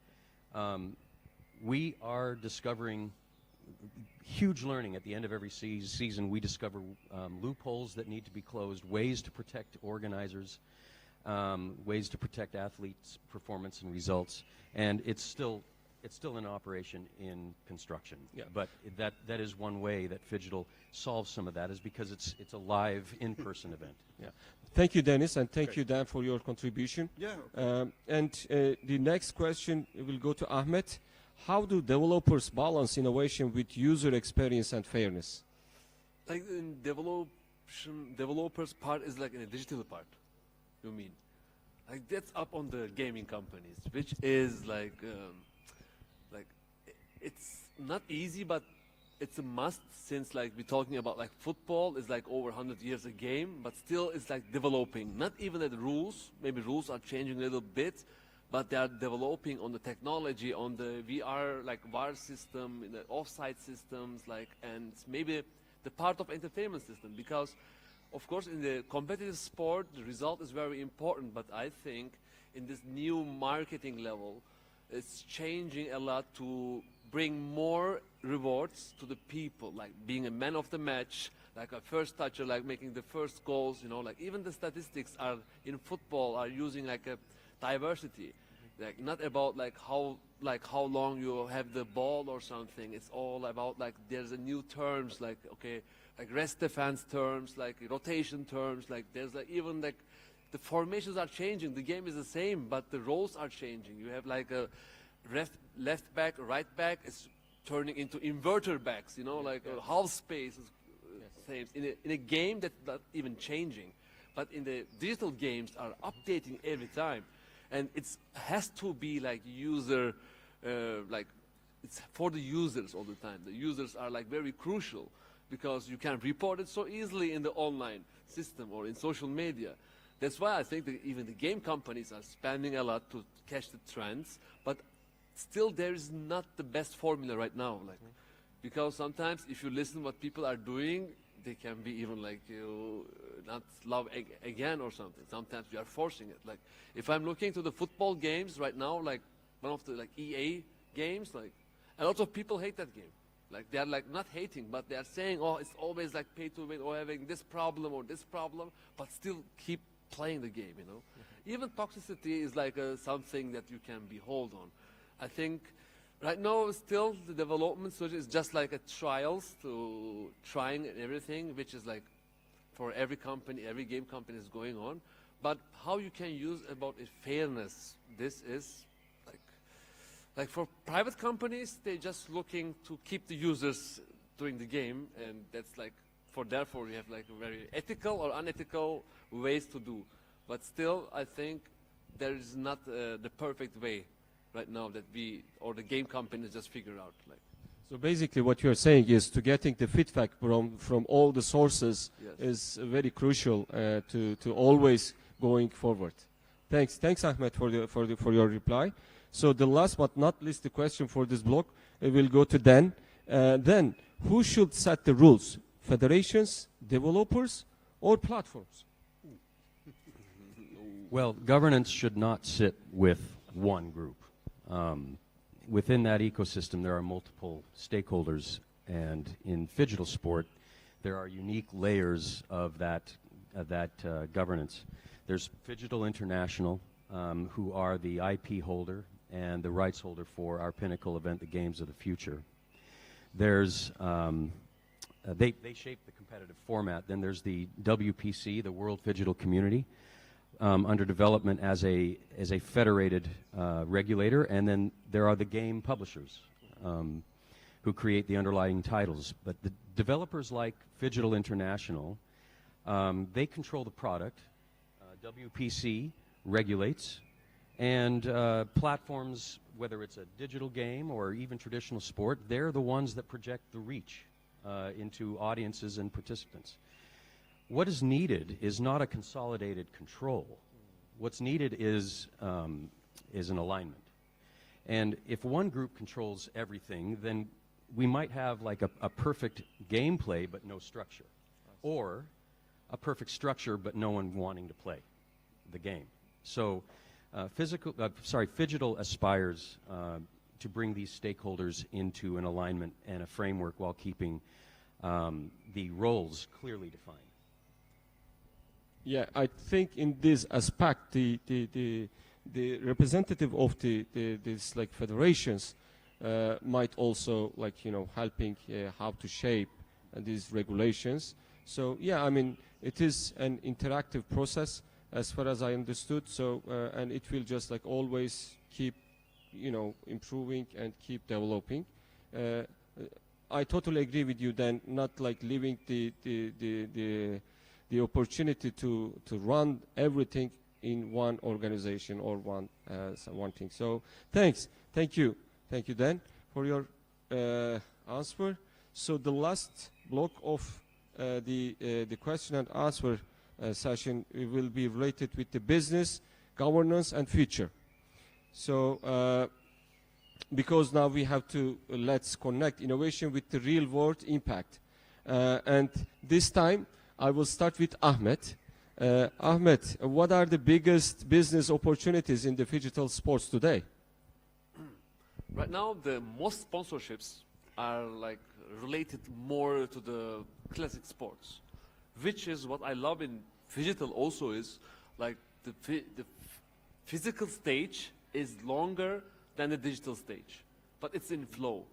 Like there's a 7 minutes, like or 2.5 minutes for a digital player to play a game, and there is like a 10 minute or 20 minutes in a physical way, which is that balance is very nicely. You can of course change a little bit, but forcing as a human to be making physical activity, it's more neat than a digital activity. Like in the end, even we are living like spending so much time in a virtual world, but as a human, we are like a human flesh, and this body is like needs to be in a good position to make it like the better decision giver or something for the health. That's why I love this flow. This flow shouldn't be like 50-50, like this should be pushed a little bit more on the physically part to have better mental help on the digital stage to live. Because even after doing digital sports, we are spending more time in a digital world. That should be like is a great part. Yes. Absolutely. If one aspect, whether digital or phygital, outweighs the other, then it stops being phygital. Yes. Right. It becomes just sport again. Or if it leans towards esport, it becomes esport again. Yeah. Yeah, in fact, we have been discussing this issue together with my colleagues, and then making a balance as like the crucial and the main point in this aspect, I guess, as you pointed out. So that is, I think, why you called it phygital sport. So I totally agree with you, Ahmed, to make the smart balance in between two, because of course, like being on the screen. We know that like too much screen time might also have like both psychologically and physically health problems, cause some health problems. But with the phygital sports, I guess we don't have any kind of problems. Thank you, Ahmed. So then, now, can phygital sports become part of international sports system? Like Marcus also mentioned, but I would like to direct this question to you, especially for the Olympic movement. Other sports structures are certainly great partners, and phygital is structurally compatible with international sports organizations, but integration is a process, of course. We already have a functioning global framework with competitions that scale internationally. Through the Games of the Future, our pinnacle event, the Games of the Future. The model is club-based rather than, so participants, they compete for their club, which we feel scales better internationally, and it avoids even a lot of the least desirable bureaucracy of competing under a flag. But the Games of the Future in 2025 in Abu Dhabi last December, it brought more than 850 participants from 60 nations. 11 days of competition with 11 disciplines ranging from the pure phygital to esport exhibitions and even tech sport like drone racing.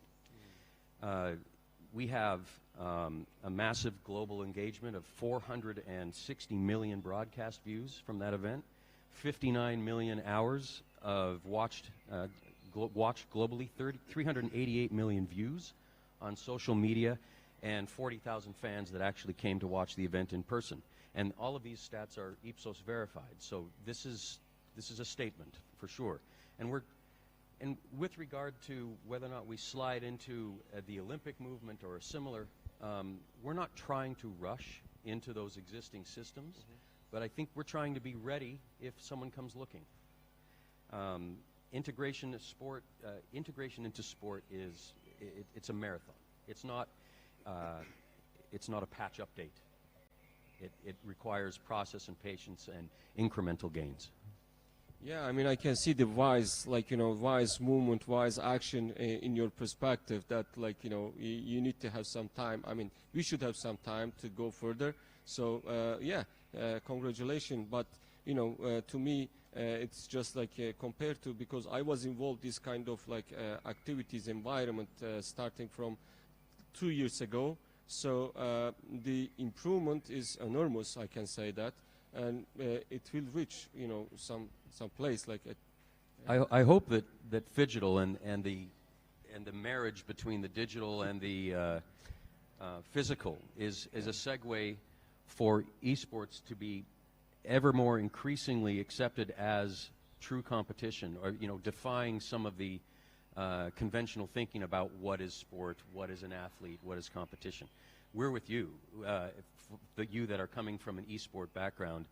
We think that esport is competition, that esport athletes are true competitors and athletes, if not in the physical sense. And we hope that phygital can assist with that kind of granted acceptance. No, the idea for the phygital is like perfect for me. I mean, I just like really congratulate, I don't know who invented these phygital games, but it's perfect idea. But apart from that, like, you know, the structures that you just said then is using some skills, some talents in both esport and sport is required, by the way. I can tell you that because some aspects that we use in sports is also very crucial in esport. It's or the other way around. It's vice versa. Especially decision making, reaction time, anticipation time. These kind of perceptual abilities are really very important in many sports and esports. So basically, there are still, like now even, I can tell that there are some common aspects in between two disciplines, let's say, but in one. Yeah, I mean, definitely I totally agree with you. Maybe slowly but slowly, but it will reach some you know, top level at some point for sure. Yeah, thank you, Dan. So Marcus, are we building sustainable ecosystem or short-term hype cycles? What do you think about that one? Yes, that is something we all experienced with the esports topic. If you only go for the big events, if you only go for not being in the grassroots of every region and country, then you don't have a sustainable topic.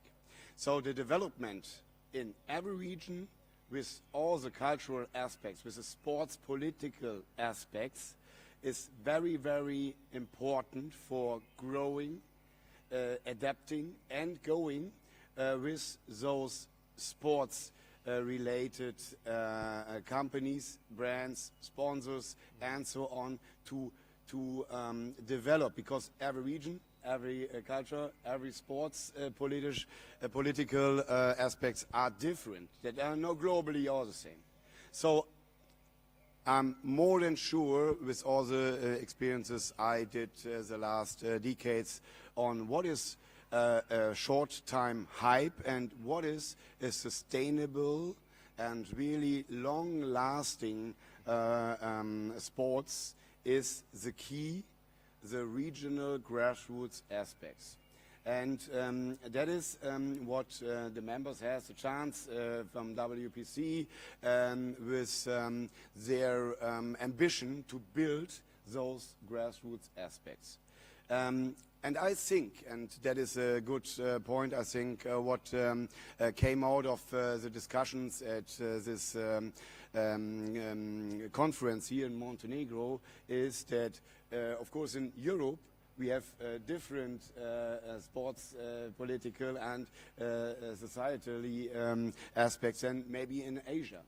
So what came out now these days is that it is very, very important to have in every country and federation growing this sports with a combination of the grassroots and the traditional sports environment you're in. Because if you don't do that, only come from the top, then you don't have this bottom line structure, this fundament.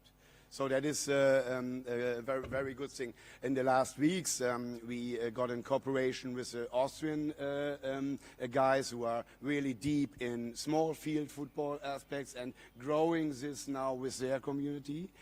We are growing with a designated app we build up for the community building, for training, for tournaments, and so on.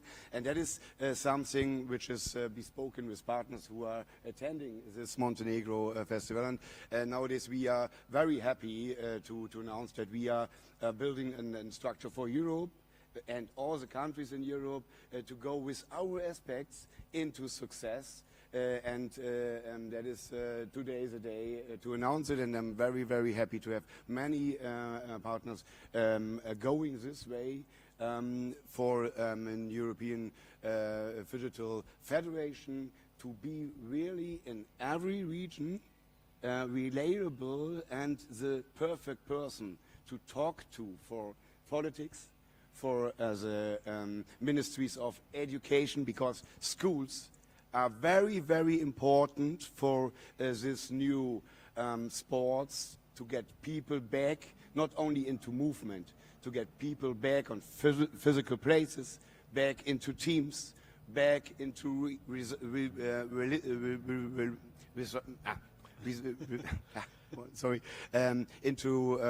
into a self-recognition in their role with this new sports. Because if we leave them only with the games they are playing, not bringing them into contact with people, then we leave a generation. So, but that is to be made really in the regions, to have a sustainable and not a hype topic. Because hype topics are burned out very, very fast, and that is, I think, nothing we all want.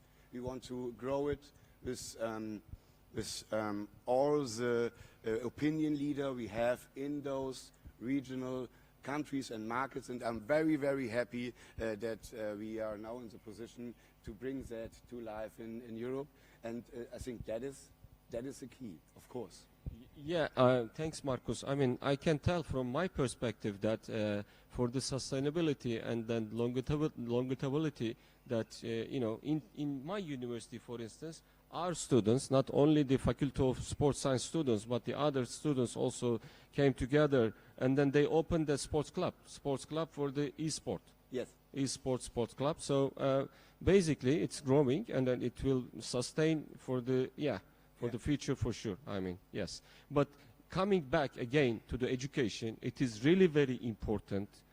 Me myself, I believe that it is really very important to integrate into the real educational system in the early ages, so that to make because we live for the societies, for all society in the world. So basically, if we integrate this education, the structured educational system into the the society, I think we will get like a better and healthier and also good players, you know, so e-sport players or digital players. So I agree with you, Marcus. But to go into those sectors, you have to be very reliable in the country, with a spokesman, with a federation, with a supporter of those grassroots topics, because it's much work to get all those into a new sports, into a new system, into something which is at a starting point in all those sports facilities. That's not an easy one, but it is a run where you have to have a very good understanding of the cultural aspects in every country. Exactly. I mean, again, I can tell you that in terms of the motor development perspective for the human beings, you know, you cannot start walking without standing up, okay? And without standing up, without crawling, you cannot stand up. So basically, it will take some time, and then it will go step by step. But again, all these like skate holders and everything will get, if they will get together to build up a, nice environment, especially for the digital environment, that will be really my also desire and aim also as a researcher. So thank you, Marcus. So Dennis, is digital motorsport actually commercially viable? Yeah, that's a good question, but I think I have the answer you already have noticed by them. It must be a hybrid, digital and the real sports together. Then it can be commercial, also for the viewers, for the esports, also for the sponsorships, also for the understanding. You have to be in the real sport to understand the esports. Otherwise, if you, with education, you start young on your digital mobile playing games, then you know exactly what it is to be if you go for the sports in real time. So the commercial, we need both worlds, and that's what the hybrid is. And what you said about dancing, you see what it is. If you started dancing, then you know the game. So yes, we need both worlds The real sports are very traditional, very old, and the esports is just beginning. Yeah, thank you, Dennis. And in fact, I can tell you that from my perspective again, for the Exer games especially, I can say I can see that from different ages till, like, you know, in old ages, they are really enjoying it, you know. And there are also some scientific research about the Exer games with the elderly people. So they increase their level of physical activity and they enjoy it. This is the most important part, especially what Ahmed said about the dancing is perfectly true for them. I think we are completely on time, and I gotta tell you that I'm really glad to be here in Montenegro, in a beautiful city of Bar, where the culture, history, and beauty of the Adriatic coast meets together, and this will surely inspire all of us to go forward. On behalf of my colleagues managing the Phygital project, I just want to say how lucky we are to have Marcus as a product visionary and architect, Dennis as a Phygital discipline innovator, and Ahmet as an extension of ourselves in Turkey, who's organizing and activating Phygital where you are.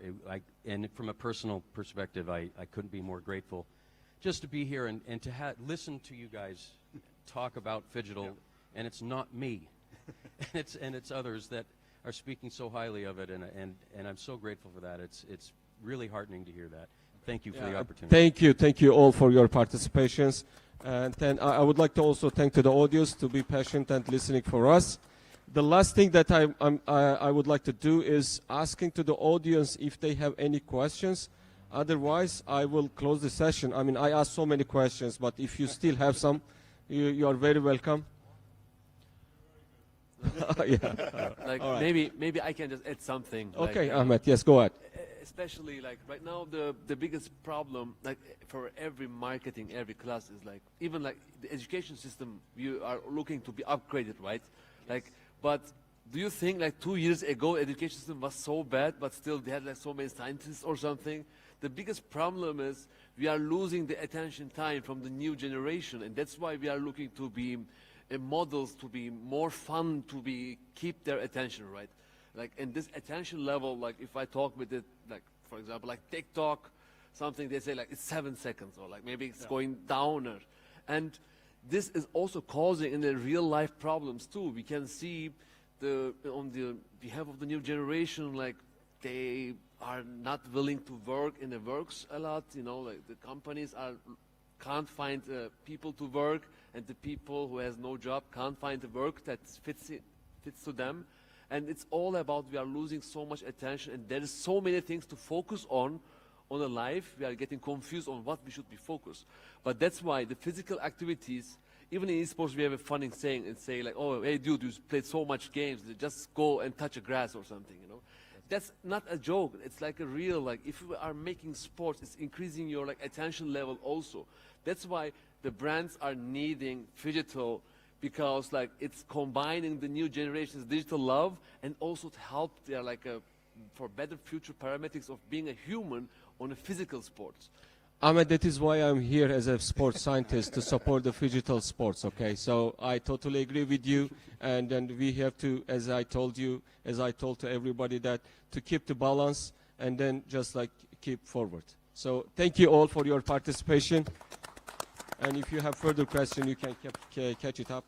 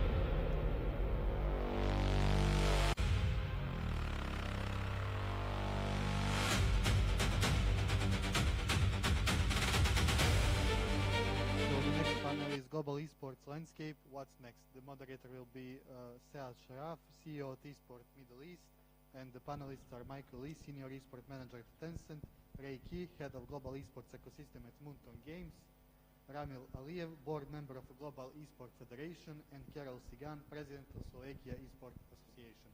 Enjoy.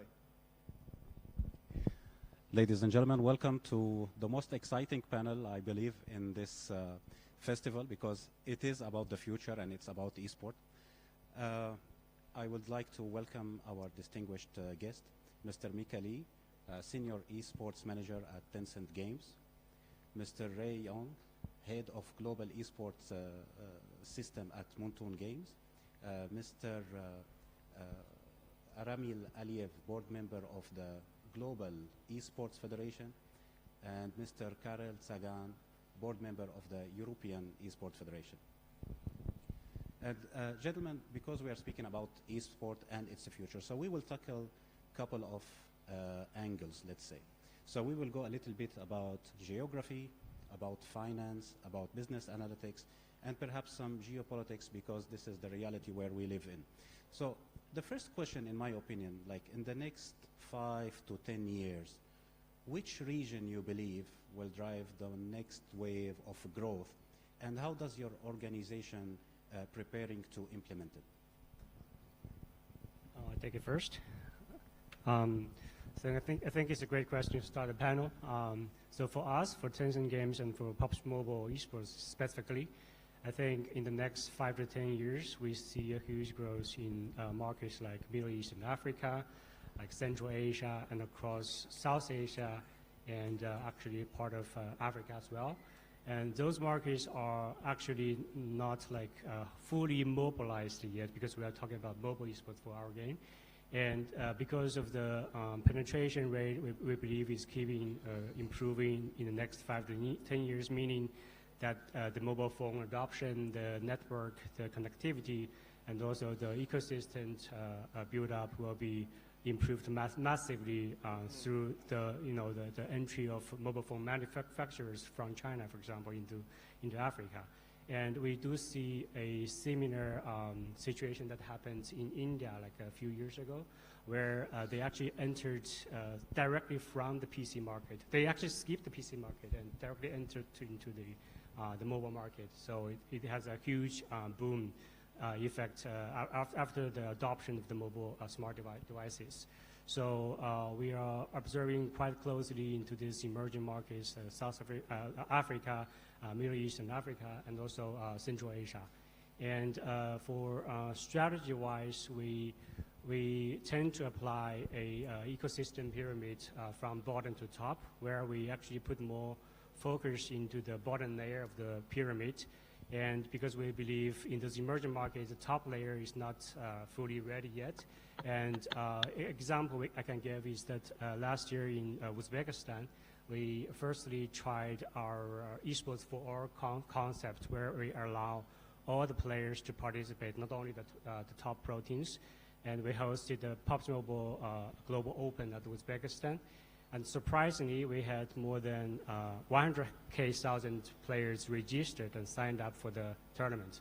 So we're not talking about players who play, who view, or the audience itself, but 100,000 players who actually signed up and played a match, and only for Uzbekistan, one country alone. So it was really amazing numbers that we achieved. So we do see in those markets that there's a huge potential, because they have younger generation, they have a huge player base, and their overall infrastructure is improving like very fast. Mr. Ray? Yeah, thank you for the questions. I think it's a good questions, and Mika already answered quite a bit from a publisher perspective. And to me, I mean, it depends on who you ask these questions, right? If you're asking like the Asia publishers, where's the growth for the next 5-10 years, it'll be Europe, Africa, and out of Asia. If you're asking this question to a European publisher, maybe the answer is Asia. You know, on the other way, right? Like they already penetrate Europe, but now they go into Asia, especially Southeast Asia, that they not actively entering at the earlier time, right? So And to us, and I think to everyone, we are actually really looking at Africa in overall, no matter console, mobile, PC. I think Africa is a region that yet to develop. And looking ahead, maybe not in short term, we're not looking saying like 1 to 3 years, but maybe 5 to 10 years. This is a very good market to anticipate when the infrastructure is going up. And to us, as an Asia publisher, especially in mobile games, I think European regions got a huge potentials, and the greater EMEA regions as well, Middle East. I think for there's a lot of shooting games genre that are already quite popular, but to us, like a mobile title in especially in the Middle Eastern regions, a lot of people still seeing mobile games as an RPG, but which is not the fact that it's not RPG games, but it's like a competitive esport kind of games. So we are gradually also changing the perceptions. So I think to us, out of Asia is a growth that coming from like Asia publisher perspective. Thank you, Mr. Ray. Mr. Ramil, how is it from the Global Esports Federation perspective? Mr. Shro, thank you for your question. First of all, I'd like to extend my deep gratitude to the beautiful country of Montenegro, who is our host, to the city of Bar, especially to Filip Shoch and all his entire team who made this event happen. Thank you all, guys. Thank you for such hospitality toward us. So, answering to your question, you know, just during the opening ceremony, the MC lady said that today is not only opening, but the declaration that even small country, even small city, may contribute to the esport, to the global sport. And I have to say that no, it's not a declaration. Declaration has been made a couple of years ago during the first edition of Montenegro Future Festival. Now they just prove that this is possible. They're doing this third year in a row. So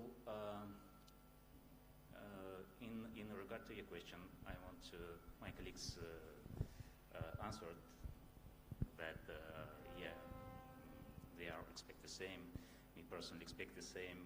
The potential growth, exponential growth of the esport might happen in Africa and in Eastern Asia, in Middle East, just because of the number of young population who share the same values. But I'd like to divide two different, let me say, ways of esport itself. The one is the casual sport, casual gaming, and the esport as esport which we are would like to see. And the second division, the competitive sport, is not possible without proper infrastructure, without proper coordination between all stakeholders, like clubs, like government, like internet service providers, and all this infrastructure should be involved and interested in building the strong esports community, not only the casual gaming community, but esports community. Only in this case we will see the growth of real esport. Thank you. Thank you, Mr. Ramil. Mr. Karl. Yeah, I'll borrow from Ray's angles. So from the angle of federations, I would say the Asia is the most mature market where we have the, let's say, the strongest ecosystem in place. Logically, the next one, I believe, where the ecosystem is the closest to becoming most mature is in Europe. So that's where I expect the biggest growth in terms of federations and recognitions. And even if we look at the number of member federations, for example, that are recognized by the national Olympic committees or national sport authorities, we see that Europe is the second one to Asia only. So that's where I would say the growth in terms of federations will come. And then I believe Latin America would be very interesting, as they are massive in a huge amount of games, especially like Brazil, for example, in CS. So I believe there's also a very, very strong market where there might be a strong growth in terms of federations, because there are a lot of initiatives, and it's really picking up the entire space in terms of federation. So this is how I'm looking at the growth angle. From the other angles, in terms of popularity, that's a very good question. I think as Africa comes online, that's where will be the most massive growth in gamer subscriptions, especially mobile gaming. And desktop gaming, I believe, will remain traditionally strong in Europe, for example. So that's how I'm looking at the growth angles. You guys mentioned different regions, and I believe this is based on the fan base, because each region have different interests and different platforms of playing. And Mr. Ramil, you mentioned also the important part about the infrastructure, that some region might not be ready. And perhaps this is why we have rise of mobile games like PUBG Mobile and Mobile Legends Bang Bang in regions where the infrastructure is pretty mature yet and they have to rely on phones. But since we are speaking about infrastructure and technologies, which trend do you believe in the next 5 to 10 years will be like unavoidable and that you have to invest in it? So we know there was like professional generated content, and then there is user generated content. Now we see AI generated content, and it's not only AI, we have the blockchain, we have all sorts of augmented reality and virtual reality. So from the publisher's point of view, which technology you think will be an important factor in the next 10 years? And from the federation point of view, how do you work with the local federations for regulating it and get to proper using? Whomever want to start. Yeah, I think from the publisher side, I think very sure that AI is for sure the very powerful tool that we can utilize in the next maybe not 5 to 10 years, but actually I think if you're not trying to adapt into AI, you might already be late. I'm not trying to like how to say make this very severe, but actually in our company, AI as a technology is already adapted in our daily work. And like for example, we have our own like AI tools within Tencent that every employees get access to. And I think through esports specifically, it can hugely help us to increase overall efficiency of our work. For example, in the past, when you want to analyze the overall feedback from the audience, like in the broadcast channels, you have to manually like analyze all the comments or the feedbacks. But now you just need to give a link to the LM tools, and then you can directly generate all the valid feedback or like negative feedback. So it's just like increase the efficiency by a lot. And for esports production as well, we found that sound like a virtual studio, virtual host, those kind of AI tools could actually also save in our cost for production as well. But at the same time, it actually do not decrease the overall quality of our production. So I mean, I think there's still a long way to go for AI adoption. But I think I strongly believe that is a very certain trend that we need to adapt into. Yeah, just add on Mika's point on the publisher perspective. So we are now already adapting AI on every aspect, from marketing to productions to even integrity to training camp. We also apply AI. And one thing that we anticipate to have significant progress within this year is the AI training coach that we are doing for our games. So one of the challenges for a lot of like growing country is that they cannot find a good teams to scrim that to increase their competitiveness. So for that, we are building like an AI bot, so the teams can leverage that AI tool. The teams can play with the bot, and the bot after the game they will analyze the games, and then they will give feedback to the team we should do doing the game, and in which point what should the team actually do, and what are the mistakes that they are making. So with that, we are looking to increase the competitiveness of our games globally, especially the rising regions, because those mature regions, they have enough team players, they can scrim together. But with that AI training tools, we are looking at a great breakthrough this year. And on other aspects, AI is very good to really improve the efficienciness for different aspects, like production-wise, especially for those regions that they are doing like the online league or tournaments. We are leveraging AI to do the media day, right? Media day used to be offline, everyone flying to offline and take picture and stuff. But instead we're using AI to just take a picture. We use AI to generate different posts and use it for social media. And that applies to content plan strategy as well. So it's actually applying on every aspect. So that's the trend. And I think we cannot escape from it. And otherwise it will be, other publisher will be like growing up, and we are like still doing the traditional way. Yeah.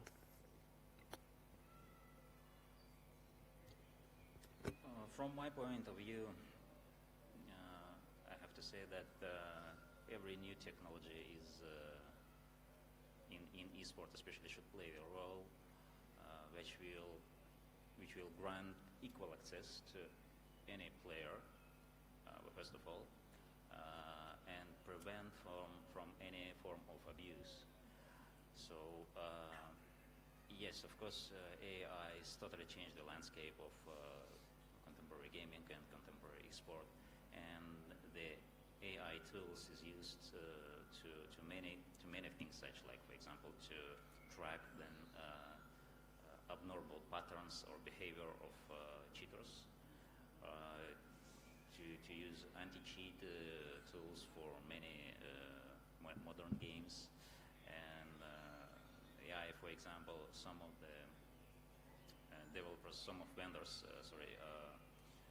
presented new products on the market, like the TV screens, TV monitors, which with the use of AI highlight the enemies on that screen. So this should be prohibited, and also AI tools should follow such behavior against possible cheating. Cloud gaming is a very interesting technology, but I think that in competitive gaming it's still on the very early stage, because despite the fact that the digital divide became narrow, but it still exists, and access to the internet is not equal in every part of the world, and because of the latency and because of regional limitations, it exists, and cloud gaming is not ready for esport yet. Maybe in some stricted regions it's possible, but not in a global-wide scale. AR and VR are very perspective, and for example, Global Sports Federation has presented included one of the titles during one of the events organized by this federation, and it was interesting. It was a competitive game, and that this is probably the first step, and more is coming. But again, I have to say that every new technology have to play a role and serve to the fair play purposes. Thank you. I'll start with the blockchain and NFTs, because that's, I believe, in the hype cycle is already past. Everybody's talking about it, and now getting to the real stuff of actually implementing and creating market feasible models that are not just funded by VCs or external capital. So there, I think the biggest potential is, in my opinion, NFTs that can transfer to other games than those that are specially focused and built around their own cryptocurrencies, because that can make digital asset ownership in games sort of a perk, and you can resell it. So that I believe can be adapted in an interesting way. As for the blockchain gaming, I believe that they're already past the hype cycle, and the companies that survived and that are still in the market are already generating some revenue or are able to monetize the games. So that, but I don't think it will transfer to mainstream game publishers, because still it's a little bit frowned upon by the gaming community. As for the AR and VR, I think as technologies like MetaQuest, for example, will be more accessible. The problem was 5 years ago or 4 years ago, to run VR gaming, you needed a pretty expensive setup, plus headset, plus everything. Now with technologies like MetaQuest is getting way more cheaper, so it will get way more accessible, and once those platforms will be rolled out, way more gaming studios will come in to capture that revenue of potential devices and potential games. So I believe that's where we will see a huge increase and huge potential for growth, because that's a technically new platform, and whenever there is a race to conquer a new platform, that's when the environment is most dynamic. And as for the AI, in my opinion, that's the one that will have least applications in the games itself, but AI, I believe, can help in what, for example, esports lacks, and that is, or where I see the biggest fallback or the biggest deficiencies is not in the prize pools, is not in the events, but is in how the marketing and communication is being done around the events. So what AI enables by automating, marketing workflows and being able to be in more direct contact with the fans, it can really bring in esports into that massive engagement phase. Because if you look at traditional sports, a lot of traditional sports stars are huge influencers. We have that in esports, but it's not in the same proportion as it's in traditional sports. And to build that engagement and to build that fan base, this is something that AI can hugely help, because it's centered around content, short form content and stuff like that. Maybe, but I'm not a publisher, so I can't theorize enough in this. AI might actually help with the speed of development of new games, especially with graphics generations and stuff like this. And obviously, from what I know from companies like Lenovo, Dell, AI is already being used in mass on chips to actually optimize hardware and optimize RAM usage, optimize CPU usage. So AI can actually help in hardware acceleration of gaming. Yeah, but that's it's not a shiny case, as it just makes your laptop perform better, or last with more battery. So I believe that's also an interesting avenue, but not for us in esports industry, but generally as an avenue where AI will help and will have a strong impact on gaming.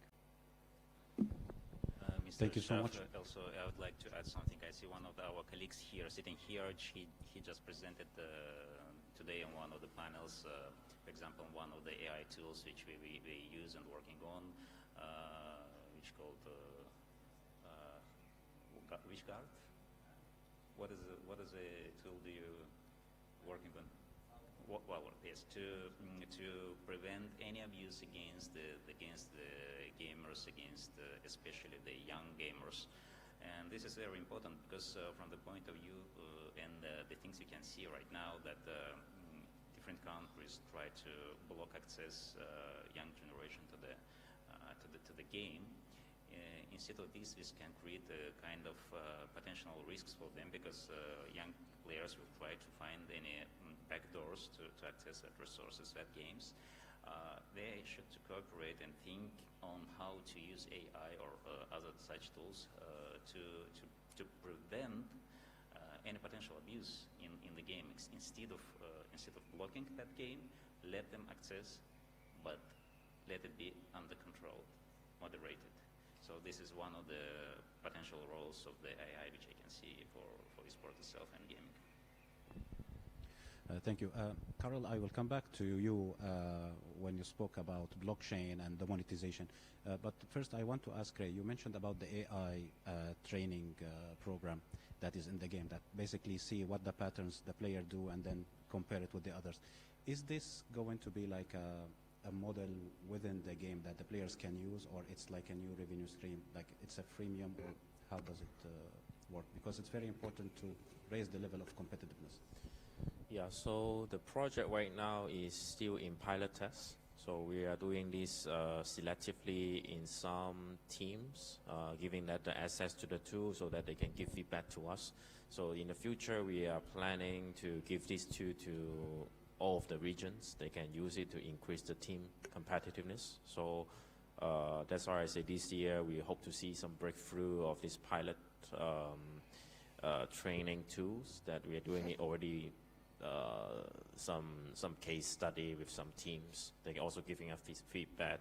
And so far, when I look at the dashboard and everything, it's quite detailed. Like by which phrase, like by the minute of the games, what's wrong and what should you do actually. So this is something that we continue to improve it. And once the training tool is more well polished, then we are planning to roll it out to all the regions. So every region got a chance to access it. But in terms of monetization of these two, we don't have ideas yet. But we aim to do it by increase the competitiveness, but not by earning money. But this, the most important thing about is how to give the growing region a chance and speed up their growth in terms of the competitiveness. Thank you. And esport, obviously, it's a business, and we always have to look at how the money is injected and what are the revenue streams. And when we look at global IPs and events, I mean, we always have the M event, we have the PMGC, and then we have the global esport tours, and you name it, the ISF World Championship. And then we see the rising of a new, very interesting powerhouse, which is the Esport World Cup and the Esport Nation Cup. One that is focused on nations, the other one is focused on professional teams. So from your perspective as publishers and governing bodies, do you think those new initiatives create a new dynamics? Do you think they help to globalize the esport as a sport, as a spectacular form of entertainment? Or do you think it might create some sort of challenges because the calendar of esport is pretty much packed, then you have to go with some preferred partner? Like, what is your take on those two? I can start with that. So basically, in my view, what is important is that there is a new sort of IP that is emerging with the Saudi-led project, and that is the flag-based competitions. Yes, they were very popular and done by federations like ISF, JEF, or EF, but now they're getting more funding and more attention, even outside of the federation perspective. So that's, in my opinion, that's a very interesting aspect, because they are enabling a bit more of a promotion and a bit more of a closer, let's say, government relations, because it always changes the relationship and the structure when you have a particular country that succeeds in particular sport. It provides opportunities to create closer ties with the government, because suddenly, you know, everybody wants to be the part of that success story. So I believe this is very important, and as we need as many flag-based competitions as we can get, because that enables us to succeed and enables us to get closer ties with the governments and with representatives. So every initiative that provides the competition, the competing landscape for flag-based tournaments, and as well as has a little bit of diplomatic aspect and element to it, I believe is a very good step in the right direction that will help esports earn recognition and be more popular. As for the commercial tournaments, I am a little bit on the side of don't poison it with prize pools too much, or you'll end up like Dota 2. The problem is if you have all the investment coming in the tier 1 scene and everybody is investing into those, I don't know, 100 players that are top notch, who's going to invest in those players that will replace them in 5 years? And who's going to, you know, invest in those kids that are playing and that want to be that faker one day, that will never be the faker, but will watch the next faker and will become his audience and will become his fans. So I believe that what we're currently missing and what will be very necessary for a sustained ecosystem is especially those projects working not on the pro level, because on pro level we have already, like, it's full, yeah? If you look at CS calendar, or if you look at a League of Legends calendar, or even Montoon calendar, yeah? It's packed, yeah? The pro seasons are packed.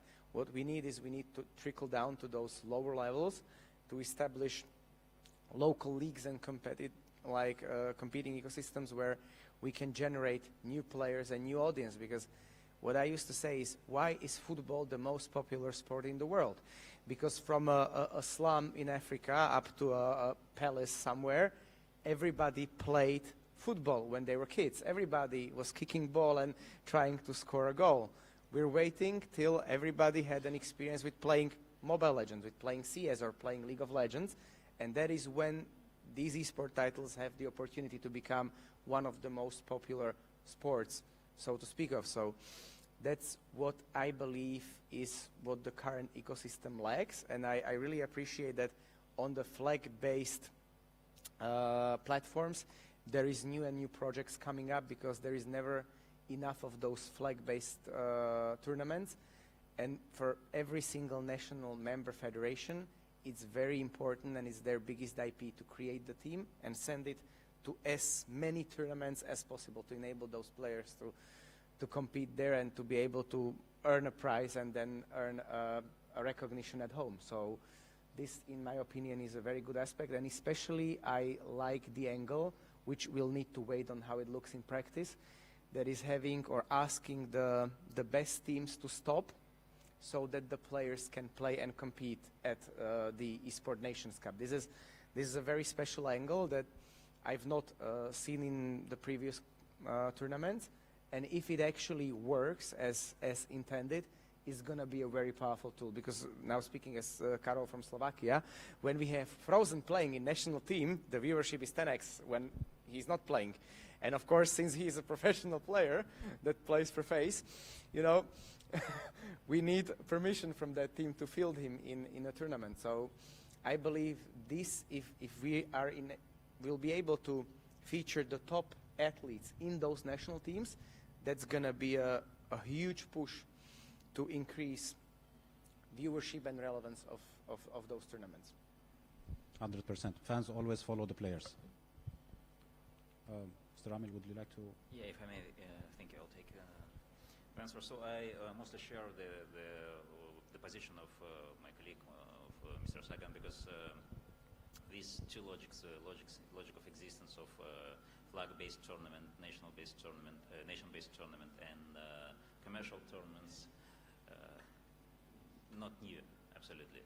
These two logics are exist for the long period, for the years already, starting from the very first events organized in 19th probably, and the good point which Karol touched is that we have to think about the grassroots, about the new generation, about new gamers. We have to invest them. That's why I said that we have to build the proper infrastructure, which includes clubs,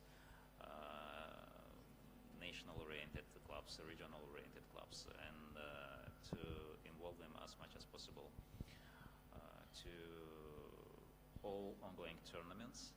And I don't see any conflict here. Yes, the calendars are very tight, and the role of the federations here is to cooperate with the publishers, IP holders, and find a way how to communicate with the new generation, with the youngest from the schools, start to work with them from the schools to create such curriculums, because we have here our colleagues from different countries, for example, from Belgium, and I had talked with them, and from Colombia, who has experience in studying, teaching, lecturing them how to play from the very, very basic things, because the players are not equal, and a big part of them just new, and they just newcomers, they don't know what to do, but who knows how we can grow in the future.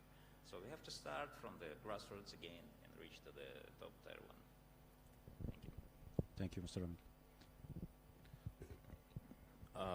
I'll keep my answer short, given the limit of the time. So we've been working with the foundation for the first year. So this is the third year they're running the Esports World Cup, and they are doing the first year of ENC later this year. So what we see so far, the foundation is acting as a really good accelerator to esports in terms of our globalization strategy. So through the Esports World Cup, the titles were introduced to different teams owners, like especially to Western teams. They don't usually have a Eastern team, and for Eastern team, they don't usually have like a Western team. But with the club program that Esports World Cup is rolling out, is really accelerating the scene, that they start looking at different markets more actively. So as a result, we have more Western team in our ecosystem starting to entering the world in Asia, like Team Liquid.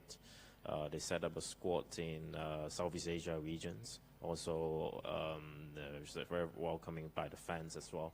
So in short, I think this initiative like Esports World Cup and Nations Cup is really acting as a really good accelerator to all of the publishers, and so far we have a good collaboration with them. They also have a big ambitions to level up esports, so I think that's the most important valuable partners that we have so far. Mr. Makeup. Yeah, I just want to add on top of Ray's point, I think I fully agree. I think both ENC and EWC acting as a very good accelerator to our existing ecosystem. I think the most important factor is the visibility that they provided through all of the massive promotions. Like example that one of my friends was actually I met in this venue yesterday, telling me that he actually never heard of like some mobile titles like PUBG Mobile or Mobile Legends Bam Bam before, but after he watched Esports World Cup in Saudi, then he realized, oh, actually they're pretty big. So I think ENC and EWC, they offered a chance to, especially to some mobile titles, because like especially in the West, that PC was a dominating titles, but having mobile titles like PUBG Mobile on the same stage with League of Legends, with other big top tier like PC titles, gives them, I think, a better understanding of the potential of mobile esports. And but of course, at the same time, I think both of these two projects also brings challenges, of course, like how we can better coordinate between their schedule, their format with our own existing ecosystem. I think I also want to address the point that Carlos just mentioned. I think it's pretty important to build the bottom layer. It's not only focusing on the top pro teams. So, for example, for us, like for the Esports World Cup, for example, we try to bridge between the PMWC, which is the program that we have in the Esports World Cup. So we have a Road to EWC program where our open tournament, PMGO, actually generates a slot for the teams to the EWC. So which means that not only the pro teams has a chance to be on the main stage of PMWC, but also any amateur teams that if they just form a team from scratch, if they really fight well, they can get qualifier and to the PMGO finals, and then through PMGO finals they get a chance to win a slot to the EWC. So I think there's ways, of course, for publishers to build a bridge between the top tier stage to the bottom layer of ecosystem. And I think that's really a very important factor. Yeah. Yeah, coming from a non-profit background also at the Syrian Esport, I really appreciate the fact that publishers do an example in the PMNC where amateur players go to the semi-pro, and from the semi-pro they can go to the fully commercial pushed event like the Esports World Cup. I also agree with Carol when he said this gives the publicity and the visibility that federations want. So for example, for the first time, we got approached by the Ministry of Foreign Affairs saying there is a letter coming from the embassy in Saudi that you have to participate in esports. So people who are from the non-endemic part started to see esport more serious. And to close it, I have just one last angle that I want to take, because out of the virtual world of the video games, we live in a world, we have a reality, we have neighbors, we have politics, we have all those things around us from peace and conflicts. And sometimes they affect heavily on all the types of businesses, including esports. So when there are conflicts, let's say like the one now in the Middle East or in Europe or everywhere, what are the steps that we can take in the future to preserve business continuity and to have some resilience plan so you don't, let's say, be forced to shut down an event or increase the cost of your logistics, or how do you approach visa and travel restriction? Like just quick from your point of view about those. To any of them. Okay. Carol. I'll just follow up on the diplomatic channel, because especially if you're a new upcoming industry as esports, just a quick comment, and a lot of things in governments work in official channels and official processes, and exactly these sort of diplomatic notes or official letters are something that actually get the things going, because that's how a lot of governments actually operate. So that's a very important fact that seems to me as a person coming from business like almost trivial, but it's actually very important in the way that governments operate. And about the geopolitical situation, well, I believe that the only thing is that's certain is that we'll have more uncertainty.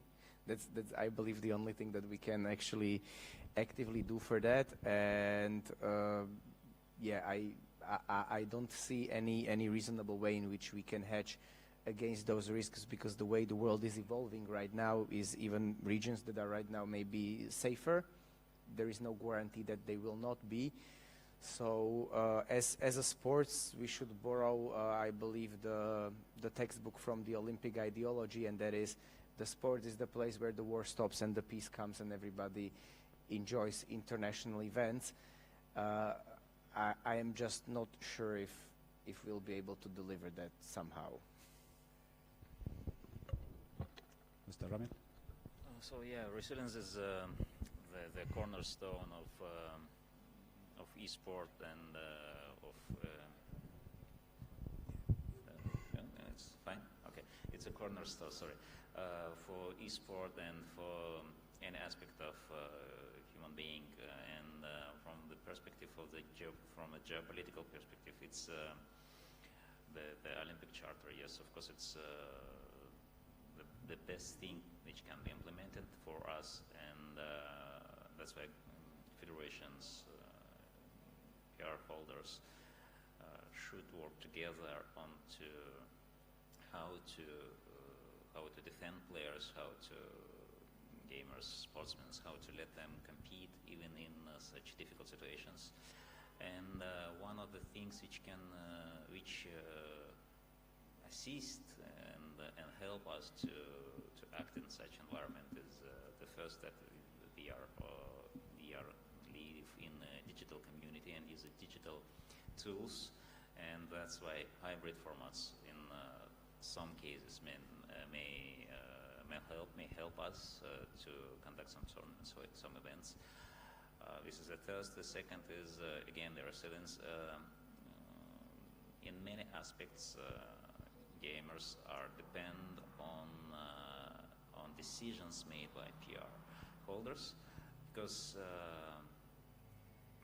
we all remember from our practice how any small changes can affect onto the gameplay, onto the physics, and totally change the game. So this is also about the resilience.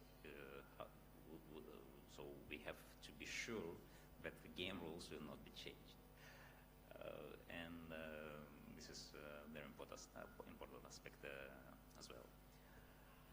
So yeah. Yeah, I'll keep this short again. Hello. Okay, I'll keep this answer short again. I mean, we are living in an ever-changing world right now. Like every day, they have new regulations, law, different kind of situation happening nowadays. So I think there's two aspects that we can do to be more resilient. Like first of all is anticipation. Try to predict what's happening in the future, so build reaction plan more ahead. And second thing is to more faster reactions when this situation happened, governors, and that. I think education is still serving a great aspect to really mitigate these regulations in terms of gaming world, like how can we protect the youngest in terms of kind of addictions to games, but how can we educate they to enjoy the game. In the meantime, they should focus on the study and education, to like having a balanced life. So I think that's very important. Give an example that Apple is doing very well is about their environmental policies. The product is, I think they are one of the most environmental friendly mobile phone carrier production company, because I think what they do is they also anticipate the restriction will be going further, like how to what's your recycle plan, and how can you make your product more environmental friendly. So they are really ahead of predicting that and doing more than other phone carriers. So when this restriction getting closer, then they will be further ahead than other company. So this is something that we can also learn from them in terms of gaming area. Very true. Yeah, I think let alone geopolitics, I think resilience is indeed the top priority, I would say, for any esports tournament. Like looking back for us from 2018, I think every like big, not accident, like how to say, like issues that we had is not about geopolitics, but it indeed requires the resilience, that you have a resilience plan, always have a backup plan. A good example is back in, I think, 2020, when we were planning to deliver a global final in Dubai. And we have everything set up, like a big venue in Dubai, like all the players already presented in Dubai. But then COVID came, and we actually tried to build another dual studio remotely in Singapore with the exactly same setup in Dubai. So with that backup plan, we were managed to still proceed the tournament in a safe way for both for the players, also for the production staffs. So I think in short, you have always to imagine the worst and be prepared, and you have to always have a backup plan.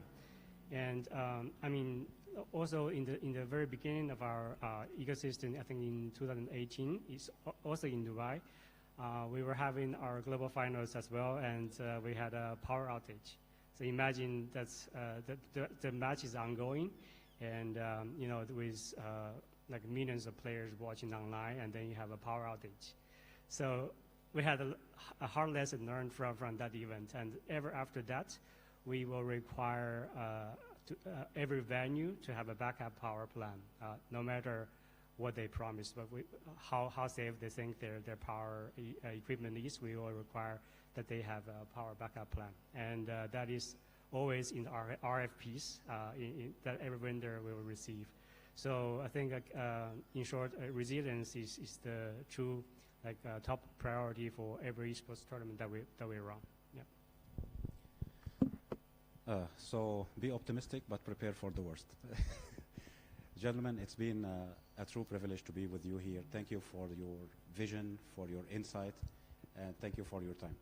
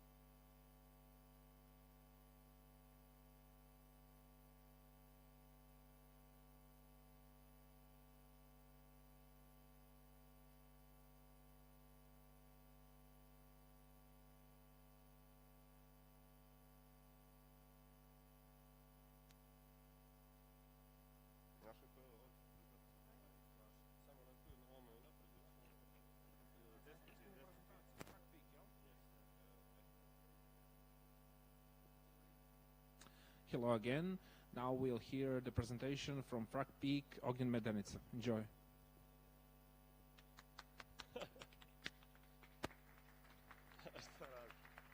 Hello everyone. My name is Ognjen Medenica and I'm co-founder of Fragbic. And today I'm going to talk about our freshly made application that is used for tracking your stats across the platform. So this is what I'm going to talk about today. So we will talk about. We're going to talk about the problem, the vision, target users, what do we offer, the product demo. You will see the screenshots of our application and the future plans. So the first thing is the problem. This is why we mainly made the application. Me and my friend that worked on this application are both CS2 players. And besides the official application that Faceit has, this is the only one on the mobile stores that you can use for tracking your stats. But as some of you know who plays Faceit and CS2, there is only some extensions online where you can see your stats, track your match history, how your teammates played, how your enemies played, but there is none mobile applications. So, because of that, we built the FragPick. It is mainly used for the stats. You can see across all the maps, across different kind of tournaments you had. And after that, just a second. Okay, što se malo predaleko. Just a second. Okay. Ne, nego naprijed, ali kliknem. Ode mi dva puta. It doesn't matter, I'm just going to talk and show you what does it offer. So, besides the Faceit application that is only for the basic stats, we are offering you the instant performance tracking. You have the slide bar, which you can use. It is, I will just show you the screenshots, so it's easier to demonstrate. Okay, so we have the quick starts overview. This is the first page of the application. On Faceit official app, you can only see your KD and your ADR. On this app, you can see the lifetime experience. You can see on the top right side, you have the last 30 matches bar.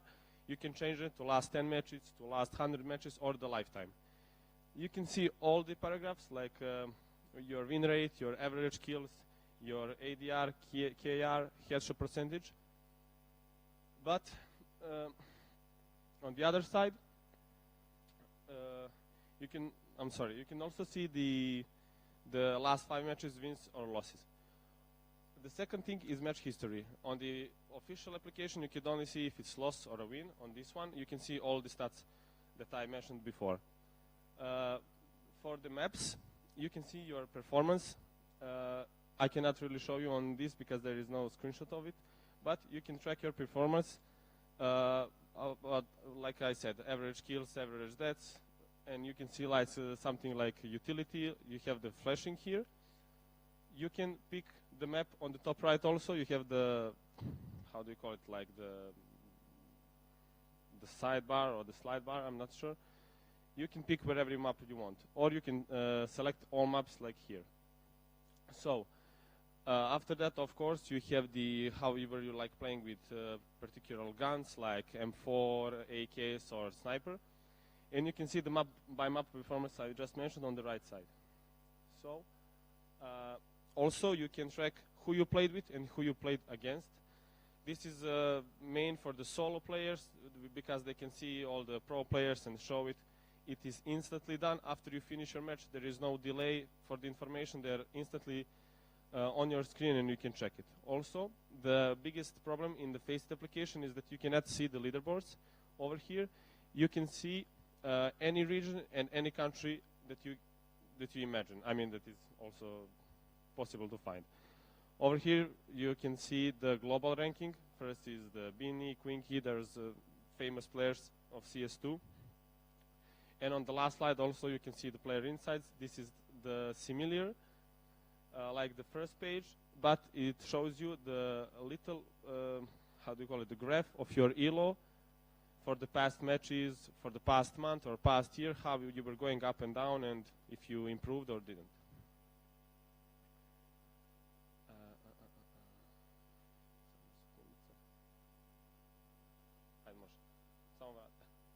So for the future plans, that some of them are already done because this presentation was like made 20 days ago, we're going to make the direct player comparison that is like, it is known like Have You Met?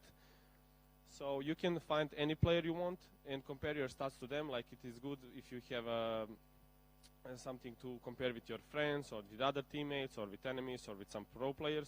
You can see your stats and their stats fully combined and shown on the screen, and you can see what you can improve or what very good at.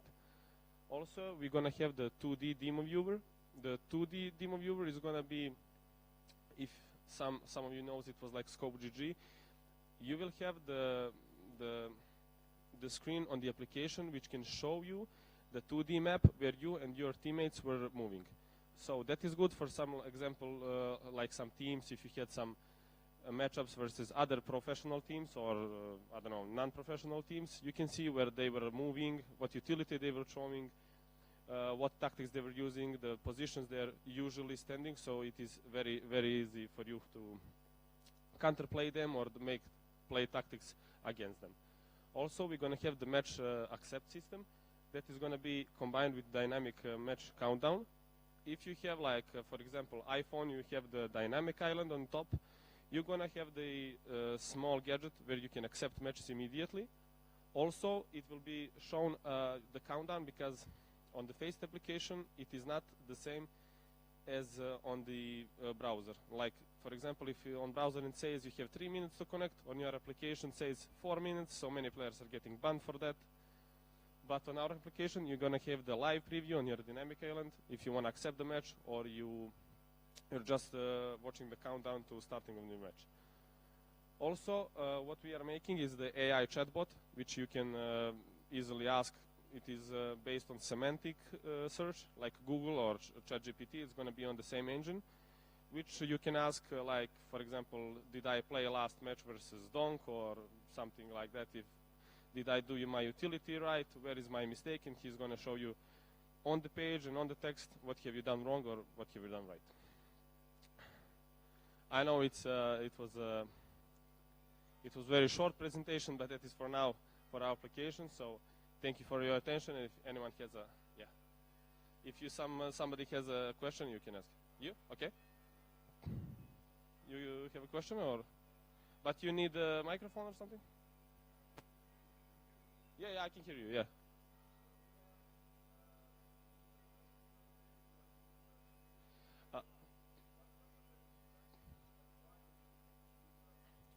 So, like I said before, this is the only one besides the official one. So it is only Faceit and Fragbic. There is no mobile application that are showing you your stats.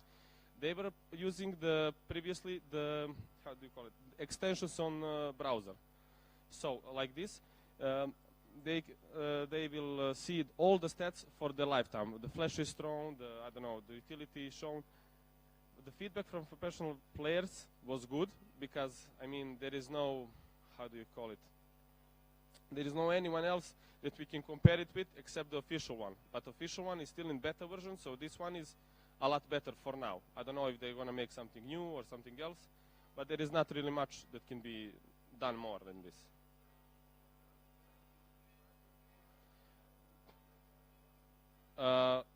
This is released like a month ago. We didn't do any marketing or something like that. For now we have like 1 or 2K on App Store, and on the Play Store about 3K downloads, because like I said, it's the only one. So when people like search, yeah, it's free. Everything is free. It's free to use.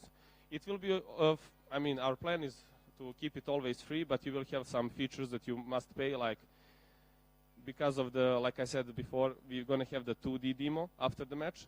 That will also make you a highlights when you make like in official application you have highlights, but for some of them you will like subscribe for like, let's say, €1 per month, so it's gonna make you highlights and everything, because it's only me and my friend working for now, so we don't have like the sources to make the big servers, so you will have like to click to download it. It will not make it automatically, so that's the main problem for now. The most difficult part was to see if Faceit gonna ban us, because we are using their code. It's their API code. They said it's free to use for now, if it doesn't harm them in any way. But I mean, we asked the developers and everyone, because there is like a Discord account where you talk to other Faceit developers that are employed in the company. They said everything is okay, just to not make anything that gives players advantage over the other players. But for now, I mean, this is not giving any advantage because this is post-game. And before the game, we're going to only make the match accept system and the countdown. That's it. No, everyone can use it. You can also search any player in the world you want. If you wanted to start a team, we can make we can integrate some files from the HLTV org. I mean, that's a really good, how do you say it, proposition to make for us. We can make that also happen. Like, you can search on a bar just the team, where you can see every player's rating and everything. That is also possible, yeah. I mean, yes, if we can talk about anything. That's of course, yeah. Thank you. If there is no any questions anymore, I would like to thank you all for giving any interest into this project. I hope we make it live and better. So thank you all.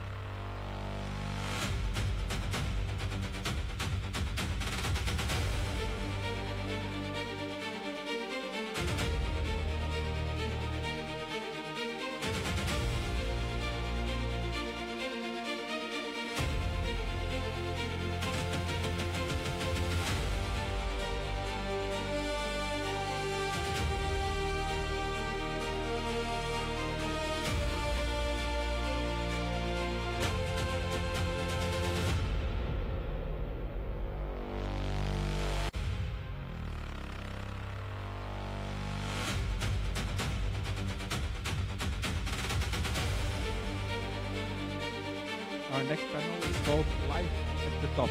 Inside Pro Esports, please welcome Andrija Kovačević, Viktor Knežević, Pavle Bošković, and our moderator, Nikola Babić.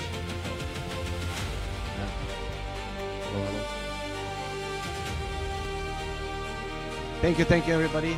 Yeah, definitely Life at the Top, considering what kind of caliber of pro players and former pro players we have on the panel today. And I've been listening to some discussions here, but definitely wanted to dive into the life of the pros. And I'd say one of the main things, and you guys can agree or disagree with me, is when you go to boot camp and how your life looks in that particular setting. So what I would like for people here to see, and boot camp is something that definitely kind of it exists in traditional sports as well, but in esports it's definitely different, right? So I'd like to hear from your perspective, what would be a good boot camp, what makes a good boot camp, and how it actually looks like. Mladen, from your perspective, what makes a great boot camp, and maybe a boot camp you would like to go again after you've already finished it? I mean, the boot camp for sure it's a very important thing for all the teams and the connection between the players. And I feel like I can say that Real Media is doing a great job with the boot camp facilities. I think they are showing how it should be done and how it's done. I think the most important thing is the comfort of the players, I would say. To have the best PCs, to have best internet connection, and also I think the location of the boot camp itself, I think is very important. Considering when the players are flying from other countries and stuff, I think they need to have a good flights and stuff. So I think all these kind of small things are very important. I think it's just mostly those things that are important for the boot camp. Considering we're in Montenegro and you're Montenegrin yourself, is there a chance, and what would need to happen in Montenegro for you guys to have boot camps that would be of the similar quality? I mean, I think it's not hard to make. I think we have a stable connection here.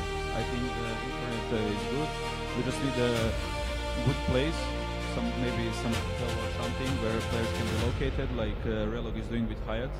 So I think that's the most important thing, the comfort of the players. And yeah, I mean, I don't think it's very hard. It might be a little bit hard, the thing that I said with the flights and stuff, because coming to Montenegro from different countries, it's a bit tough because you have a lot of connection flights and stuff. So usually players prefer to just come somewhere where it's simple, like direct flight and stuff. So that part might be a little bit harder, but other than that, I think this country is very nice for some bootcamp facilities and places to play. That sounds great. Nafkila, you're also a current pro player, still playing. You play in France. Do you boot camp in France, or do you boot camp somewhere else? Yeah, so I'm playing for a French team right now, so we have boot camp in France. So for me, I think it's very important. The most important thing is for you to have a stable internet connection, of course. For my game, League of Legends, you don't really have to have the best PC to have stable FPS, because the game can run on anything. So the most important part is just to have a stable internet connection, and like Mladen said, you know, for everyone to be together, it's a cool experience because you're playing online most of the time, and then you come for a boot camp at the start of the split or during playoffs, for example, and it's a cool time for you to do some team bonding and get to know each other better, because it's a different experience when you talk to someone in real life at the boot camp versus when you're just talking online, you don't see their face or anything. So it's a lot cooler to be there with them in real life and have this better connection with them, so you play better today with them. So yeah. Booked up, you are somebody who used to play and go to boot camps, and you're also somebody who now owns your own organization. You've also held boot camps as well for the players. Now you hear this, that location is important, internet is important. When you ran it as a business, and probably still do, like, is there anything else that you have noticed that actually made players and teams come back to you, that they valued more than location and stuff like that? Test. Is it working? No. Hello. Okay, now it's working. So, how Mladen said that all those small things are important, and I was like all those small things, because he mentioned the biggest stuff, actually, the most important stuff. And when it comes to small things, I faced off so many details during, by hosting how much, like around 30 boot camps for 20 different teams. And there are so many requests from the players, like so small stuff. And actually, so in general, I agree with you.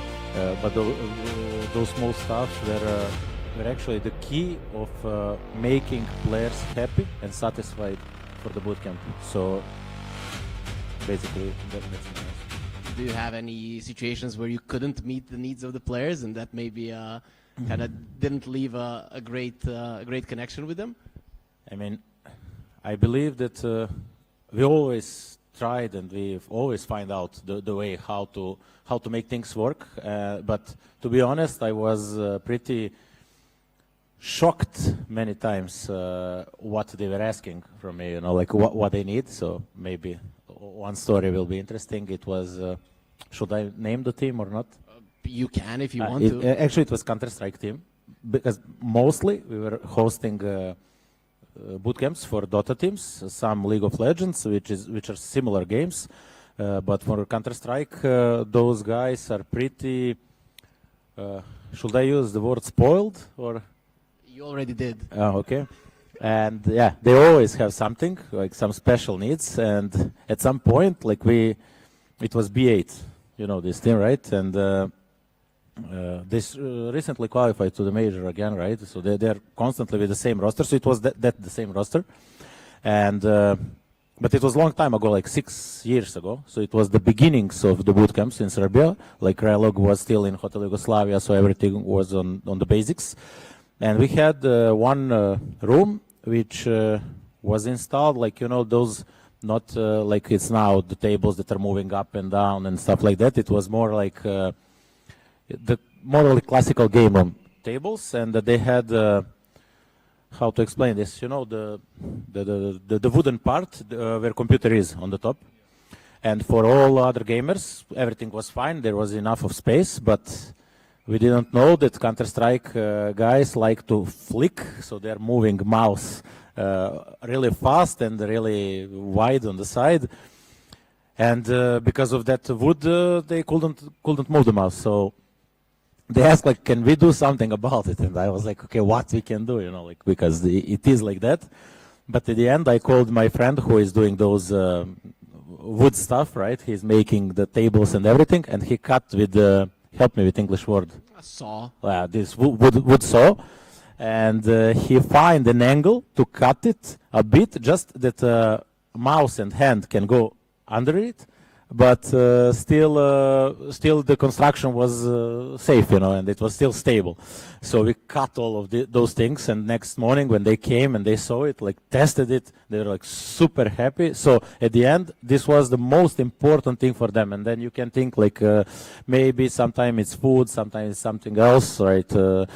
We had a lot of different situations with because we are based in Novi Sad. So at some point, one team were going to shopping mall, and they didn't have some fancy brands that exist in Belgrade, and they were like pretty disappointed. You know, it was important for them. So you never know what is important for the players, but this thing with mouse flicking and Counter-Strike was the most important for them. They were super happy, super thankful. So I think that we always find the way out, how to please them.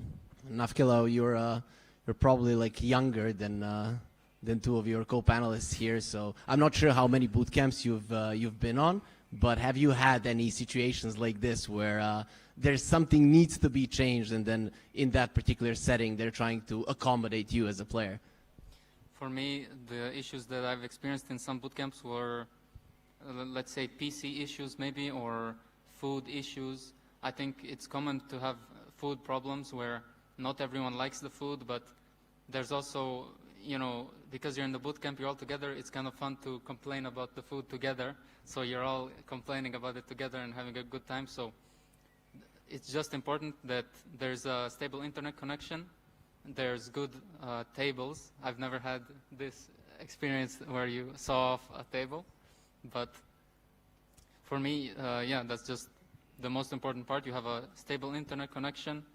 You can bring your own gear, so you don't really need much from the organization besides a good PC and the monitor. I know that for CS it's more important to have 240 Hertz monitor, but for League of Legends you don't really need that good. Sorry, 360 now. Okay, at sorry. least. At least. But for League of Legends, you know, 144 Hertz is enough. So, and also the PC, you know, League of Legends can run on even a bad PC. So, if it's just a medium tier PC, you know, it doesn't really need much investment from the org as, let's say, CS, I think. So, yeah. Okay, so Mada, now you hear these stories, and you definitely know, I guess, from what I've heard, Counter-Strike players have the most needs, at least when it comes to PCs. But let's say in a couple of years, 5, 10, 20, hopefully your career lasts that long. Now you hear this and you know how boot camps are held. Would you ever consider maybe investing into making a boot camp, let's say in Montenegro or maybe in Belgrade or wherever you think it's a good idea to go? I mean, it can be a very smart idea to invest into the boot camps, especially in this beautiful country. I think it's very nice, and obviously since I was at many boot camps before and I know how things are done, what usually players like, what they need, what their needs are, I think that can be a very good investment. Also, I think what's very important is the connections. Like obviously, if you have connections with other players, with the coaches, with the orgs and stuff, it's much easier to bring them to show them how the boot camp is, how the place is, and once they come here and they see how good it is, they'll probably come back the next time. So I think also the connections, for sure, are very important. Just holding boot camp facilities. Okay, so you definitely have a great starting point if it was to be made. But overall, so. Right now you're at the top, right? For people that don't know, he's a tier 1 player. That would basically mean, right, at least top 8, 10 teams. This is usually something that he's going to be hunting for in the world, right? So you probably played for tier 2, tier 3 teams at the start of your career. Can you give us a difference of the kind of boot camps if you did go to them with your like former, smaller, not such awesome teams that you're in right now compared to the facilities that you would use as a tier 1 player? Yeah, I mean, there is a huge difference in the budget itself. So obviously you go, when you're lower tier, you go to the worst bootcamp places and stuff. For example, in my time in Falcons, we went to a kind of private bootcamp where we brought manager brought us the good PCs in a big house, and we had a private chef who was cooking for us what we wanted and stuff. And it was very nice. Like, that's usually how it is kind of in like the best tier 1 teams. And also there is like, when you're playing for lower tier teams, it's much different. Maybe you go to a worse bootcamp places where, as you say, like CS players are a little bit specific and picky. So you maybe have worse tables, you have maybe a little bit worse PCs, maybe 144 Hertz monitor. So it's a little bit tough. But when you're in tier 1, everything is kind of perfect. You know, like you have unlimited budget in a way, and then it's much easier. And Bukta, since you ran businesses like for tier 2 teams, you had tier 2 teams in your boot camps, you also had tier 1 teams. Can you give us a rough estimate of the costs needed for a boot camp to be built for a tier 1 team, for a tier 2 team, right? Because I've heard about boot camps that hold it, even in our country, that hold only for tier 2 teams. So I would assume that creating that kind of boot camp has a much lower cost than creating something that would be acceptable for the best teams in the world. I'm sorry, I didn't understood the question. Give us a rough estimate of the costs of creating a boot camp, so that if somebody would want to start it. But yeah, it very depends. Are you creating a boot camp for a tier 1 team, or it's for some lower teams? Again, it's different if you are making, like how all people in the crowd could hear. If it's for League of Legends, they are way more, how to say, like, they don't have any special needs. And you see, when he was talking about it, he was constantly mentioning just internet connection and PC that doesn't need to be super good. But what is with the gym, private gym, saunas, then coaches, you know, and all this other stuff. And I face it many times, especially from Russian teams. They like sauna. It's like super important for them to have sauna in the boot camp. So with all those needs that I was hearing from people, we moved from some standard boot camp in the center of Novi Sad. We moved to some more fancy place, which was the villa. You was there also, you know everything about it, yeah, but I will explain how. So it was on the 4 floors. We had a private chef, the swimming pool outside, the tennis court, the barbecue area, some small area for football, then stuff for fitness. We didn't have the gym, so at some point it became a problem again, you know, like it, because teams have very different needs, and it really depends. Are they coming just to play online tournament because they are from China, let's say, and the online tournament is in Europe, like ESL? If it's a situation like that, those guys just come from China, they want to play, and they just need computers, food, and that's it. But if a team come to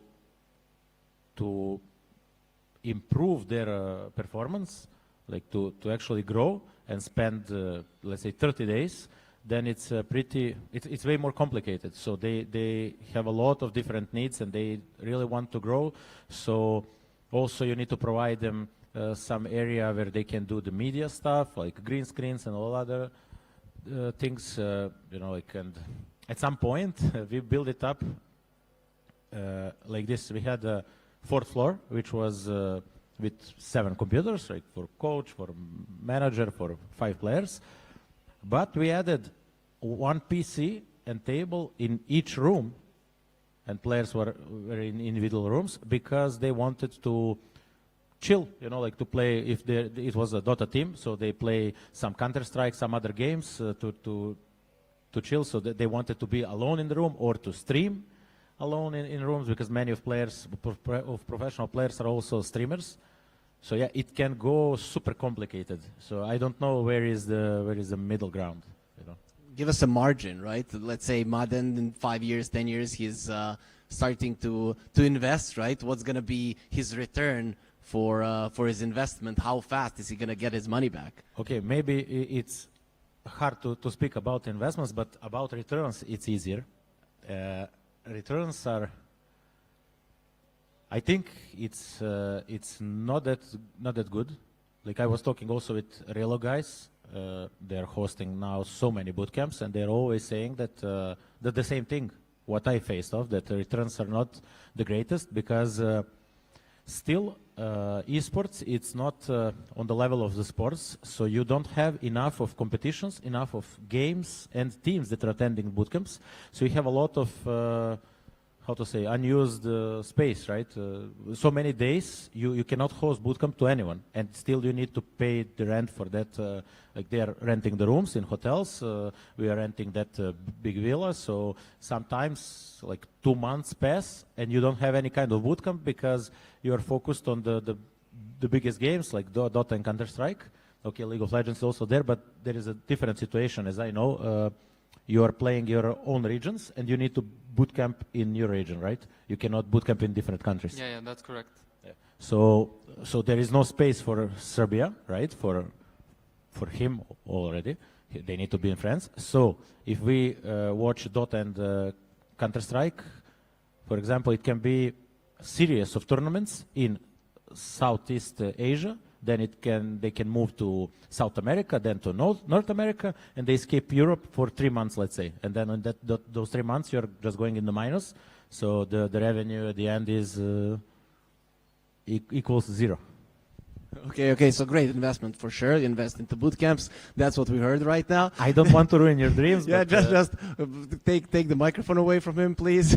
Now, we heard a little bit about the added things, like he mentioned sauna. I remember I used to play Dota professionally, and when we were going to boot camp, the main thing my colleagues always said, "Are we going to have a ping pong table? Are we going to have a ping pong table?"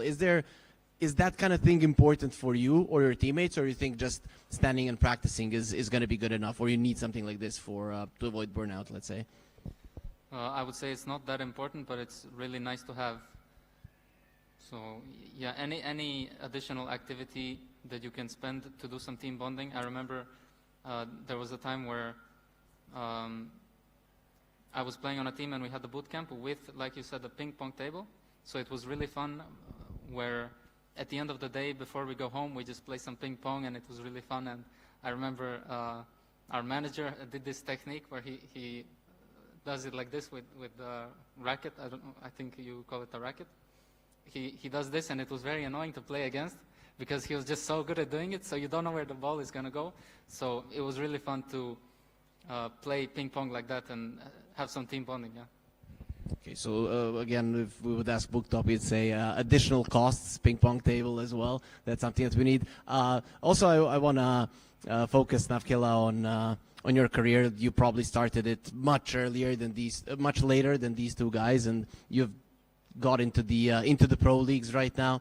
For all the kids out there, like, what are the requirements of becoming a pro player in League of Legends? Like, what needs to be the starting point, and then how it needs to develop, and how you get to the point where you're at right now? For me, regarding, let's say, investment, you don't really need much for League of Legends. You just need any PC. You know, if you're asking yourself, should I go pro, then you probably already have everything you need. You know, PC, computer, of course, PC, mouse, keyboard, mouse pad, you know, all the basic stuff. You don't really need something super complicated or high-end to start off. I remember when I was starting off, I just had a regular mouse pad, nothing crazy. But now, over the years, I've invested in a good chair, good table, and things like this. More expensive keyboard, more expensive mouse. So over the years, you can invest the money that you earn back into your gear. But for starting, you don't really need much. The biggest thing that you need is just to know that this is what you want to do, because before you start, you really need to ask yourself, is this something that you want to do? Because for League pros, this is pretty much your life. You know, you wake up, you play, and then you go to sleep. You know, that's it. You watch pro games all day, you play the game the whole day, you review your mistakes and everything. So it's not for everyone that you can commit your whole life to something like this. But if you really enjoy it, like I do, for example, then, and you really want to play professionally, for example, I remember where the first time that I got a call to go to France to play professionally, to actually leave my home and go there full time, I had the offer, and then I thought to myself, okay, I need to tell my parents about this now. So I thought, what if they say, no, you can't go? What if they tell me to stay? And I remember thinking, okay, even if they don't approve of me leaving and committing my life to this, I would still go. You know, that's how bad I wanted it to do this as my job and just do this. So that's how bad I wanted it to, even without, let's say they tell me, you know, don't come back home, you know, something like this, then I would still go, because that was my passion, my dream, to play this professionally. So, yeah, I think the biggest part is just make sure that this is what you want to do, because you need to invest a lot. For my older panelists, do you still have the passion? Do you still have the drive? Oh, of course. I have a lot of drive still. So, yeah. I'm still young, 27. Of course. The thing is, though, let's say you would be a mentor to somebody who is good at Counter-Strike. He has strong ranking. He knows what he's doing. What is the path forward? Just play as much as you want, play in teams, or is it something else? How do you develop the skill to get to the point where you're at right now? I mean, for me, it just came in a natural way, I would say. I was just playing, and I just get offers from the team, and then I was just getting better and better. To be honest, when I was young, I never had like a goal. Yeah, I will play this amount of that match, I will play this amount of practice every single day. It was just becoming natural for me. I was playing as much as I want. Obviously, I love the game, I still love it, so I played a lot, you know, so it was just fully natural for me. And just saying to someone, like, maybe he just needs to first like the game, and he needs to understand that he needs to sacrifice a lot. I think he needs to understand that he cannot go out maybe with friends, he cannot hang out, he needs to spend a lot of time playing to become professional. I think most important. And obviously, if he's skilled enough, I think with that kind of a mindset, he will make it for sure. I mean, but there is many different things that he needs to work on and stuff. But for me, it was just fully natural how it happened. Buktop, is there any, I mean, you've had younger players in your teams, you've seen a lot of teams develop in your boot camps as well, and you've been in esports for like 20 years. So have you found like the winning path of how you should approach it to actually get to the top, or is it really different for everybody? I think it's changing with years. So we heard two different stories here. Maiden is a bit older, right? So that was the natural way back then, also when I was playing. So you just love the game, you just play it, and then nobody knows where it will go. But for those guys who are playing League of Legends, like younger people, they already they can see the future. They can see what is like exact their goal, and already. Actually answer on your question, already there is some kind of structure how you should approach when you are becoming pro. So of course you need to love the game, of course you need to be naturally good at it, but still a lot of dedication and like commitment. You need to be aware of that you will lose a lot of stuff from the other side, other parts of the life, which is very similar to regular sports, right? Always, if you want to be top in anything, you need to do a lot of sacrifice. But basically, yeah, in esports, to become a pro just from a regular guy, I believe that key is the same like in everything else. You need to behave and to have approach which is one level above the standard in the whole world. So to explain this a bit better, long time ago, let's say 2008 year, right? People are playing from game rooms. Some people have good internet and good PC at home, and they just come online and play like that. They don't even have the teams, right? And the guys who had the approach, as I said, like one level above, was that they connected, they brought all PCs to one guy home, they organized by themselves, and they created a mini boot camp, so they become way more connected, blah, blah, blah. And that give them the turbo to actually perform way better than other guys. Then later on, people start doing that, okay, it was fine, but then some new kids, let's say, they had, again, different approach compared to the whole world. They took it completely professional, and it was full dedication, while others were also doing some other stuff, playing maybe even some other games, right, living a life. So it was, again, one level above. Later on, everyone start working, like functioning like that. And for now, I believe that people go one level higher. I think you had it in Falcons. I know the Dota team had it, like a lot of psychologists, nutrition guys, fitness coaches and stuff. So again, it's compared to your competitors, right? It's a higher level. So that's it. Always, you know, like step on the higher ladder of anything, of any kind of performance. And also, Navkila, you mentioned your parents, and I guess you've had the problem more recently, but almost every gamer has had parent problems overall. So how many of your teammates now, when esports is becoming a thing, when a lot of people are living from it, are still having problems with their parents trying to go pro? And how much did you have before you got your first offer and actually got something out of it while you were just playing and not doing much else in terms of competitive gameplay?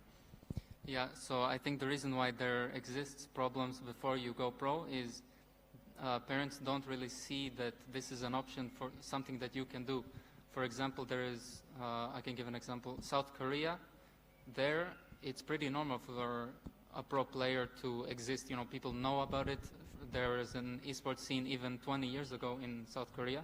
So for them, it's normal, or they know about being a professional gamer is a viable option for a living. So I think the reason why pros from other countries have problems with parents is they don't really see that this is something that you can actually do and make a living.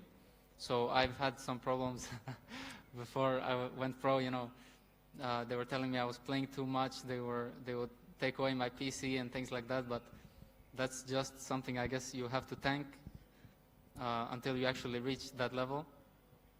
Or maybe you can show them that this is something that people do for a living and it is a thing, so you can show them that this is your passion, this is what you want to do, and maybe that can change things. You know, I think it's a lot about them just not being knowledgeable enough in the subject, so they just don't know, you know. I saw you laughing, Mladen, while he was talking about them taking his PCs, right? Give us your stories. How did you escape the early days?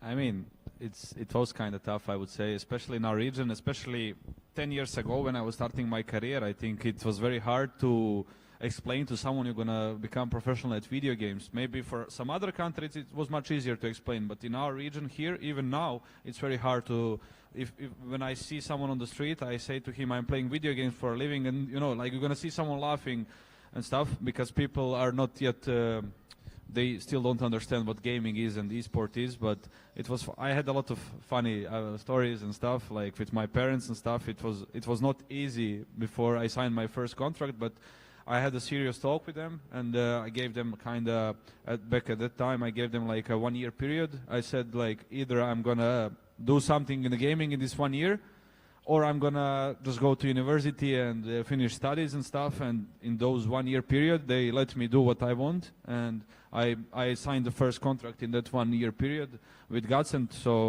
and they were happy. So it was nice that they gave me this 1 year period. But before it was hard. Like, I wanted to play so many hours per day, and mother was coming with the water and spilling at me and stuff, and it was just it was hard, you know, for them to understand. But I also see it that way. For example, if my kid tomorrow is gonna play for 15 hours per day at PC games, video games and stuff, I mean, you know, like, it's not easy as a parent to see it. So, but yeah, it was just funny stories, so many of them.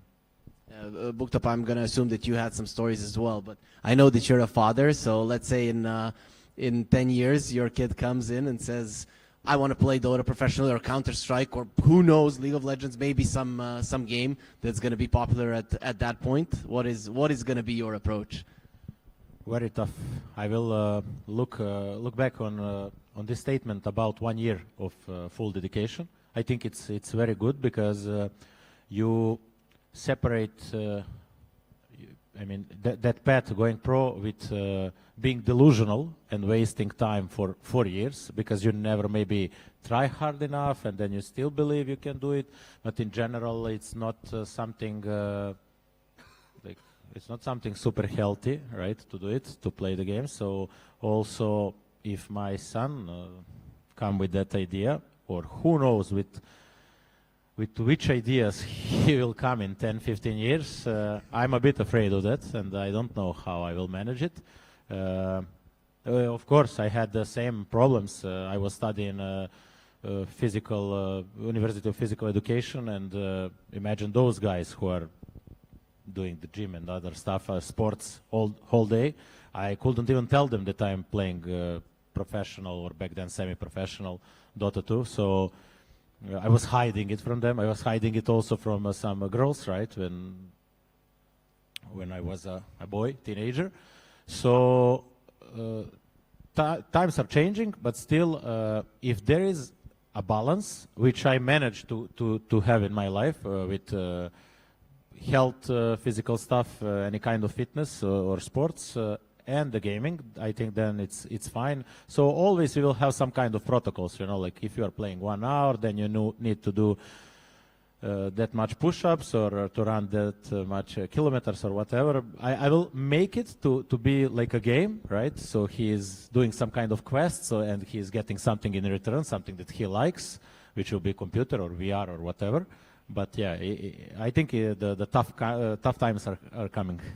I wanna ask the youngest member, like, from his perspective right now. You might not be close to having kids, but if you would one day, from your perspective right now, would you encourage the pursuit of professional esports? I would say that it just depends if that's something that they really want to do. So it's up to them. I would say that my job is just to make them understand what they're actually choosing to do, show them what they need to sacrifice, and everything like this. And at the end of the day, it's their decision. If it's something that they really love to do, like I do, then I wouldn't mind. You know, they can go chase their dreams. That's what I would say. That's why see, Booktop, you should have had, and I should have had kids younger, and then we would have encouraged them to pursue their dreams, not just hold them on. And just one last question: you mentioned, Booktop, that some Dota players play Counter-Strike. How would you feel if your kid played League of Legends also? How would you mind your kid playing Dota 2? Because I know that there is a rivalry between the two games. I'm very open. I was playing as I was running the game room in Noisad. I was playing with the kids that were coming, a lot of League of Legends, and during Corona I was even grinding solo. So I don't have that kind of strong, like, how to say this, statements or whatever towards. I can't bait you, can I? What? I can't bait you into saying something, can I? I mean, I really like all the stuff. Like in sports, I was playing all different sports, competing in many different sports, and the same is in gaming. Like I really like to explore, to play League of Legends, to see what are the difference between Dota and League of Legends and stuff. And even at some point I was coaching that team of Level Up. Maybe you even know, huh? We reached third place in EBL. It was several years ago. Maybe you didn't even play back then. Like during Corona. It was that time. What's the team name? The Level Up. Ah, yeah, I know. Yeah. We played versus Red Star in the semifinals. Yeah. So I was spending a lot of time with those kids, and so I'm very open. So this troubleshot won't be in my path with my son. Navkela, do you have an issue with your future children playing Dota? No issue. Honestly, what I would tell them is just pick an easy game. League of Legends is pretty hard, so Dota is easier. You know, yeah, they can play Dota. Yeah. We're gonna leave it at that. Thank you, everybody, and just look at these guys and look at them. You should definitely allow your kids to play the games, because they're gonna grow up into fine gentlemen that we had on the panel today. Thank you.